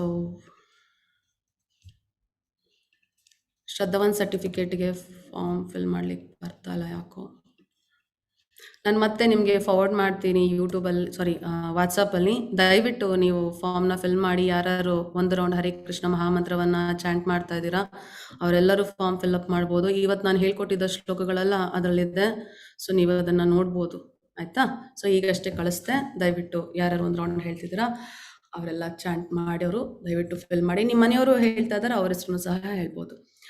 ಓಕೆ, ವಿದ್ಯಾ ಭಟ್ ಮಾತಾಜಿ ಹೇಳಿ. ಹರೇ ಕೃಷ್ಣ. ಹರೇ ಕೃಷ್ಣ ಮಾತಾಜಿ. ಹರೇ ಕೃಷ್ಣ ಮಾತಾಜಿ. ನಾನು ಜಪಮಾಲೆ ಆರ್ಡರ್ ಮಾಡಿದ್ದೇನೆ, ಇನ್ನು ಬಂದಿಲ್ಲ. ಅದು ಸಿಕ್ಕದ ನಂತರ ಜಪ ಮಾಡಿ. ಹಂಗೆ ಜಪ ಮಾಡಿ ಮಾತಾಜಿ, ತೊಂದರೆ ಇಲ್ಲ. ಹಂಗೆ ಮಾಡಿ ಜಪ ಮಾಡಿ. ಒಂದ್ ರೌಂಡ್ ಆಗ್ಬೇಕಲ್ಲ. ನಾನ್ ನಿಮ್ಗೆ ಪ್ರಭುಪಾದ್ ಅವ್ರದ್ದು ಆಡಿಯೋ ಲಿಂಕ್ ಕಳ್ಸಿದ್ನಲ್ಲ ಮಾತಾಜಿ, ಅವ್ರ ಜೊತೆಗೆ ನೀವು ಚಾಂಟ್ ಮಾಡಿದ್ರೆ 1 ರೌಂಡ್ ಲೆಕ್ಕನೇ ಬರುತ್ತೆ. ಯಾಕಂದ್ರೆ ಅವ್ರು 1 ರೌಂಡೇ ಚಾಂಟ್ ಮಾಡಿರೋದು. ನಿಮ್ಗೋಸ್ಕರ ಮತ್ತೆ ನಾನು ಆ ಲಿಂಕ್ ಅನ್ನು ಕಳಿಸ್ತೀನಿ ನೋಡಿ. ಇವಾಗ ಆ ಲಿಂಕ್ ಅನ್ನ ಪ್ಲೇ ಮಾಡಿ ಪ್ರಭುಪಾದ್ ಜೊತೆನೆ ನೀವು ಚಾಂಟ್ ಮಾಡಿ, ಆಯ್ತಾ? ಸೊ ನೀವು ನಿಮ್ಗೆ ಮಾಲೆ ಬಂದ್ಮೇಲೆ ಅದ್ರ ಮೇಲೆ ಚಾಂಟ್ ಮಾಡಿದಾಗ ಕೌಂಟ್ ಬರುತ್ತೆ. ಒಂದೊಂದು ರೌಂಡಿಗೂ ಒಂದೊಂದು ಆಡಿಯೋ ಇದೆ, ಸರಿನಾ? ಹರೇ ಕೃಷ್ಣ. ಹರೇ ಕೃಷ್ಣ. ದಾಕ್ಷಾಯಿಣಿ ಮಾತಾಜಿ ಹೇಳಿ. ಹರೇ ಕೃಷ್ಣ ಮಾತಾಜಿ. ಊಟ ಅಂತೇನಿಲ್ಲ ಮಾತಾಜಿ, ಸುಮ್ನೆ ಅದಂಗೆ ಒಂದು ಮನ್ಸಲ್ಲಿ ಬಂದಿರೋದ್ ಪ್ರಶ್ನೆ ಅದು. ಇವಾಗ ಹೇಗಿದ್ರು ಕೃಷ್ಣ ಜಪ ಮಾಡಿದ ತಕ್ಷಣ ನಮಗೆ ಪರಮಗತಿ, ಅದೇ ಕೃಷ್ಣನ್ ಸ್ಥಾನ ಎಲ್ಲ ಸಿಗತ್ತೆ ಅಂತ ಇವತ್ತಿನವರೆಗೂ ನಾವು ತಿಳ್ಕೊಂಡ್ವಿ ಅಲ್ವಾ. ಆಕ್ಚುಲಿ ನೀವು ಆಗ್ಲೇ ಶ್ಲೋಕ ಹೇಳಿದಾಗ ಅದೇ ಪ್ರಶ್ನೆ ಓಡ್ತಾ ಇತ್ತು, ಅದಕ್ಕೆ ಅನ್ಮ್ಯೂಟ್ ಮಾಡಕ್ ಬರ್ಲಿಲ್ಲ ನಂಗೆ ಸಡನ್ ಆಗಿ.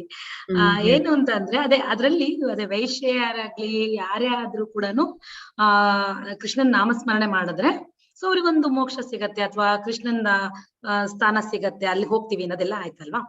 ಸೊ ಈಗ ಅದು ಗೊತ್ತಿದ್ದು ಮತ್ತೆ ಮತ್ತೆ ಈಗ ಹೆಂಗಿದ್ರು ಗೊತ್ತಾಗೋಗಿದೆ ನಮ್ಗೆ. ಈಗ ಏನಂದ್ರೆ ಅಂದ್ರೆ ನಾನ್ ಸುಮ್ನೆ ಇದನ್ ಕೇಳ್ತಾ ಇರೋದ್ ನಂದು ಅಂತಲ್ಲ, ವೈಯಕ್ತಿಕವಾಗಲ್ಲ, ಸಾಮಾನ್ಯವಾಗಿ ಬರುತ್ತಲ್ಲ ಒಂದ್ ಥಾಟ್ ಅಂತ ಅಷ್ಟೇನೆ. ಈಗ ಹೆಂಗಿದ್ರು ಗೊತ್ತಾಗೋಗಿದೆ ಕೃಷ್ಣನ್ ನಾಮ ಜಪ ಮಾಡಿದ್ರೆ ನಮ್ಗೆ ಮಾಡಿದ ಪಾಪ ಎಲ್ಲ ಇವತ್ತಿನವರೆಗೂ ಏನೇನ್ ಕರ್ಮ ಮಾಡಿದ್ನೋ ಅದೆಲ್ಲ ಕಳಿಯತ್ತೆ ಅಲ್ವಾ. ಸೊ ಇನ್ಮೇಲಿಂದ ಕೃಷ್ಣನ್ ಜಪ ಮಾಡ್ತೀನಿ, ಮತ್ತೆ ಪಾಪ ಮಾಡೋದು, ಮತ್ತೆ ಜಪ ಮಾಡೋದು, ಮತ್ತೆ ಪಾಪ ಮಾಡೋದು, ಇದು ಕಂಟಿನ್ಯೂಸ್ ಆಗೋ ಚಾನ್ಸಸ್ ಇರುತ್ತಲ್ವಾ ಮತ್ತೆ. ಹೌದು ಮಾತಾಜಿ, 100% ಇರುತ್ತೆ. ನಿಮ್ಗೆ ಡೌಟ್ ಅಲ್ಲ, ಎಲ್ಲರಿಗೂ ಆಗೋದೇ ಇದು. ಸೊ ಅದಕ್ಕೆ ಫಸ್ಟ್ ಆಫ್ ಆಲ್ ಭಗವದ್ಗೀತೆನ ಭಗವಂತನಲ್ಲಿ ಭಕ್ತಿ ಇಲ್ಲದೆ ಹೋಗಿರೋರಿಗೆ, ಯಾರ್ಯಾರು ಭಗವಂತನ ಅಸೂಯೆ ಪಟ್ಕೊಂತಾರೋ ಅವ್ರಿಗೆ ತಿಳ್ಸೋಂಗಿಲ್ಲ, ಫಸ್ಟ್ ಥಿಂಗ್ ಆಯ್ತಾ. ಸೆಕೆಂಡ್ ಥಿಂಗ್ ಮಾತಾಜಿ, ನಾವೇನಾದ್ರೂ ತಿಳ್ಕೊಂಡ್ಬಿಟ್ಟಿದೀವಿ ಅನ್ಕೊಳ್ಳಿ, ನಾವು ಎಲ್ಲ ಕೃಷ್ಣನಾಮವನ್ನ ಜಪ ಮಾಡ್ತಿರ್ತೀವಿ, ಆಸೆ ಪಟ್ಟು ಪಾಪವನ್ನ ಮಾಡ್ಬಿಡ್ತೀವಿ, ಇಷ್ಟಪಟ್ಟು ಪಾಪವನ್ನ ಮಾಡ್ಬಿಡ್ತೀವಿ. ಪಾಪ ಮಾಡ್ಬಿಡ್ತೀನಿ ಈಗ, ಮತ್ತೆ ನಾನು ಹರೇ ಕೃಷ್ಣ ಮಹಾಮಂತ್ರ ಹೇಳ್ಬಿಡ್ತೀನಿ, ಹೋಗ್ತೀನಿ ಅಂತ ಅನ್ಕೊಂತೀವಿ. ನಾವು ನಿಜವಾಗ್ಲೂ ಅನ್ಕೊಂತೀವಿ. ಯಾಕೆ ಗೊತ್ತಾ, ನಾವು ತುಂಬಾ ಅದಕ್ಕೇನೆ ಕೇಳಿದ್ದು. ಹೌದು, ನಾವೆಲ್ಲ ತುಂಬಾ ಬುದ್ಧಿವಂತರು ಅಂತ ಅನ್ಕೊಂಡ್ಬಿಡ್ತೀವಿ ಅಲ್ವಾ. ಆದ್ರೆ ನಾವ್ ಯೋಚನೆ ಮಾಡ್ಬೇಕು, ಕೃಷ್ಣ ನಮ್ಗಿಂತ ಬುದ್ಧಿವಂತ. ಈ ನೀವು ಹಿರಣ್ಯಕಶಿಪುದೇ ಲೆಕ್ಕ ತಗೊಳ್ಳಿ. ಹಿರಣ್ಯಕಶಿಪು ಏನ್ ಹೇಳಿದ್ರು, ಯಾವ ಪ್ರಾಣಿನೂ ನನ್ನ ಕೊಲ್ಬಾರ್ದು, ಯಾವ ಮನುಷ್ಯನೂ ನನ್ನ ಕೊಲ್ಬಾರ್ದು, ಹೆಣ್ಸಾಗ್ಲಿ ಗಂಡ್ಸಾಗ್ಲಿ ನನ್ನ ಕೊಲ್ಬಾರ್ದು, ಯಾವ ಆಯುಧನೂ ಇರಬಾರ್ದು, ಮನೆ ಒಳಗೆ ಕೊಲ್ಬಾರ್ದು, ಮನೆ ಆಚೆ ಕೊಲ್ಬಾರ್ದು, ಬೆಳಗ್ಗೆನೂ ಕೊಲ್ಬಾರ್ದು, ಸಾಯಂಕಾಲನೂ ಕೊಲ್ಬಾರ್ದು, ರಾತ್ರಿನೂ ಕೊಲ್ಬಾರ್ದು ಅಲ್ವಾ. ಮತ್ತೆ ನೆಲದ ಮೇಲೆ ಹಾಕ್ಬಾರ್ದು, ಆಕಾಶದಲ್ಲಿ ಕೊಲ್ಬಾರ್ದು. ಎಂತೆಂತ ರಿಸ್ಟ್ರಿಕ್ಷನ್ಸ್ ಎಲ್ಲ ಹಾಕಿ ಬುದ್ಧಿವಂತಿಕೆ ಉಪಯೋಗಿಸ್ಕೊಂಡು ತನಗೆ ಸಾವೇ ಬರೋದಿಲ್ಲ ಅನ್ಕೊಂಡು ತುಂಬಾ ಧೈರ್ಯವಾಗಿ ಎಲ್ಲರೂ ನನ್ನ ನಾಮ ಜಪ ಮಾಡಿ ನಾನೇ ದೇವ್ರು ಅಂತ ಎಲ್ಲರ ಕೈಲೂ ಅವ್ರ ಹೆಸರನ್ನೇ ನಾಮ ಜಪ ಮಾಡಿಸ್ತಿದ್ರು. ಆದ್ರೆ ಭಗವಂತ ಏನ್ ಮಾಡ್ದ, ಭಗವಂತ ಆ ಕಡೆ ಮನುಷ್ಯನೂ ಅಲ್ಲ ಪ್ರಾಣಿನೂ ಅಲ್ಲ ಅಲ್ವಾ. ಭಗವಂತ ಆಮೇಲೆ ಅವನ ಮನೆ ಒಳಗೂ ಇಲ್ಲ, ಮನೆ ಆಚೆನೂ ಇಲ್ಲ, ಹೊಸಲು ಮೇಲೆ ಯಾವ ಆಯುಧನ ಉಪಯೋಗಿಸಲ್ಲ, ಅವನ ಉಗ್ರಗಳಿಂದಾನೇ ಅನ್ನಕೊಂತ. ಬೆಳಗ್ಗೆನೂ ಅಲ್ಲ, ಮಧ್ಯಾಹ್ನನೂ ಅಲ್ಲ, ರಾತ್ರಿನೂ, ಇನ್ನೇನ ಸಂಧ್ಯಾಕಾಲ ಬರುತ್ತಲ್ಲ ಮಧ್ಯದಲ್ಲಿ ಗೋಧುಳಿ ಸಮಯ, ಆ ಟೈಮಲ್ಲಿ ಅಂದ್ರೆ ನಾವ್ ಅನ್ಕೊಂತೀವಿ ನಾವು ಬುದ್ಧಿವಂತರಂತ. ಕೃಷ್ಣ ನಮ್ಮ ಹೃದಯದಲ್ಲಿ ಕುತ್ಕೊಂಡು ನೋಡ್ತಾ ಇದ್ದಾನೆ, ಎಲ್ಲಾ ಕಡೆ ಅವನ ಆವರಿಸಿದಾನಲ್ವಾ, ಎಲ್ಲವನ್ನ ನೋಡ್ತಾ ಇದ್ದಾನೆ ಮಾತಾಜಿ. ನಾವೇನೇನ್ ಮಾಡ್ತೀವೋ ಆ ತಕ್ಕಂಗೆ ಫಲ ಕೊಡ್ತಾನೆ. ಸೊ ಏನು ಯೋಚನೆ ಮಾಡ್ಬೇಡ. ನಾವು ದೇವತೆಗಳನ್ನ ಪೂಜೆ ಮಾಡಿದ್ರೆ ಅವ್ರಿಗೆ ಪೂಜೆ ಮಾಡೋ ತರ ಶ್ರದ್ಧೆಯನ್ನು ಸಹ ಅವನೇ ಕೊಡ್ತಾನೆ. ಸೊ ನಾವು ಗೊತ್ತಿದ್ದು ಗೊತ್ತು ಪಾಪ ಮಾಡ್ತಿದ್ರೆ, ಪಾಪ ಮಾಡ್ತಿದ್ದೀರಾ ಎಂಜಾಯ್ ಅಂತ ಹೇಳಿ ನಮ್ಗೆ ಅವಕಾಶ ಮಾಡಿಕೊಡ್ತಾನೆ.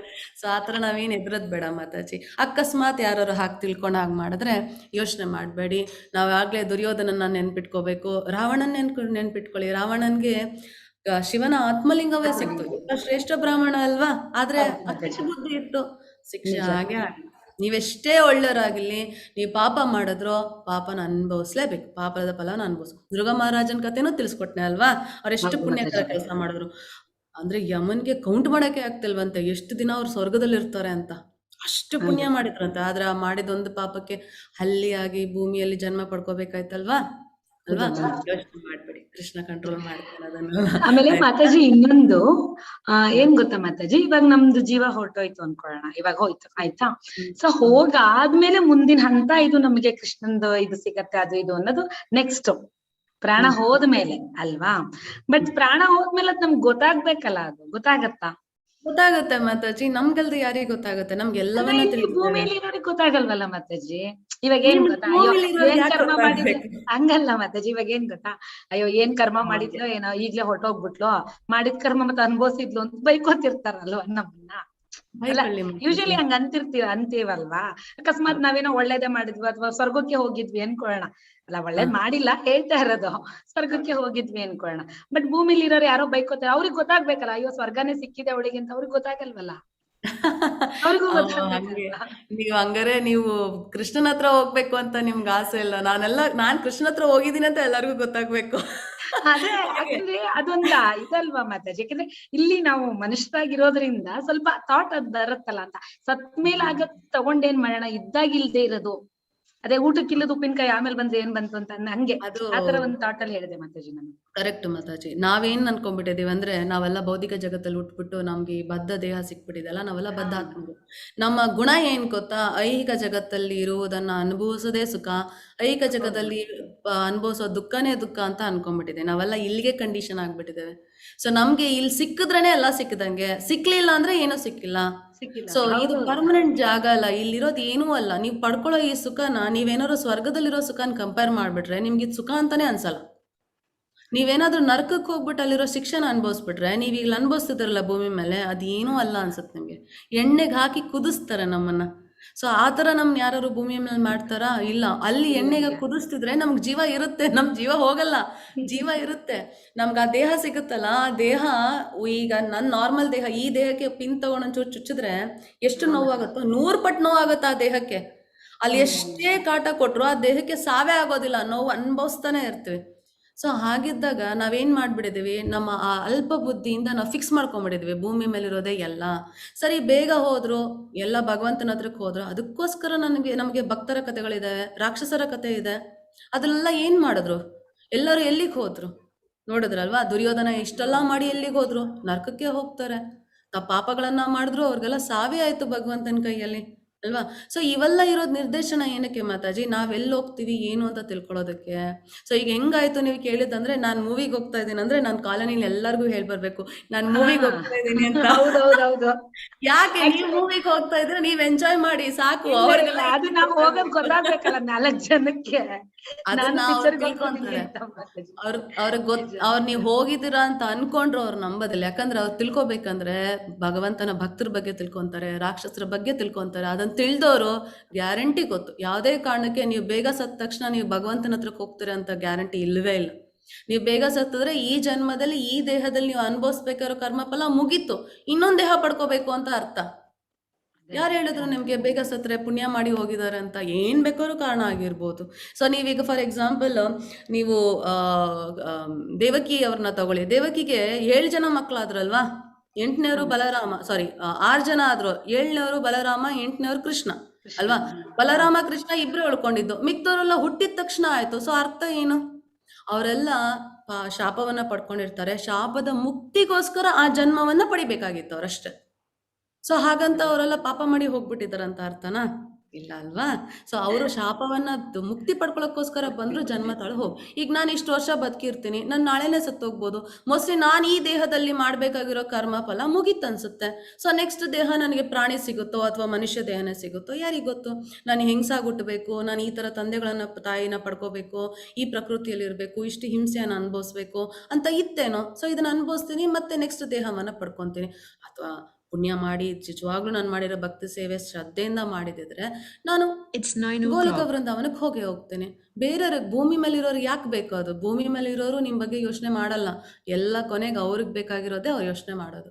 ಸೊ ನಾವು ಕೃಷ್ಣನಲ್ಲಿ ಮನಸ್ಸನ್ನು ಇಡಬೇಕು. ನಾವು ಬೇರೆಯವ್ರ ಮೇಲೆಲ್ಲ ಮನಸ್ಸಿಟ್ರೆ ಮಾತಾಜಿ ನಾವ್ ಇಲ್ಲಿಗೆ ಮತ್ತೆ ವಾಪಸ್ ಬರ್ತೀವಿ. ನಿಜ, ಕರೆಕ್ಟ್. ಹರೇ ಕೃಷ್ಣ ಮಾತಾಜಿ. ಹರೇ ಕೃಷ್ಣ. ವಿಜಯ್ ಪ್ರಭುಜಿ, ಹರೇ ಕೃಷ್ಣ. ಕೇಳ್ತಾ ಇದೆ ಮೇಡಮ್? ಕೇಳ್ತದೆ, ಹೇಳಿ.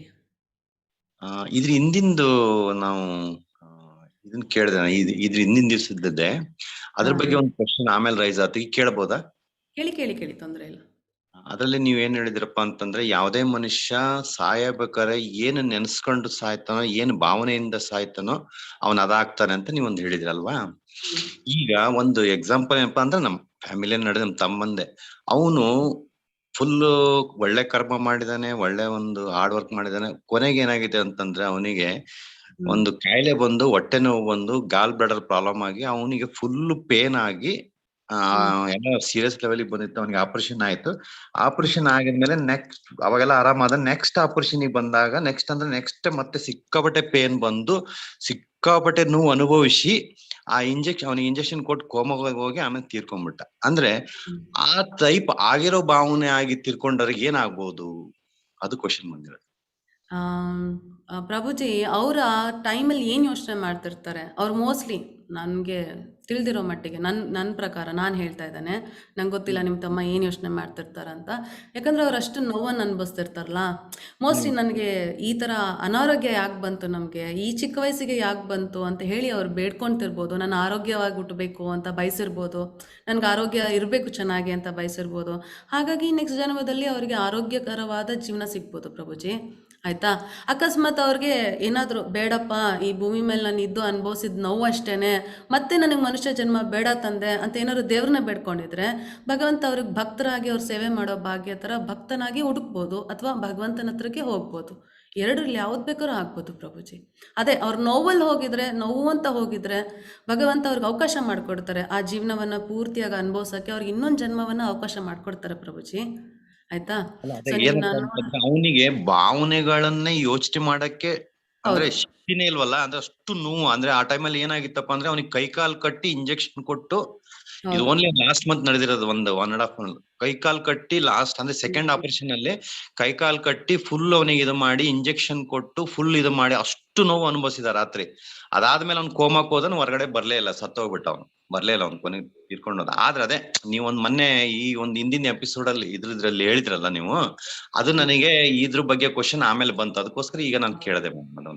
ಈ ತರ ಭಾವನೆಗಳಿಂದ ನೀವು ತೀರ್ಕೊಂಡ್ರೆ ಈ ತರ ಆಗುತ್ತೆ, ಕೃಷ್ಣ ನೆನ್ಸ್ಕೊಂಡ್ರೆ ಈ ತರ ಆಗುತ್ತೆ ಅಂತ ಸ್ವಲ್ಪ ತಲೆಗೆ ಅದು ಬಹಳ ಇದು ಬಿತ್ತು. ಅದಕ್ಕೋಸ್ಕರ ತುಂಬಾ ಧನ್ಯವಾದಗಳಮ್ಮ. ಹರಿ ಕೃಷ್ಣ, ನೀವ್ ಹೇಳಿದ್ರಿ. ಹರೇ ಕೃಷ್ಣ, ಹರೇ ಕೃಷ್ಣ. ಭಗವಂತನ ಭಕ್ತರಿಗೂ ಆ ಡೌಟ್ ಬರ್ಬೋದು ಪ್ರಭುಜಿ. ಈಗ ನಾವು ಎಚ್ಚರ ಇದ್ದಾಗ ಭಗವಂತನ ನೆನ್ಸ್ಕೊಂತಾ ಇದೀವಿ, ಸ್ವಲ್ಪ ಜನ ನಿದ್ದೆಗಳಲ್ಲೇ ದೇಹ ಬಿಟ್ಟು ಹೊಟ್ಟೋಗ್ಬಿಡ್ತಾರಲ್ಲ, ಅವ್ರ ಕತೆ ಏನು ಅಂತ ಡೌಟ್ ಬರುತ್ತಲ್ವ ನಮಗೆ. ಸೊ ಯಾರ್ಯಾರು ಭಗವಂತನ ಪೂಜೆ ಮಾಡ್ತಿರ್ತಾರೋ, ಮನಸ್ಸಲ್ಲಿ ಯಾವಾಗಲೂ ಭಗವಂತನೇ ಇಟ್ಕೊಂಡಿರ್ತಾರೋ, ನಿದ್ದೆಯಲ್ಲೂ ಸಹ ಅವ್ರು ಭಗವಂತನೇ ನೆನೆಸ್ಕೊತಿರ್ತಾರೆ. ಆ ಥರ ಪರಿಸ್ಥಿತಿಯನ್ನು ಭಗವಂತ ಸೃಷ್ಟಿ ಮಾಡಿಕೊಡ್ತಾನೆ. ಅವನನ್ನು ನೆನೆಸ್ಕೊಳ್ಳೋ ಶಕ್ತಿನ ನಮಗೆ ಸಾವಿನ ಸಮಯದಲ್ಲೂ ಕೊಡ್ತಾನೆ. ಸೊ ಹಾಗಾಗಿ ನಾವು ಭಗವಂತನ ಹತ್ರಕ್ಕೆ ಹೋಗ್ಬೋದು ಪ್ರಭುಜಿ. ಆಯಿತಾ? ಏನು ಯೋಚನೆ ಮಾಡಬೇಡಿ. ಹೋದವರೆಲ್ಲ ಒಂದು ಕಾರ್ಯಕ್ಕೆ ಅಂತ ಬಂದಿರ್ತಾರೆ, ಕಾರ್ಯ ಮುಗಿಸಿ ಹೋಗ್ತಾರೆ. ನಮಗೂ ತುಂಬ ಹತ್ರ ಆಗಿರೋರನ್ನ ತುಂಬ ಜನ ಕಳ್ಕೊತೇವೆ. ಒಂದೊಂದು ಕಡೆ ನಮ್ಗೆ ಪ್ರಶ್ನೆ ಬಂದ್ಬಿಡುತ್ತೆ, ಹೇಗಪ್ಪ ಹೊಟ್ಟೋಗ್ಬಿಟ್ರಲ್ಲ, ನಮ್ಗೆ ಅವ್ರನ್ನ ಕಳ್ಕೊಂಡಿರೋ ಇದರಲ್ಲಿ ನಮಗೆಲ್ಲವೂ ಶೂನ್ಯ ಅನಿಸುತ್ತೆ ಅಲ್ವಾ? ಆದರೆ ಭಗವಂತನ ಮೇಲೆ ನಂಬಿಕೆ ಇಡಬೇಕು ಪ್ರಭುಜಿ. ಭಗವಂತ ಏನೇ ಮಾಡಿದ್ರು ನಮ್ಮ ಒಳ್ಳೇದಕ್ಕೆ ಮಾಡ್ತಾನೆ. ಆಯಿತಾ?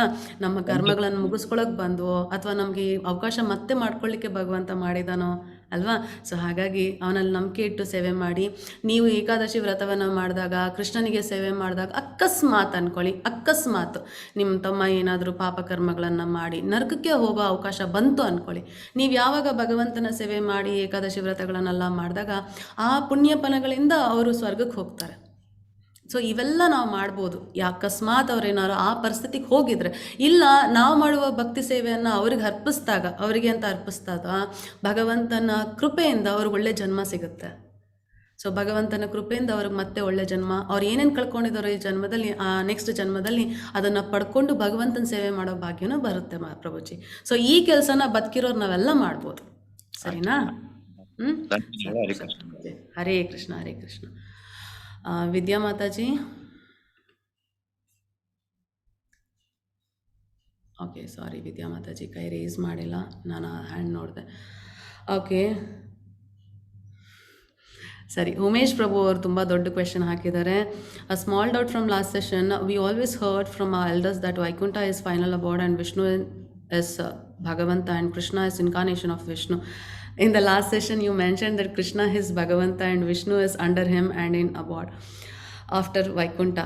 There is Ayodhya and then Golaka Vrindavana. Since it is new thing to my mind, it is not accepting unless convinced. Kindly advise in this information from Bhagavata. Also, we didn't heard much about Srimati Radharani. Kindly advise the course of this information also. Sorry if you have already given information on the above earlier. I must have missed. ಪ್ರಭುಜಿ, ನಾನು ನಿಮಗೆ ಗೋಲಕ ವೃಂದಾವನ chat ತೋರಿಸಿದ್ನಲ್ಲ, ಅದನ್ನು ನಮಗೆ ಶ್ರೀಮದ್ ಭಾಗವತಮಲ್ಲಿ, ಬ್ರಹ್ಮವೈವರ್ತ ಪುರಾಣದಲ್ಲಿ ಮತ್ತು ನಮಗೆ ವೇದಗಳಲ್ಲಿ ಸ್ವಲ್ಪ ಮತ್ತು ಉಪನಿಷತ್ಗಳಲ್ಲಿ ಇವೆಲ್ಲ ತಿಳಿಸ್ಕೊಟ್ಟಿರೋದನ್ನೇ ಸೇರಿಸಿ ನಾವು ಆ ಚಾಟನ್ನು ಮಾಡಿರೋದಲ್ವ. ಆ ಚಾಟ್ ನೀವು ನೋಡ್ಬೋದು, ರೆಫರೆನ್ಸ್ ಕೊಟ್ಟಿದ್ದಾರೆ, ಒಂದೊಂದು ಶ್ಲೋಕದ ಎಲ್ಲಿಂದ ಬಂದಿದೆ ಅದನ್ನು ಕೊಟ್ಟಿದ್ದಾರೆ, ನೀವು ನೋಡ್ಬೋದು. ಅದ್ರ ಮೇಲೇ ಮಾಡಿರೋದು. ಮತ್ತು ಕೃಷ್ಣ ಇಲ್ಲಿ ಹೇಳಿದ್ದಾರೆ, ನನ್ನಿಂದನೇ ಎಲ್ಲ ಬರುತ್ತೆ. ಸೊ ನೀವು ನೋಡ್ಬೋದು, ಗರ್ಭೋದಕ್ಷಯ ವಿಷ್ಣು ಇದ್ದಾರೆ, ಅದಾದಮೇಲೆ ಶ್ರೀರೋಕ್ಷಯ ವಿಷ್ಣು ಇದ್ದಾರೆ, ಮಹಾವಿಷ್ಣು ಇದ್ದಾರೆ. ಇವರೆಲ್ಲ ಏನು ಗೊತ್ತಾ, ಭಗವಂತನಿಂದ ಅವತಾರ ಆಗಿರೋದು. ಅಂದರೆ ಭಗವಂತ ತನ್ನನ್ನು ತಾನು ಎಕ್ಸ್ಪ್ಯಾಂಡ್ ಮಾಡ್ಕೊತಾನೆ, ಇನ್ಕಾರ್ನೇಷನ್ ಬೇರೆ. ಸೊ ಕೃಷ್ಣ ಈ ಭಗವದ್ಗೀತೆಯಲ್ಲಿ ಹೇಳ್ತಾರೆ, ನನ್ನ ರೂಪದಲ್ಲೇ ಬರ್ತೀನಿ ಯುಗೇ ಯುಗೇ. ಸೊ ನಿಜವಾದ ರೂಪ, ಭಗವಂತನ ನಿಜವಾದ ರೂಪ ಯಾವುದು? ಶ್ರೀಕೃಷ್ಣನ ರೂಪ. ಅದನ್ನು ಭಗವದ್ಗೀತೆಯಲ್ಲಿ ಅವರು ಸ್ಪಷ್ಟವಾಗಿ ತಿಳಿಸ್ತಾರೆ. ಸೊ ನಾನೇ ಎಲ್ಲದರ ಮೂಲ ಅಂತ ಹೇಳಾದ್ಮೇಲೆ ಇವತ್ತಿನ ಅಧ್ಯಾಯದಲ್ಲಿ ಭಗವಂತ ಏನು ಹೇಳಿದ್ರು? ನಾನೇ ಎಲ್ಲದರ ಮೂಲ ಅಂತ ಹೇಳಿದ್ರು. ವಿಷ್ಣು ಎಲ್ಲದರ ಮೂಲ ಅಂತ ಹೇಳಿದ್ರ? ಮತ್ತೆ ನೀವು ಮಹಾವಿಷ್ಣು ನಾನು ಕ್ಷೀರೋದಕ್ಷಯ ವಿಷ್ಣು ಮಾತ್ರ ನಾನು ಅಂತ ಹೇಳಿದ್ರೆ ಇಲ್ಲ, ನಾನೇ ಎಲ್ಲದರ ಮೂಲ. ಅಂದರೆ ಎಲ್ಲವೂ ಅವರಿಂದ ಬರ್ತಿದ್ದಾರೆ ಅಲ್ವಾ? ಸೊ ನಾವು ಇದನ್ನು ಅರ್ಥ ಮಾಡ್ಕೋಬೇಕಂದ್ರೆ ಒಂದೊಂದು ಬ್ರಹ್ಮಾಂಡಕ್ಕೂ ಒಂದು ಗರ್ಭೋದಕ್ಷಯ ವಿಷ್ಣು ಇದ್ದಾರೆ, ಒಂದು ಕ್ಷೀರೋದಕ್ಷಯ ವಿಷ್ಣು ಇದ್ದಾರೆ ಅಲ್ವಾ? ಅದಾದಮೇಲೆ ಆ ಕಡೆ ಮಹಾವಿಷ್ಣು ಇದ್ದಾರಲ್ವಾ, ಅರೆ ಕ್ಷೀರೋದಕ್ಷಯ ವಿಷ್ಣು, ಅವರಿಂದ ಬ್ರಹ್ಮಾಂಡ ಸೃಷ್ಟಿ ಆಗುತ್ತೆ. ಮತ್ತು ಅದರೊಳಗಡೆ ಇರೋ ವಿಷ್ಣು ಎಲ್ಲಿಂದ ಬಂದರು? ಅದು ಅವತಾರನ ಅಂತ ಅನ್ಕೊಂತೀವಲ್ವಾ? ಸೊ ಭಗವಂತ ಕೃಷ್ಣ ಎಲ್ಲವೂ ಅವನಲ್ಲಿ ಅಲ್ಟಿಮೇಟ್ ಆಗಿದೆ, ಅವನಲ್ಲಿರುವುದೆಲ್ಲವೂ ಶ್ರೇಷ್ಠ, ಈಸ್ ಕಂಪ್ಲೀಟ್, ಅವನು ಕಂಪ್ಲೀಟ್ ಆಗಿದ್ದಾನೆ. ಸೊ ಅವನಿಂದ ವಿಸ್ತರಣೆ ಆದ, ಎಕ್ಸ್ಪ್ಯಾಂಡ್ ಆದ ವಿಷ್ಣುಗಳು ಮತ್ತು ನಾರಾಯಣ, ಅನಿರುದ್ಧ ಎಲ್ಲ ಇದ್ದಾರೆ. ಫಸ್ಟ್ ನೀವು ಗೋಲೋಕ ಚಾರ್ಟಲ್ಲಿ ರೈಟ್ ಸೈಡಿಗೆ ನೋಡ್ಬೋದು. ರೈಟ್ ಸೈಡಿಗೆ ಭಗವಂತನ ಅವತಾರದ ಬಗ್ಗೆ ಇದೆ. ಫಸ್ಟು ಕೃಷ್ಣ ತನ್ನನ್ನು ತಾನು ಬಲರಾಮ ಅಂದರೆ ಸಂಕರ್ಷಣ ಹಾಗೆ ಎಕ್ಸ್ಪ್ಲೇನ್ ಮಾಡ್ಕೊತಾರೆ. ಅದಾದಮೇಲೆ ರಾಮ ಬರ್ತಾರೆ. ಅವ್ರ ಕೆಳಗಡೆ ತುಂಬ ಅವತಾರ ಇದೆ. ಅವತಾರಗಳಲ್ಲೂ 5 ಥರ ಅವತಾರಗಳಿದ್ದಾವೆ. ಸೊ ನೀವು ನೋಡ್ಬೋದು ಅದನ್ನು. ನಾವು ಅಡ್ವಾನ್ಸ್ ಕ್ಲಾಸ್ ತೊಗೊಂಡಾಗ ಅದನ್ನು ಡೀಟೇಲಾಗಿ ಹೇಳ್ತೀವಿ. ಇಲ್ಲಿ ಭಗವದ್ಗೀತೆಯಲ್ಲಿ ನಾವು ಅದನ್ನು ಹೇಳಲ್ಲ, ಯಾಕಂದರೆ ಭಗವದ್ಗೀತೆಯಲ್ಲಿ ನಾವು ತಿಳಿಸ್ಕೊಡ್ತಾ ಇರೋದು ಕೃಷ್ಣ ಯಾರು ಅಂತ ಅಷ್ಟೇ. ಸೊ ಕೃಷ್ಣ ನಿಜವಾಗ್ಲೂ ಯಾರು, ಎಲ್ಲಿದ್ದಾರೆ, ಹೇಗೆ ನಾವೆಲ್ಲ ಅಂತ ಇನ್ನೂ ಡೀಟೇಲ್ ಸ್ಟಡಿ. ಅದು ಅಲ್ಲದೆ ನಾನು 18 ದಿವಸ ಹೇಳ್ತಾ ಇರೋದೇ ನಿಮಗೆ ಸ್ವಲ್ಪ ಶ್ಲೋಕಗಳು, ಪೂರ್ತಿ ಹೇಳ್ತಾ ಇಲ್ಲ. ನಾನು ಕೊಡ್ತಾ ಇರೋದು ಒಂದು ಮೂವಿಗೆ ಟ್ರೈಲರ್ ಥರ. ಸೊ ಮೂವಿ ಇನ್ನೂ ಬಾಕಿ ಇದೆ, ನೀವು ಪೂರ್ತಿ ಅರ್ಥ ಮಾಡ್ಕೋಬೇಕು. ಇಡೀ ಭಗವದ್ಗೀತೆ ಓದಲಿಕ್ಕೆ ಡೀಟೇಲಾಗಿ ಓದೋಕ್ಕೆ 1 ವರ್ಷ ಬೇಕಾಗುತ್ತೆ. 18 ದಿವಸದಲ್ಲಿ ಭಗವದ್ಗೀತೆ ಸಾಧ್ಯನೇ ಇಲ್ಲ. ಆದರೆ ನಿಮಗೆಲ್ಲ ಭಗವದ್ಗೀತೆ ತಿಳಿಬೋದು, ನಾವು ಓದ್ಬೋದು, ಅರ್ಥ ಮಾಡ್ಕೋಬೋದು ಅನ್ನೋಕ್ಕೋಸ್ಕರ ನಿಮ್ಮ ಮನಸ್ಸಲ್ಲಿ ಆ ಭಾವನೆ ಬರಲಿ, ಭಗವಂತನ ಮೇಲೆ ಭಕ್ತಿ ಬಂದು ಭಗವದ್ಗೀತೆ ಓದೋ ಅವಕಾಶ ಮಾಡ್ಕೊಳ್ಳಿ ನೀವು ಅನ್ನೋಕ್ಕೋಸ್ಕರ ನಾವು ಸಂಕ್ಷಿಪ್ತವಾಗಿ ತಿಳಿಸ್ಕೊಡ್ತಾ ಇದ್ದೀವಿ ಅಷ್ಟೇ. ಸೊ ಶ್ರೀಮತಿ ರಾಧಾರಾಣಿ ಬಗ್ಗೆ ಕೇಳಿದ್ರಿ. ಶ್ರೀಮತಿ ರಾಧಾರಾಣಿ ಭಗವಂತನ ಶ್ರೇಷ್ಠ ಶಕ್ತಿ. ಅವರ ಬಗ್ಗೆ ಮಾತಾಡೋಕ್ಕೆ ತುಂಬ ಕಷ್ಟ ಆಗುತ್ತೆ ಎಲ್ಲರಿಗೂ. ಸೊ ಇಲ್ಲಿ ಶ್ರೀಮದ್ ಭಾಗವತಮಲ್ಲಿ ನಮಗೆ ರಾಧಾರಾಣಿ ಬಗ್ಗೆ ತಿಳಿಸ್ಕೊಡೋಲ್ಲ. ಕಾರಣ ಏನು ಅಂದರೆ, ಶ್ರೀಮದ್ ಭಾಗವತಮನ್ನು ತಿಳಿಸ್ಕೊಡ್ತಾ ಇರೋದು ಸುಖಮಣಿಗಳು ಹಿಂದಿನ ಜನ್ಮದಲ್ಲಿ ಅವರು ರಾಧಾರಾಣಿಯ ಗಿಳಿಯಾಗಿರ್ತಾರೆ, ವೃಂದಾವನದಲ್ಲಿ ರಾಧಾರಾಣಿಯ ಗಿಳಿಯಾಗಿರ್ತಾರೆ. ಸೊ ಯಾವಾಗ ಕೃಷ್ಣ ಹೊರಟ್ಬಿಡ್ತಾರೋ, ರಾಧಾರಾಣಿಯೂ ಸಹ ತಮ್ಮ ಕೆಲಸವನ್ನು ಬಿಟ್ಟು ಭೂಲೋಕವನ್ನು ಬಿಟ್ಟು ಹೊರಡ್ತಾರೋ, ಆವಾಗ ಆ ಗಿಳಿ ಕೇಳುತ್ತೆ, ನಾನು ಏನು ಮಾಡಲಿ, ನೀವಿಲ್ಲದೆ ನಾನು ಹೇಗಿರಲಿ ಅಂತ. ಅಷ್ಟು ಪ್ರೀತಿ ಇರುತ್ತೆ ಗಿಳಿಗೆ. ಅಂದರೆ ವೃಂದಾವನಕ್ಕೆ ನೀವು ಈಗ ಹೋಗಿ ನೋಡಿದ್ರು ಇಡೀ ವೃಂದಾವನ ಗಿಳಿ ಎಲ್ಲ ಕಡೆ ಗಿಳಿನೇ ಇರುತ್ತೆ. ಅಷ್ಟು ಗಿಳಿಗಳಿದ್ದಾವೆ, ಪ್ಯಾರೆಟ್ಸ್. ಸೊ ಆವಾಗ ರಾಧಾರಾಣಿ ಹೇಳ್ತಾರೆ, ಎಲ್ಲೆಲ್ಲಿ ನನ್ನ ಹೆಸರು ಕೃಷ್ಣನ ಹೆಸರು ಕೇಳ್ತಿರೋ, ಎಲ್ಲೆಲ್ಲಿ ಕೃಷ್ಣನ ಹೆಸರು ಕೇಳ್ತಿರೋ ಅಲ್ಲೆಲ್ಲ ನಾನು ಇರ್ತೀನಿ ಅಂತ. ಸೊ ಹಾಗಾಗಿ ಈ ಸುಖಮುನಿಗಳು, ಸುಖ ಅಂದರೆ ಗಿಳಿ, ಸುಖ ಅಂದ್ರೇ ಗಿಳಿ, ಹಾಗಾಗಿ ಅವ್ರ ಹೆಸರು ಸುಖಮಣಿಗಳು ಅಂತ ಬಂದಿರೋದು. ಅವರು ವ್ಯಾಸದೇವರ ಮಗರಾಗಿ. ಸೊ ಅವ್ರೇನು ಮಾಡ್ತಾರೆ, ಕೈಲಾಸಕ್ಕೆ ಹೋಗ್ತಾರೆ. ಕೈಲಾಸಕ್ಕೆ ಹೋದಾಗ ಶಿವ ಅಲ್ಲಿ ಕೃಷ್ಣನ ಬಗ್ಗೆ ತಿಳಿಸ್ಕೊಡ್ತಾ ಇರ್ತಾರೆ ಶ್ರೀಮದ್ ಭಾಗವತಂ. ಅದನ್ನು ಕೇಳಿಸ್ಕೊಂಡಾಗ್ಲೇ ಇಂಥ ಗಿಳಿ ಕೇಳಿಸ್ಕೊಂಡ್ಬಿಡ್ತಲ್ಲ ಭಾಗವತಂ ಅಂತ ಅವ್ರು ಅಟ್ಟಿಸ್ಕೊಂಡು ಬಂದಿದ್ದು. ಈ ಸ್ಟೋರಿ ನಾನು ಆಲ್ರೆಡಿ ಮೊನ್ನೆ ನಿಮ್ಗೆ ತಿಳಿಸ್ಕೊಟ್ಟೆ. ಸೊ ಸುಖಮುನಿಗಳು ರಾಧಾರಾಣಿ ಅಂದರೆ ತುಂಬ ಪ್ರೀತಿ. ಅವರ ಹೆಸರು ಕೇಳಿದ್ರೆ ಸಾಕು, ಆ ಪ್ರೀತಿ ತಡ್ಕೊಳಕ್ಕಾಗ್ದೇ ಅವ್ರು ಮೂರ್ಛೆ ಹೋಗ್ಬಿಡ್ತಾರಂತೆ. ಅಷ್ಟು ಪ್ರೀತಿ ಅವ್ರಿಗೆ. ಅವರಿಂದ ದೂರ ಆಗಿದಾರಲ್ಲ, ಅದು ಅವ್ರಿಗೆ ಸಹಿಸ್ಕೊಳಕ್ಕಾಗಲ್ಲ. ಹಾಗಾಗಿ ಇಡೀ ಭಾಗವತಮಲ್ಲಿ ರಾಧಾರಾಣಿಯನ್ನು ಉಲ್ಲೇಖಿಸೋದಿಲ್ಲ. ಕಾರಣ ಆ ಮಾತನ್ನು ಹೇಳಿದ್ರೆ, ಅವ್ರ ಹೆಸರನ್ನ ಕೇಳಿದ್ರೆ ಸಾಕು, ಅವರ ಧ್ಯಾನದಲ್ಲಿ ಲೀನರಾಗ್ಬಿಡ್ತಾರೆ. ಸೊ ಹಾಗಾಗಿ ಕೃಷ್ಣನ ಬಗ್ಗೆ ಮಾತ್ರ ತಿಳಿಸ್ಕೊಟ್ಟಿದ್ದಾರೆ. ಅದು ಬಿಟ್ಟು ತುಂಬ ಕಡೆ ಎಲ್ಲ ಕೃಷ್ಣ ಮತ್ತು ರಾಧಾರಾಣಿ ಬಗ್ಗೆ, ಶ್ರೇಷ್ಠವಾಗಿ ರಾಧಾರಾಣಿ ಬಗ್ಗೆಯೂ ಸಹ ತಿಳಿಸ್ಕೊಟ್ಟಿದ್ದಾರೆ. ನಾವು ಭಗವದ್ಗೀತೆ ಹೇಳೋ ಕಾರಣ ರಾಧಾರಾಣಿ ಬಗ್ಗೆ ನಾವು ಇಲ್ಲೆಲ್ಲೂ, ಯಾಕಂದರೆ ಭಗವಂತ ನಮ್ಗೆ ಇಲ್ಲಿ ತಿಳಿಸ್ತಾ ಇರೋದು ನಾವು ಹೆಂಗೆ ಜೀವನ ಮಾಡಬೇಕು ಅಂತ.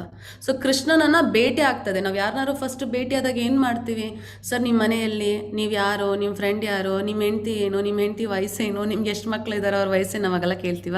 ಇಲ್ಲ, ಅವ್ರನ್ನ ಫಸ್ಟ್ ಮಾತಾಡಿಸ್ತೀವಿ. ಹೌದಾ, ನೀವು ಹೀಗ ಹಾಗೆ ಅಂತ. ಅದಾದಮೇಲೆ ನಾವು ಕ್ಲೋಸ್ ಆದಮೇಲೆ ಅವ್ರ ಪರ್ಸ್ನಲ್ ಕಾಂಟ್ಯಾಕ್ಟ್, ಪರ್ಸ್ನಲ್ ಇನ್ಫಾರ್ಮೇಷನ್ನ ತಿಳ್ಕೊತೀವಿ.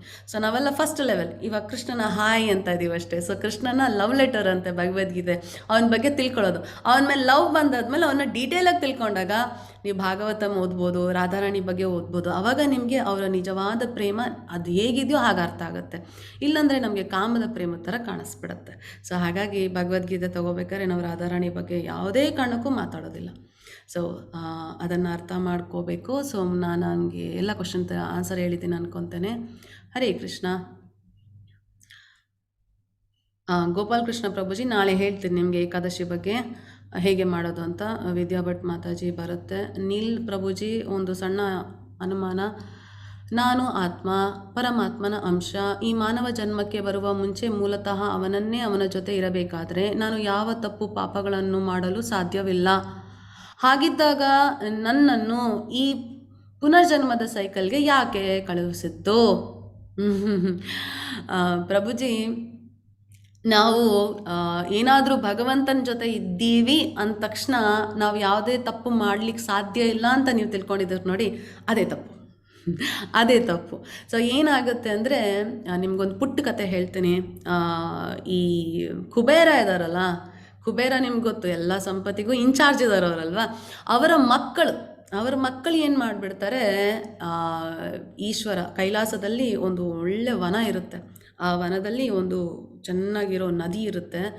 ಸುಂದರವಾದ ಹೆಣ್ಣುಮಕ್ಕಳ ಜೊತೆ ಸೇರಿಕೊಂಡು ನಗ್ನರಾಗಿ ಆ ನದಿಯಲ್ಲಿ ಆಟ ಆಡ್ತಿರ್ತಾರೆ. ಮತ್ತು ಮತ್ತನ್ನು ಬರೆಸುವ ಪಾನವನ್ನು ಕುಡಿತಾ ಇರ್ತಾರೆ. ನಾರದ ಮುನಿಗಳು ಬರ್ತಾರೆ ಅಲ್ಲಿಗೆ. ಕುಬೇರರ ಮಕ್ಕಳು ಎಲ್ಲಿರ್ತಾರೋ ಅವ್ರು ಹೇಳಿ? ಸ್ಪಿರಿಚುವಲ್ ವರ್ಲ್ಡ್, ಅಂದರೆ ಐಹಿಕ ಜಗತ್ತಲ್ಲಿರೋದಿಲ್ಲ ಅವರು, ಭೌತಿಕ ಜಗತ್ತಲ್ಲೂ ಇಲ್ಲ ಅವರು. ಅವರೆಲ್ಲಿದ್ದಾರೆ? ಸ್ಪಿರಿಚುವಲ್ ವರ್ಲ್ಡಲ್ಲಿದ್ದಾರೆ. ಹಂಗಿರ್ಬೇಕಾದ್ರೆ ಕುಬೇರನ ಮಕ್ಳು ಇರಬೇಕಾದ್ರೆ ಅವ್ರು ಯಾವುದೇ ಕಾರಣಕ್ಕೂ ತಪ್ಪು ಮಾಡ್ಲಿಕ್ಕೆ ಸಾಧ್ಯ ಇಲ್ಲ. ಎಷ್ಟು ಮಟ್ಟಿಗೆ ಮೈ ಮರ್ತ್ಬಿಟ್ಟಿರ್ತಾರೆ ಅಂದರೆ, ಅವ್ರ ಮುಂದೆ ನಾರದ ಮುನಿಗಳು ಬಂದಾಗ ಅವ್ರು ನಗ್ನರಿದ್ದಾರೆ, ಬಟ್ಟೆ ಹಾಕೊಳ್ದೇ ಇದ್ದಾರೆ ಅನ್ನೋದೂ ಮೈ ಮರ್ತಿರ್ತಾರೆ. ನಾರದ ಮುನಿಗಳು ಬಂದಿದ್ದಾರೆ ಅಂತ ನಮಸ್ಕಾರನೂ ಸಹ ಮಾಡೋದಿಲ್ಲ ಅವರು. ಅವ್ರು ಮಾಡಿದ ಆ ತಪ್ಪಿಗೆ ನಾರದ ಮುನಿಗಳು ನಗ್ನರಾಗಿದ್ದೀರಾ, ನೀವು ಭೂಮಿ ಮೇಲೆ ಮರಗಳಾಗಿ ಹುಡ್ತೀರಾ ಅಂತ ಹೇಳಿ ಶಾಪವನ್ನು ಕೊಡ್ತಾರೆ. ಅವರು ಭೂಮಿ ಮೇಲೆ ಅರ್ಜುನ ಮರರಾಗಿ ಹುಡ್ತಾರೆ. ಆಗ ಅವ್ರು ತಪ್ಪಾಗಿ, ಅಂದರೆ ತಾವು ಮಾಡಿದ ತಪ್ಪನ್ನ ಅರ್ಥ ಮಾಡ್ಕೊಂಡು ನಾರದ ಮುನಿಗಳನ್ನ ಬೇಡ್ಕೋತಾರೆ, ದಯವಿಟ್ಟು ನಮಗೆ ಕ್ಷಮಿಸ್ಬಿಡಿ, ನಾವು ತಪ್ಪು ಮಾಡಿದ್ವಿ ಅಂತ. ಆವಾಗ ನಾರದ ಮುನಿಗಳು ಹೇಳ್ತಾರೆ, ಭಗವಂತ ಅವನೇ ಬಂದು ನಿಮಗೆ ಮುಕ್ತಿಯನ್ನು ಕೊಡ್ತಾನೆ ಅಂತ ಹೇಳಿ. ಆಯಿತಾ? ಸೊ ಹಾಗಾಗಿ ಏನಾಗುತ್ತೆ, ಈ ಅರ್ಜುನ ಮರಗಳಾಗಿ ಈ ಕುಬೇರನ ಎರಡೂ ಮಕ್ಕಳು ಏನು ಮಾಡ್ತಾರೆ ಗೊತ್ತಾ, ಈ ನಂದ ಮಹಾರಾಜರ ಮನೆಯ ಸುತ್ತ ಇರುವ ಆವರಣದಲ್ಲಿ ಮರಗಳಾಗಿ ಹುಡ್ತಾರೆ. ವರ್ಷಾನುಗಟ್ಲೆ 30,000 ವರ್ಷದಷ್ಟು ಅನಿಸುತ್ತೆ, ಸರಿಯಾಗಿ ಗೊತ್ತಿಲ್ಲ, ನಂಗೆ ಜ್ಞಾಪನ ಇಲ್ಲ. ಒಟ್ಟಿನಲ್ಲಿ ಅಷ್ಟು ವರ್ಷ ಮರಗಳಾಗಿ ಕಾಯ್ತಾ ಇರ್ತಾರೆ ಅವರು. ಕಾದು ಯಾವಾಗ ಯಶೋದಮಯ್ಯ ಕೃಷ್ಣನನ್ನು ಈ ಹೊಳ್ಳಿಗೆ ಕಟ್ ಹಾಕ್ತಾರೋ, ಆ ಹೊಳ್ಳನ್ನು ಎಳ್ಕೊಂಡು ಬಂದು ಈ ಎರಡೂ ಮರಗಳನ್ನು ಮುರಿದಾಕ್ತಾರೆ. ಆ ಎರಡೂ ಮರಗಳನ್ನು ಮುರಿದಾಗ ಆ ಇಬ್ಬರು ಕುಬೇರನ ಮಕ್ಕಳಿಗೆ ಮುಕ್ತಿ ಸಿಗುತ್ತೆ. ಅದೇ ದಾಮೋದರ ಲೀಲ. ಅದಕ್ಕೆ ಕೃಷ್ಣನಿಗೆ ದಾಮೋದರ ಅಂತ ಹೆಸರಿರೋದು.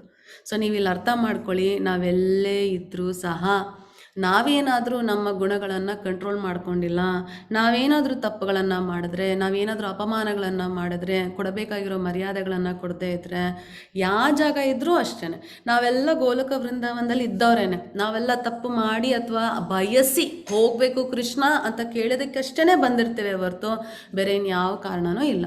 ಸೊ ನಾವು ಆಲ್ರೆಡಿ ಬಂದ್ಬಿಟ್ಟಿದ್ದೀವಿ. ಬಂದಿರೋರಿಗೆ ನಾವು ಇಲ್ಲೆಲ್ಲ ಅನುಭವಿಸ್ಬಿಟ್ಟಿದ್ದೀವಿ. ಯಾಕೆ ಬಂದ್ವಿ ಅಂತ ತಿಳ್ಕೊಳ್ಳೋದು ನಮ್ಗೆ ಇಂಪಾರ್ಟೆಂಟ್ ಇಲ್ಲ. ಬಂದಿದ್ದೀವಲ್ಲ, ಇಲ್ಲಿಂದ ಹೋಗೋದೇನು ನಮ್ಗೆ ಇಂಪಾರ್ಟೆಂಟ್. ಹಾಗಿದ್ದಿದ್ರೆ ಕೃಷ್ಣ ನಮ್ಗೆಲ್ಲವನ್ನ ಜ್ಞಾಪಿಸ್ತಾ ಇದ್ದ ಅಲ್ವಾ? ಸೊ ನಮ್ಗೆ ಆ ಜ್ಞಾಪನಗಳನ್ನು ಯಾಕೆ ಕೊಟ್ಟಿಲ್ಲ, ನೆನಪುಗಳನ್ನು ಯಾಕೆ ಕೊಟ್ಟಿಲ್ಲ? ಆಗಿದ್ದೆಲ್ಲ ಆಗೋಯ್ತು, ಆಗಿರೋದನ್ನೆಲ್ಲ ಮರ್ತು ಬಿಡಬೇಕು, ಮುಂದಕ್ಕಾಗೋದನ್ನು ನೋಡಬೇಕು, ಹೇಗೆ ನಾವು ಇಲ್ಲಿಂದ ತಪ್ಪಿಸ್ಕೊಳ್ಳೋದು. ಸೊ ಆ ಜ್ಞಾನವನ್ನು ನಮ್ಗೆ ಇಷ್ಟು ಚೆನ್ನಾಗಿ ಕೊಟ್ಟಿದ್ದಾರೆ, ಅದನ್ನು ಉಪಯೋಗಿಸ್ಕೊಂಡು ನಾವು ಭಗವಂತನ ಹತ್ರಕ್ಕೆ ಹೋಗೋಣ. ಸರಿನಾ? ಭಗವತ್ ಪಾದರು ಎಂದರೆ ಯಾರು ಮಾತಾಜಿ? ಯಾವ ಶ್ಲೋಕದಲ್ಲಿದೆ ಪ್ರಭುಜಿ? ನಮ್ಮ ಇದರಲ್ಲಿಲ್ಲ ಅಲ್ಲ ಭಗವತ್ಪಾದರು, ಅಥವಾ ಗೊತ್ತಿಲ್ಲ ಪ್ರಭುಜಿ, ದಯವಿಟ್ಟು ಹೇಳಿ. ವಿಶಾಲಿ ಇರು ಮಾತಾಜಿ ಕೇಳಿದ್ದಾರೆ, please tell about a day after Ekadashi, how to end it. Hare Krishna. ನಾಳೆ ಹೇಳ್ತೇನೆ, ನಾನು ನಿಮಗೆ ಎಲ್ಲವನ್ನು ಹೇಳ್ತೀನಿ. ಏಕಾದಶಿ ಮಾಡೋದು ಹೇಗೆ, ದ್ವಾದಶಿಯಲ್ಲಿ ಪ್ರಾಣ ಟೈಮಲ್ಲಿ ಉಪವಾಸವನ್ನು ನಿಲ್ಲಿಸಿ ಭಗವಂತನಿಗೆ ಅರ್ಪಿಸೋದು ಹೇಗೆ, ಮತ್ತು ಏಕಾದಶಿ ಕಥೆಯ ಮಹತ್ವ ಏನು, ಅದನ್ನು ಯಾಕೆ ಓದಬೇಕು, ಏನು ಮಾಡಬೇಕೆಲ್ಲ ತಿಳಿಸ್ಕೊಡ್ತೇನೆ.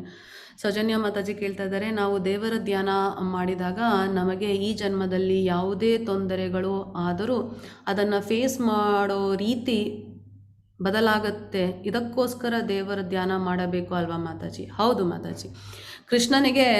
ಅರ್ಜುನನಿಗೆ ಕೃಷ್ಣ ಏನಂತ ಹೇಳಿದ್ರು, ಸುಖ ದುಃಖ ಬೇಸಿಗೆಗಾಲ ಮತ್ತು ಚಳಿಗಾಲ ಥರ ಬಂದು ಹೋಗುತ್ತೆ.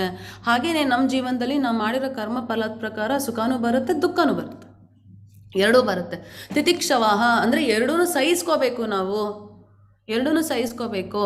ಕೃಷ್ಣನ ಭಕ್ತರಾದ ತಕ್ಷಣ ನಮಗೆ ಸುಖನೇ ಸಿಗುತ್ತೆ ಅನ್ನೋಂಗಿದ್ರೆ ಎಲ್ಲರೂ ಭಕ್ತರಾಗ್ಬಿಡ್ತಾ ಇದ್ರು ಅಲ್ವಾ? ಎಲ್ಲರೂ ಭಕ್ತರಾಗ್ಬಿಡ್ತಿದ್ರು. ಆದರೆ ಭಕ್ತಿ ಸೇವೆ ಮಾಡಬೇಕು. ಮಾಡಿದಾಗ ನಮಗೆ ಭೂಮಿ ಮೇಲೆ ಸಿಗುವ ಫಲ ಅಲ್ಲ, ಭೂಮಿ ಮೇಲೆ ನಮಗೆ ಸಿಗೋ ಫಲ ಯಾವುದು ಶಾಶ್ವತ ಅಲ್ಲ. ಅದಕ್ಕೋಸ್ಕರ ಆಗಲೇ ದಾಕ್ಷಾಯಣಿ ಮಾತಾಜಿ ಕೇಳಿದ್ರು, ಭೂಮಿ ಮೇಲೆ ಇರೋರು ಗೊತ್ತಾಗಬೇಕಲ್ವಾ, ಭೂಮಿ ಮೇಲೆ ಸಿಗೋ ಫಲ ಅದಲ್ಲ. ಯಾಕಂದರೆ ಭಗವಂತನ ಪ್ರೀತಿ, ಭಗವಂತನ ಧಾಮ ಆಧ್ಯಾತ್ಮಿಕವಾದದ್ದು, ಭೌತಿಕ ಅಲ್ಲ.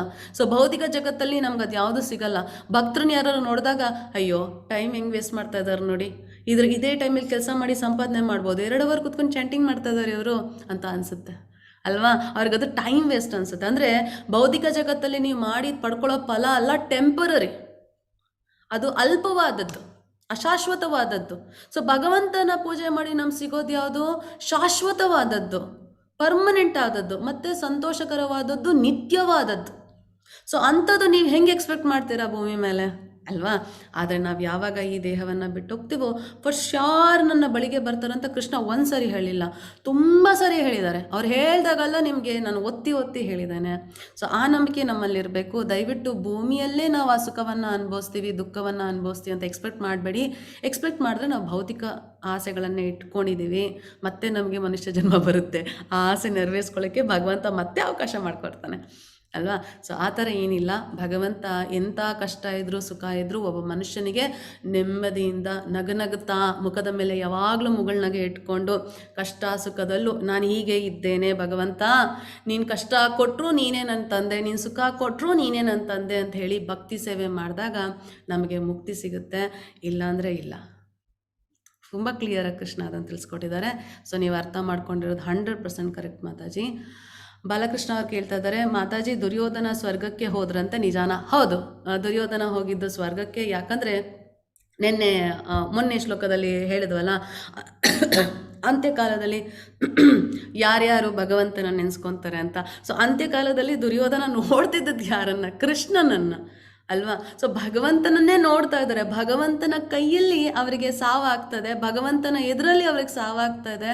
ಮತ್ತು ಧರ್ಮ ಸಂಸ್ಥಾಪನೆ ಮಾಡೋದಕ್ಕೆ, ನಮಗೆಲ್ಲರಿಗೂ ತಿಳಿಸ್ಕೊಡೋಕ್ಕೆ ಅಧರ್ಮ ಮಾಡಿದವ್ರ ಕತೆ ಏನಾಗುತ್ತೆ, ಧರ್ಮ ಮಾಡಿದವ್ರ ಕತೆ ಏನು ಮಾಡೋಕ್ಕೆ ಆಗುತ್ತೆ ಅನ್ನೋದಕ್ಕೆ ಅವಕಾಶ ಮಾಡಿಕೊಟ್ರು ಅವರಲ್ಲ ಅಲ್ವಾ? ದುರ್ಯೋಧನ ಒಂದು ಸಾಧನ ಆದರು ಅಲ್ವಾ?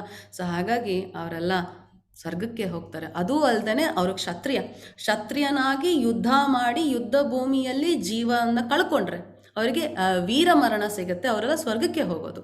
ಸೊ ಹಾಗಾಗಿ ಅವ್ರು ಸ್ವರ್ಗಕ್ಕೆ ಹೋದರು. ಸೊ ಸ್ವರ್ಗ ನಮಗೆಲ್ಲ ಅಲ್ಪವಾದದ್ದು. ಯಾರಿಗೆ? ಭಗವಂತನ ಭಕ್ತರಿಗೆ ಸ್ವರ್ಗ ಬೇಕಾಗಿಲ್ಲ, ಅಲ್ಲೋದ್ರೆ ಟೆಂಪರರಿ, ಸ್ವಲ್ಪ ಟೈಮೇ. ಭಗವಂತನ ಧಾಮ ಮಾತ್ರ ಪರ್ಮನೆಂಟ್. ಸೊ ಹಾಗಾಗಿ ದುರ್ಯೋಧನಿಗೆ ಸರ್ವ ಸಿಕ್ಕಿದ್ದು ಸತ್ಯ, ನಿಜ. ಚಂದ್ರಶೇಖರ್ ಪ್ರಭು ಕೇಳ್ತಾ ಇದ್ದಾರೆ, ಒಬ್ಬ ಕೃಷ್ಣ ಭಕ್ತನ ಜೀವನದ ನಂತರ ಅವನು ಪಾಪ ಅಥವಾ ಪುಣ್ಯಗಳನ್ನು ಯಾರ ತುಲನೆಯನ್ನು ಮಾಡುತ್ತಾರೆ? ಮಾತಾಜಿ ಹರೇ ಕೃಷ್ಣ. ಪ್ರಭುಜಿ, ನೀವೇನಾದರೂ ಕೃಷ್ಣ ಭಕ್ತನಾದರೆ, ಅಂದರೆ ಕೃಷ್ಣನಿಗೋಸ್ಕರ ಎಲ್ಲವನ್ನು ಮಾಡ್ತಿದ್ರೆ ನಿಮಗೆ ಪಾಪನೂ ಬರೋದಿಲ್ಲ, ಪುಣ್ಯನೂ ಬರೋದಿಲ್ಲ. ಯಾವ ಪಾಪ ಫಲದ ಅಥವಾ ಪುಣ್ಯ ಫಲದ ಲೇಪ ನಮಗಿರೋದೇ ಇಲ್ಲ. ಸೊ ಹಾಗಾಗಿ ಅದನ್ನು ತುಲನೆ ಮಾಡೋರು ಯಾರೂ ಇರೋದಿಲ್ಲ. ನಮ್ಮನ್ನು ಕರ್ಕೊಂಡು ಹೋಗೋಕ್ಕೆ, ನೀವೇನಾದ್ರು ನಿಜವಾಗ್ಲೂ ಭಗವಂತನ ಭಕ್ತರಾಗಿದ್ದರೆ ನಮ್ಮನ್ನು ಕರ್ಕೊಂಡು ಹೋಗೋಕ್ಕೆ ವಿಷ್ಣು ದೂತರು ಬರ್ತಾರೆ, ಯಮದೂತರು ಬರೋದೇ ಇಲ್ಲ. ಯಮದೂತರು ಯಾವಾಗ ಬರ್ತಾರೆ? ನಮ್ಮಲ್ಲಿ ಪಾಪ ಪುಣ್ಯ ಅನ್ನೋ ಅಕೌಂಟ್ ಇತ್ತು, ಅದನ್ನು ತುಲನೆ ಮಾಡಿ ಸ್ವರ್ಗದಲ್ಲಿರಬೇಕಾ, ನರಕದಲ್ಲಿರಬೇಕಾ, ಅಥವಾ ಭೂಮಿ ಮೇಲೆ ಒಳ್ಳೆ ಜೀವನ ಅನುಭವಿಸೋ ಥರ, ಅಥವಾ ಭೂಮಿ ಮೇಲೆ ಕಷ್ಟಗಳನ್ನು ಅನುಭವಿಸೋ ಥರ ನಮಗೆ ಡೈರೆಕ್ಷನ್ ಕೊಟ್ಟು ಕಳಿಸ್ಕೊಡ್ತಾರೆ. ಸೊ ನಾವು ಯಾರ್ಯಾರು ಭಗವಂತನ ಭಕ್ತರು ಆಗ್ತೀವಿ, ಎಲ್ಲವನ್ನ ಭಗವಂತನಿಗೋಸ್ಕರ ಮಾಡ್ತೀವಿ, ಸೊ ಅದ್ರ ಫಲ ಇರೋದಿಲ್ಲ ಅದಕ್ಕೆ. ಸೊ ಹಾಗಾಗಿ ಫಲನೇ ಇಲ್ಲ ಅಂದಮೇಲೆ ಅದನ್ನು ತುಲನೆ ಮಾಡುವ ಪರಿಸ್ಥಿತಿ ಬರೋದೇ ಇಲ್ಲ. ಹರೇ ಕೃಷ್ಣ ಪ್ರಭುಜಿ. ನೀಲ್ ಪ್ರಭು ಹೇಳ್ತಾ ಇದ್ದಾರೆ, ನಾನು ಆತ್ಮ. ನಾವು ಉತ್ತರಿಸಿದೆ ಪ್ರಭುಜಿ, ಮತ್ತೆ ನೀವು ಅದನ್ನೇ ಕಳಿಸಿದ್ರ ಅಂತ. ಉತ್ತರಿಸಿದ್ದೇನೆ. ಹರೇ ಕೃಷ್ಣ ಹರೇ ಕೃಷ್ಣ ಹರೇ ಕೃಷ್ಣ. ಎಲ್ಲರಿಗೂ ಹರೇ ಕೃಷ್ಣ. ಓಕೆ, ಹರೇ ಕೃಷ್ಣ ಎಲ್ಲರಿಗೂ. ಯೂಟ್ಯೂಬಲ್ಲೂ ಅಶೋಕ್ ಪ್ರಭು, ನಾಗೇಶ್ ಪ್ರಭು, ಹರಿನಾ ಶೆಟ್ಟಿ, ಗಣಪತಿ ಪ್ರಭು ಸಾರಿಯಲ್ಲಿ ಬನ್ನಿ ಅಂತ ಇದ್ದಾರೆ. ದಯವಿಟ್ಟು ಕ್ಷಮಿಸಿ ಪ್ರಭುಜಿ, ನಾನು ಏನು ಬಟ್ಟೆ ಹಾಕೊಂಬಂದ್ರೂ ನಾನು ಹೇಳುವ ಮಾತು ಮಾತ್ರ ನಿಮಗೆ ಅರ್ಥ ಆಗಬೇಕು. ಯಾಕಂದರೆ ನನ್ನ ಮಾತುಗಳನ್ನು ಭಗವಂತನ ಸೇವೆಗೆ ಅಂತ ಹೇಳ್ತಾ ಇದ್ದೀನಿ. ನಾನು ಯಾವ ಬಟ್ಟೆ ಹಾಕೊಂಡ್ರೂ ಭಗವಂತನ ಭಕ್ತಾಳೆ. ಸೊ ಹಾಗಾಗಿ ನಿಮ್ಮ ಆಸೆಯನ್ನು ನೆರವೇರಿಸ್ಲಿಕ್ಕೆ ಆಗೋದಿಲ್ಲ. ವಿಜಯ್ ಪ್ರಭುಜಿ ಇನ್ನೂ ಕೈ ರೇಸ್ ಮಾಡಿದ್ದೀರಾ? ಡೌಟ್ ಏನಾರು ಇದೆಯಾ?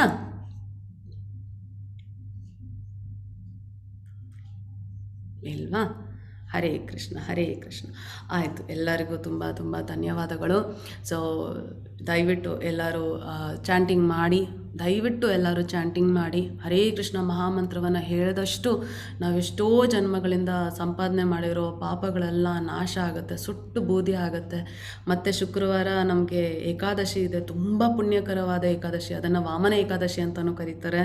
ಸೊ ಆ ಕಥೆಯನ್ನು ಸಹ ನಾನು ಹೇಳ್ತೇನೆ. ನಾಳೆ ಕ್ಲಾಸಲ್ಲಿ ಹೇಳಲಿಕ್ಕೆ ಕಷ್ಟ ಆಗುತ್ತೆ, ಟೈಮ್ ಹಿಡಿಯುತ್ತೆ. ನಾನು ಏಕಾದಶಿ ದಿನ ಮಕ್ಕಳಿಗೋಸ್ಕರ ಕ್ಲಾಸನ್ನು ತೊಗೊತೇನೆ, ಆವಾಗ ಕಥೆನ ಓದ್ತೇನೆ. ನೀವೆಲ್ಲ ಕೇಳಿಸ್ಕೋಬೋದು. ಯಾಕಂದರೆ ಏಕಾದಶಿ ಕಥೆಯನ್ನು ಕೇಳಿದ್ರೆ ಸಾಕು, ಕೇಳಿದ್ರೇ ನೀವು ಎಂಥ ಈ ಎಷ್ಟು ಧ್ಯಾನಗಳನ್ನು ಮಾಡಿದ ಫಲ ಸಿಗುತ್ತೆ ಅಂದರೆ ನೀವು ಊಹಿಸ್ಕೊಳ್ಳಿಕ್ಕಾಗಲ್ಲ, ಅಷ್ಟು ಫಲ ಸಿಗುತ್ತೆ ನಮಗೆ. ಕೇಳಿಸ್ಕೊಂಡ್ರೆ ಸಾಕು, ಆಚರಿಸಿದ್ರಂತೂ ಇನ್ನೂ ಪೂರ್ತಿ. ಸೊ ಆ ಕಥೆಯನ್ನು ಯಾಕೆ ಕೇಳಬೇಕು, ಏನು ಮಾಡಬೇಕು, ಹೇಗೆ ಮಾಡಬೇಕು ಅನ್ನೋದನ್ನೆಲ್ಲ ತಿಳಿಸ್ಕೊಡ್ತೇನೆ. ಸೊ ಯಾವಾಗ ನಾವು ಏಕಾದಶಿ ವ್ರತವನ್ನು ಮಾಡ್ತೀವೋ ಹಾಗೆ ನಮ್ಮ ಪಾಪಗಳನ್ನೆಲ್ಲ ಕಳ್ಕೊತೇವೆ. ಯಾವಾಗ ನಮ್ಮ ಪಾಪಗಳನ್ನೆಲ್ಲ ಕಳ್ಕೊಂಬರ್ತೀವೋ ಪುಣ್ಯ ಮಾತ್ರ ಉಳ್ಕೊಂಡಿರುತ್ತೋ, ಸೊ ವೆರಿ ಶ್ಯೂರ್ ಇಂದಿನ ಅಧ್ಯಾಯಗಳಲ್ಲಿ ಭಗವಂತ ಹೇಳ್ದಂಗೆ ನಮಗೆ ಅವನ ಮೇಲೆ ಭಕ್ತಿ ಬರುತ್ತೆ, ಅವನಿಗೆ ನಾವು ಶರಣ ಆಗೋ ಥರ ಪರಿಸ್ಥಿತಿ ಬಂದೇ ಬರುತ್ತೆ. ಸೊ ಯಾವಾಗ ನಾವು ಅವನಿಗೆ ಶರಣ ಆಗ್ತೀವೋ ಫಾರ್ ಶ್ಯೂರ್ ನಾವು ಮಾಡುವ ಪ್ರತಿಯೊಂದನ್ನು ಸಹ ಅವನಿಗೆ ಅಂತ ಮಾಡ್ತೀವಿ. ಸೊ ಹಾಗಾಗಿ ನಮಗೆ ಪಾಪದ ಲೇಪ ಇರೋದಿಲ್ಲ, ನಮಗೆ ಮಾಡುವ ಕಾರ್ಯಗಳ ಕರ್ಮಗಳ ಫಲಗಳು ಇರೋದೇ ಇಲ್ಲ. ಸೊ ಹಾಗಾಗಿ ನಾವು ಭೂಮಿ ಮೇಲೆ ಹುಟ್ಟೋದು ಇಲ್ಲ, ಈ ಸ್ವರ್ಗಕ್ಕೂ ಹೋಗೋದಿಲ್ಲ, ನರಕಕ್ಕೂ ಹೋಗೋದಿಲ್ಲ, ಈ ಬ್ರಹ್ಮಾಂಡದಲ್ಲಿ ನಾವು ಇರೋದೇ ಇಲ್ಲ. ಸೊ ಎಲ್ಲಿಗೆ ಹೋಗ್ತೀವಿ? ಗೋಲೋಕ ಬೃಂದಾವನಕ್ಕೆ ಹೋಗ್ತೀವಿ. ಸೊ ಈ ಬುದ್ಧಿವಂತಿಕೆನ ನಾವೆಲ್ಲ ಪಡ್ಕೋಬೇಕು. ಆ ವಿದ್ಯೆಯನ್ನು ಕೃಷ್ಣ ಕೊಟ್ಟಿದ್ದಾರೆ, ಅದನ್ನು ತಿಳ್ಕೊಳ್ಳೋದಷ್ಟೇ ಅಲ್ಲ. ಸೊ ಈಗ ಸ್ವಿಮ್ಮಿಂಗ್ ಮಾಡೋದು ಹೆಂಗೆ ಅಂತ ನಾವು 1000 ಬುಕ್ ಓದಿರ್ತೀವಿ, ಆ ಟಿ ವಿಲಿ ನೋಡಿರ್ತೀವಿ. ಈ ಆ್ಯಂಗಲಲ್ಲಿ ಸ್ವಿಮ್ ಮಾಡಬೇಕು, ಆ ಆ್ಯಂಗಲಲ್ಲಿ ಸ್ವಿಮ್ ಮಾಡಬೇಕು, ಇಷ್ಟು ಆಳ ಇದ್ದರೆ ಹಿಂಗೆ ಸ್ವಿಮ್ ಮಾಡಬೇಕು, ಅದೆಲ್ಲ ತಿಳ್ಕೊಂಡಿರ್ತೀವಿ. ಕರೆಕ್ಟ್ ಅಲ್ವಾ?